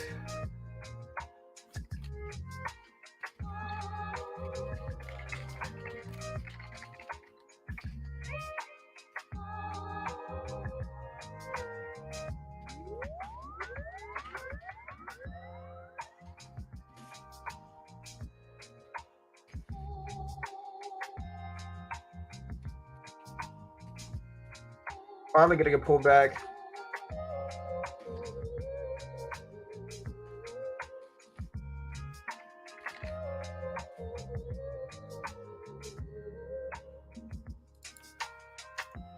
We're also going to be doing a crypto show today, so y'all be ready for that. Listen, guys, we only need 25 subs to hit 97.9K. Almost there. We got a little dip here in markets. Again, I'm kind of patiently waiting for some setups to show up. I might short this real quick here just because we're up so much already. So I might take one contract and maybe add some more if we get some good favor into it. And if it squeezes up against me, just sit. Yeah,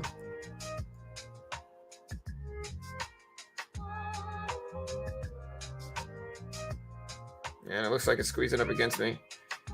We're trying to bet on the top here, and then maybe that's a hard thing to do. Kind of a crazy Friday, though, man, with market activity, man. Everything's pumping up. And, yeah, we're going to cover that before the break happens, which looks like it's about to happen. Market just squeezing big on the upside. This is Quant Tower. But yeah, we're down less than 100 on the day. We're down $90 now or so.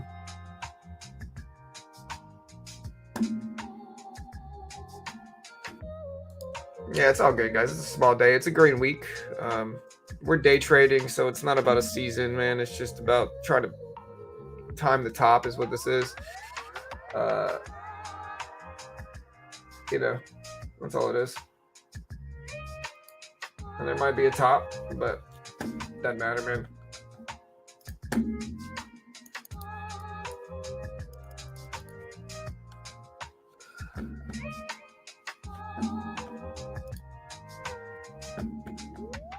Getting a nice little breakdown here. Let's see if we might add a little bit more to it again, effectively trying to get in a little bit better average here since we're very green on the short position. Gonna short into this as well, add a little bit more. See if we dip enough for me to take profit quickly.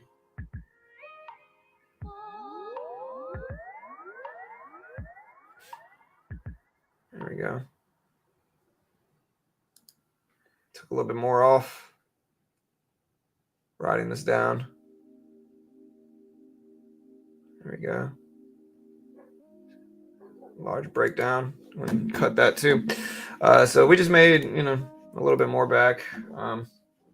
We get down like $60. Pretty small.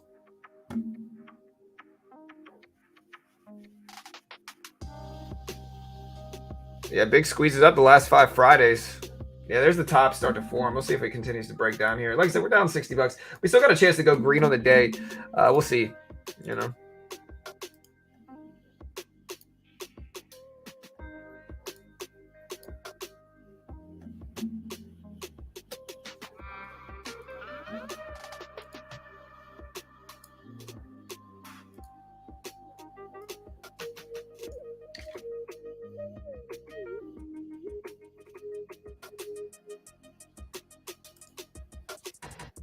Oh, crap.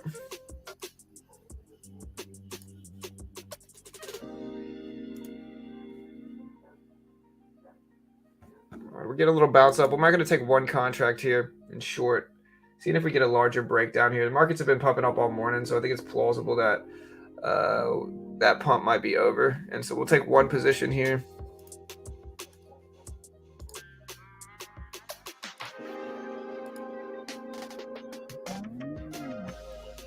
There we go.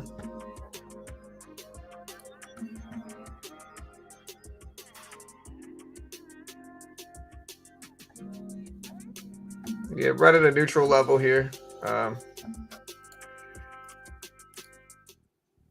Gonna give it time to fall down. There we go. All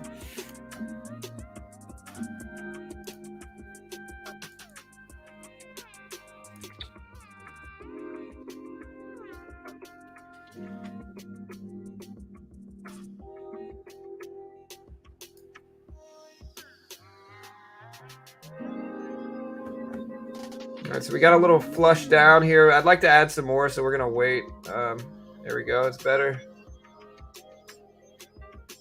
Nice little pullback here to 406.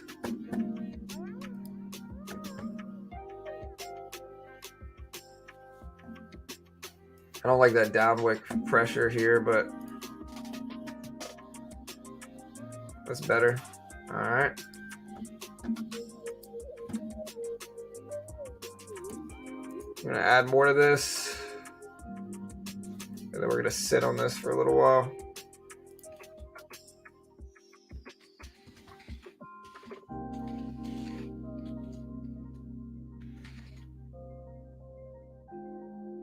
We'll be getting a big bounce back.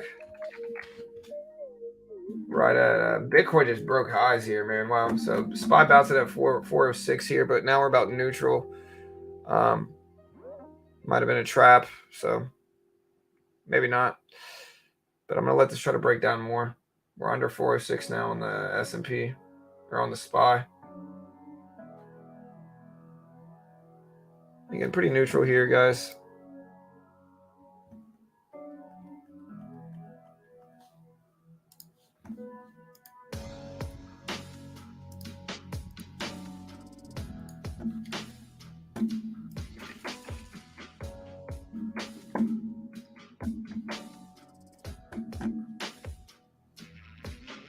There's the flush down, which is what we want. We're in 2 contracts here, and then a complete retracement back up.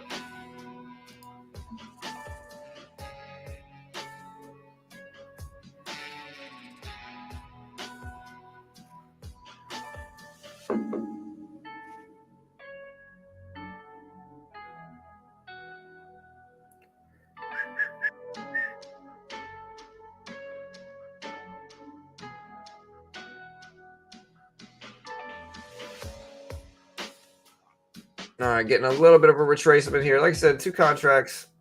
It's pretty small.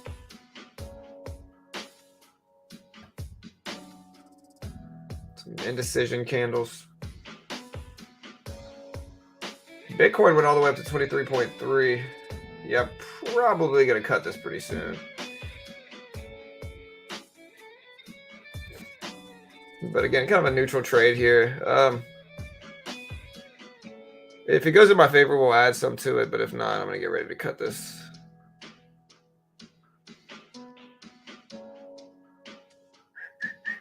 What do you whistle? Maybe that'll help.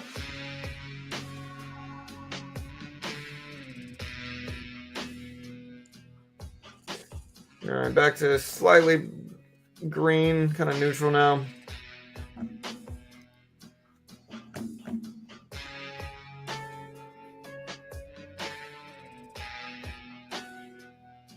I'm watching Apple though. The problem with it is that Apple is bouncing, getting closer and closer to highs, and Apple is a really large percentage of the S&P. So we got to get ready to not hold this thing. But there's the S&P flush. But all right, well that's better. Okay, well that's noticeably better. That might give us the weakness momentum to make a little bit more from it. But again, we're neutral right now. I want to give it time to potentially break down. I think the risk reward's the best on the downside. I think on the upside, the risk reward's just not as high. And so we're going to try to give this time to flush back down, and it's testing now. There we go.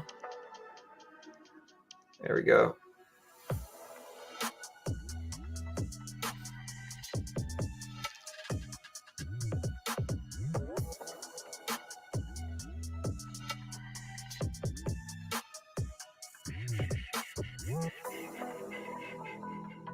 Going back and forth between break even and not. So I'm trying to be patient. Bitcoin falling down to 23.265s.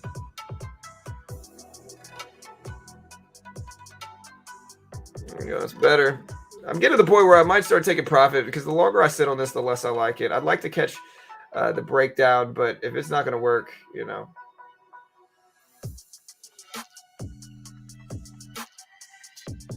There we go.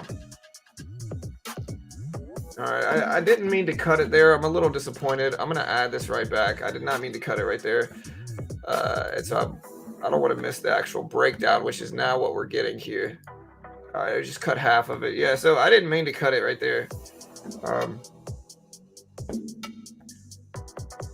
So we're riding this breakdown here. One contract left. Like I said, I didn't mean to cut it all the position. I wanted to hold on to one.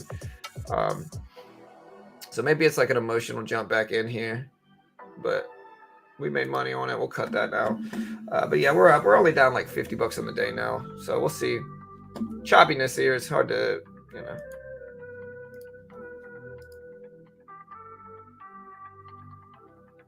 You are shorting the resistance. That's the point. Yeah, there's the breakdown. And we already made money on it, luckily. But it's so choppy the last 1, 2, 3, 4, 5, 6, 7, 8, 9 minutes.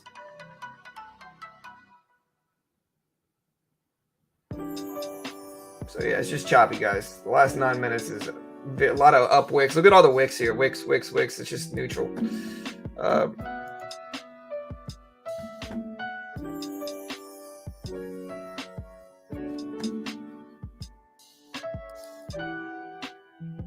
Bitcoin bounced it up a little bit.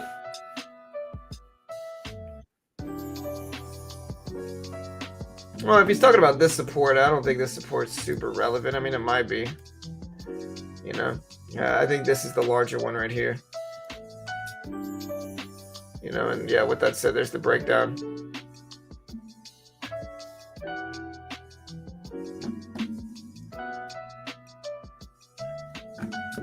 Yeah, so see, there's the breakdown into it.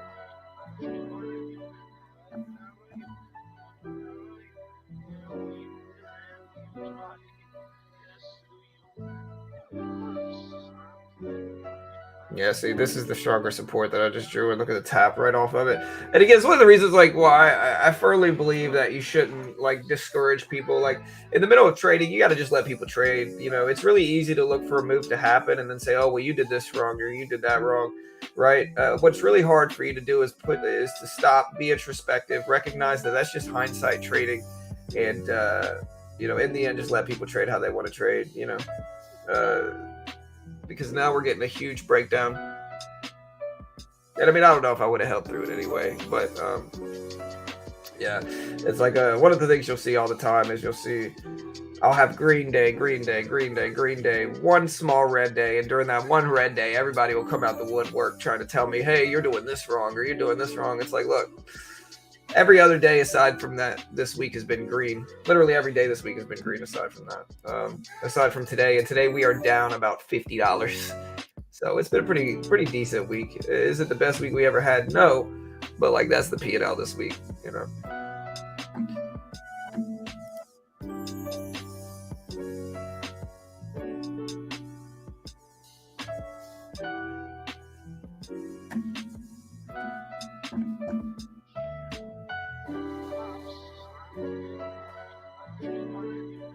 No. I mean, I get in trades so fast, Gio. I don't really use the stop. I don't see a point in it. I use mental stops, so I'll get out. I'll use my own stop losses, but as for like hard stops, no. I'm not saying you shouldn't. But I've been trading a long time. I don't think most people should trade that way. But I also can recognize everybody's a little bit different in terms of how they go about things.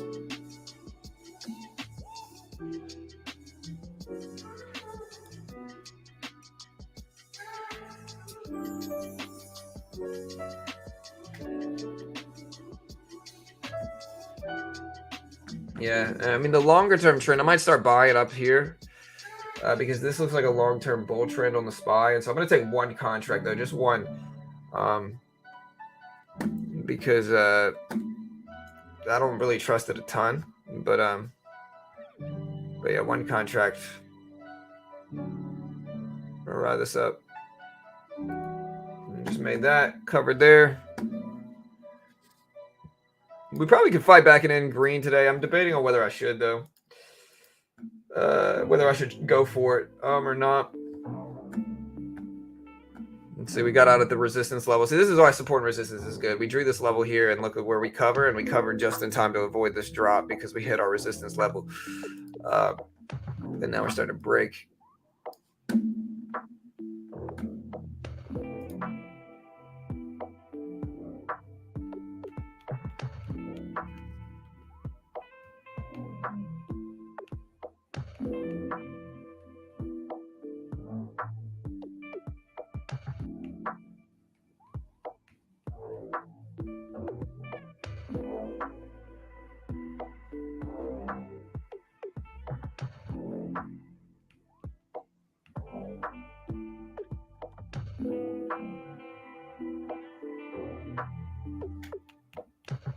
Shorts and control. Yeah, I mean, I don't know. The long-term trend of the day is up right now. So we are technically in an upward trend right now. We are moving up and down, up and down. Like just to show you what I mean by that. So here is the long-term trend of the day, right? So long-term trend, we're kind of going like this. Look, we're going up and down and up and down. And then if the pattern continues, we're going to go up and down, you know. So that's kind of the pattern we're in right now. But again, I'm not saying we're going to stay in that pattern, but like we could, you know, it might happen. That's why you got to look at every time frame. But again, I don't know if we're going to stay there.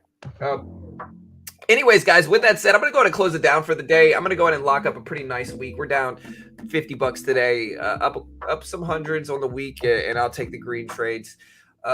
Good luck. If y'all haven't already, check out TopStep. TopStep's a funded account program for futures. And so they give you a demo. If you can hit the target on their demo while following their rules, they fund you between 50 to 150,000. I'm trading the S&P 500 right now. So that's what I'm trading. It gives you exposure to stocks. There's no PDT in futures. You can day trade and short it as much as you want in futures. TopStep gives you a demo at first, and they test your profitability. And if you can prove you're profitable in that demo, the base one's 50K demo. If you can prove your profit on that demo while following their rules, they fund you between 50 to 150K with a 90% split. It's a great middle ground for traders to allow you to test yourself, to see if you're ready to scale up in size. Great way to test yourself. They are a sponsor of mine. I'm biased in their favor, but it's a genuinely good test of your skill. Like you can see how good you are as a trader, see how bad you are as a trader, see if you're ready to scale up, regardless of whether you pass it or not. It reinforces good habits in trading, I think. And it's one of the most useful aspects of trading. If I was a new trader and I didn't have if you're good enough and you don't have that much money, you can potentially get funded, with a 90% split. They do it in over 100 countries, I think.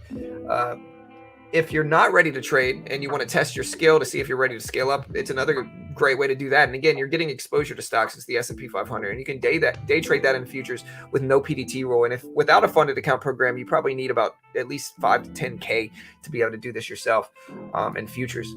And so check them out. Here is the link. Great way to help support the channel. They are a sponsor of mine. Also, guys, we're going to go ahead and pivot to our crypto show. So we got a crypto show. We're going to start right now talking about crypto in the market, guys. So again, if you want to tune in over there, we're going to do our crypto show today, and we'll see you guys over there. As soon as we end the stream, it should bring you to the crypto show. As soon as we end the stream, let me make sure it does real quick. Give me 1 second, guys. I want to make sure it brings you to the crypto show. And also, guys, hit that sub button, guys. Hit the notification bell. We're very close to 98K. But yeah, let me make sure it pivots you to our crypto show. Give me 1 second. Okay, yeah. So as soon as we end the stream, guys, it's going to bring you to our crypto show. We'll see you guys over there. If it doesn't bring you for whatever reason, it's youtube.com/beginnercrypto. youtube.com/beginnercrypto. We're going to be talking about a lot of crypto stuff. Here's the link. Check it out. We'll see you guys over there. Good luck.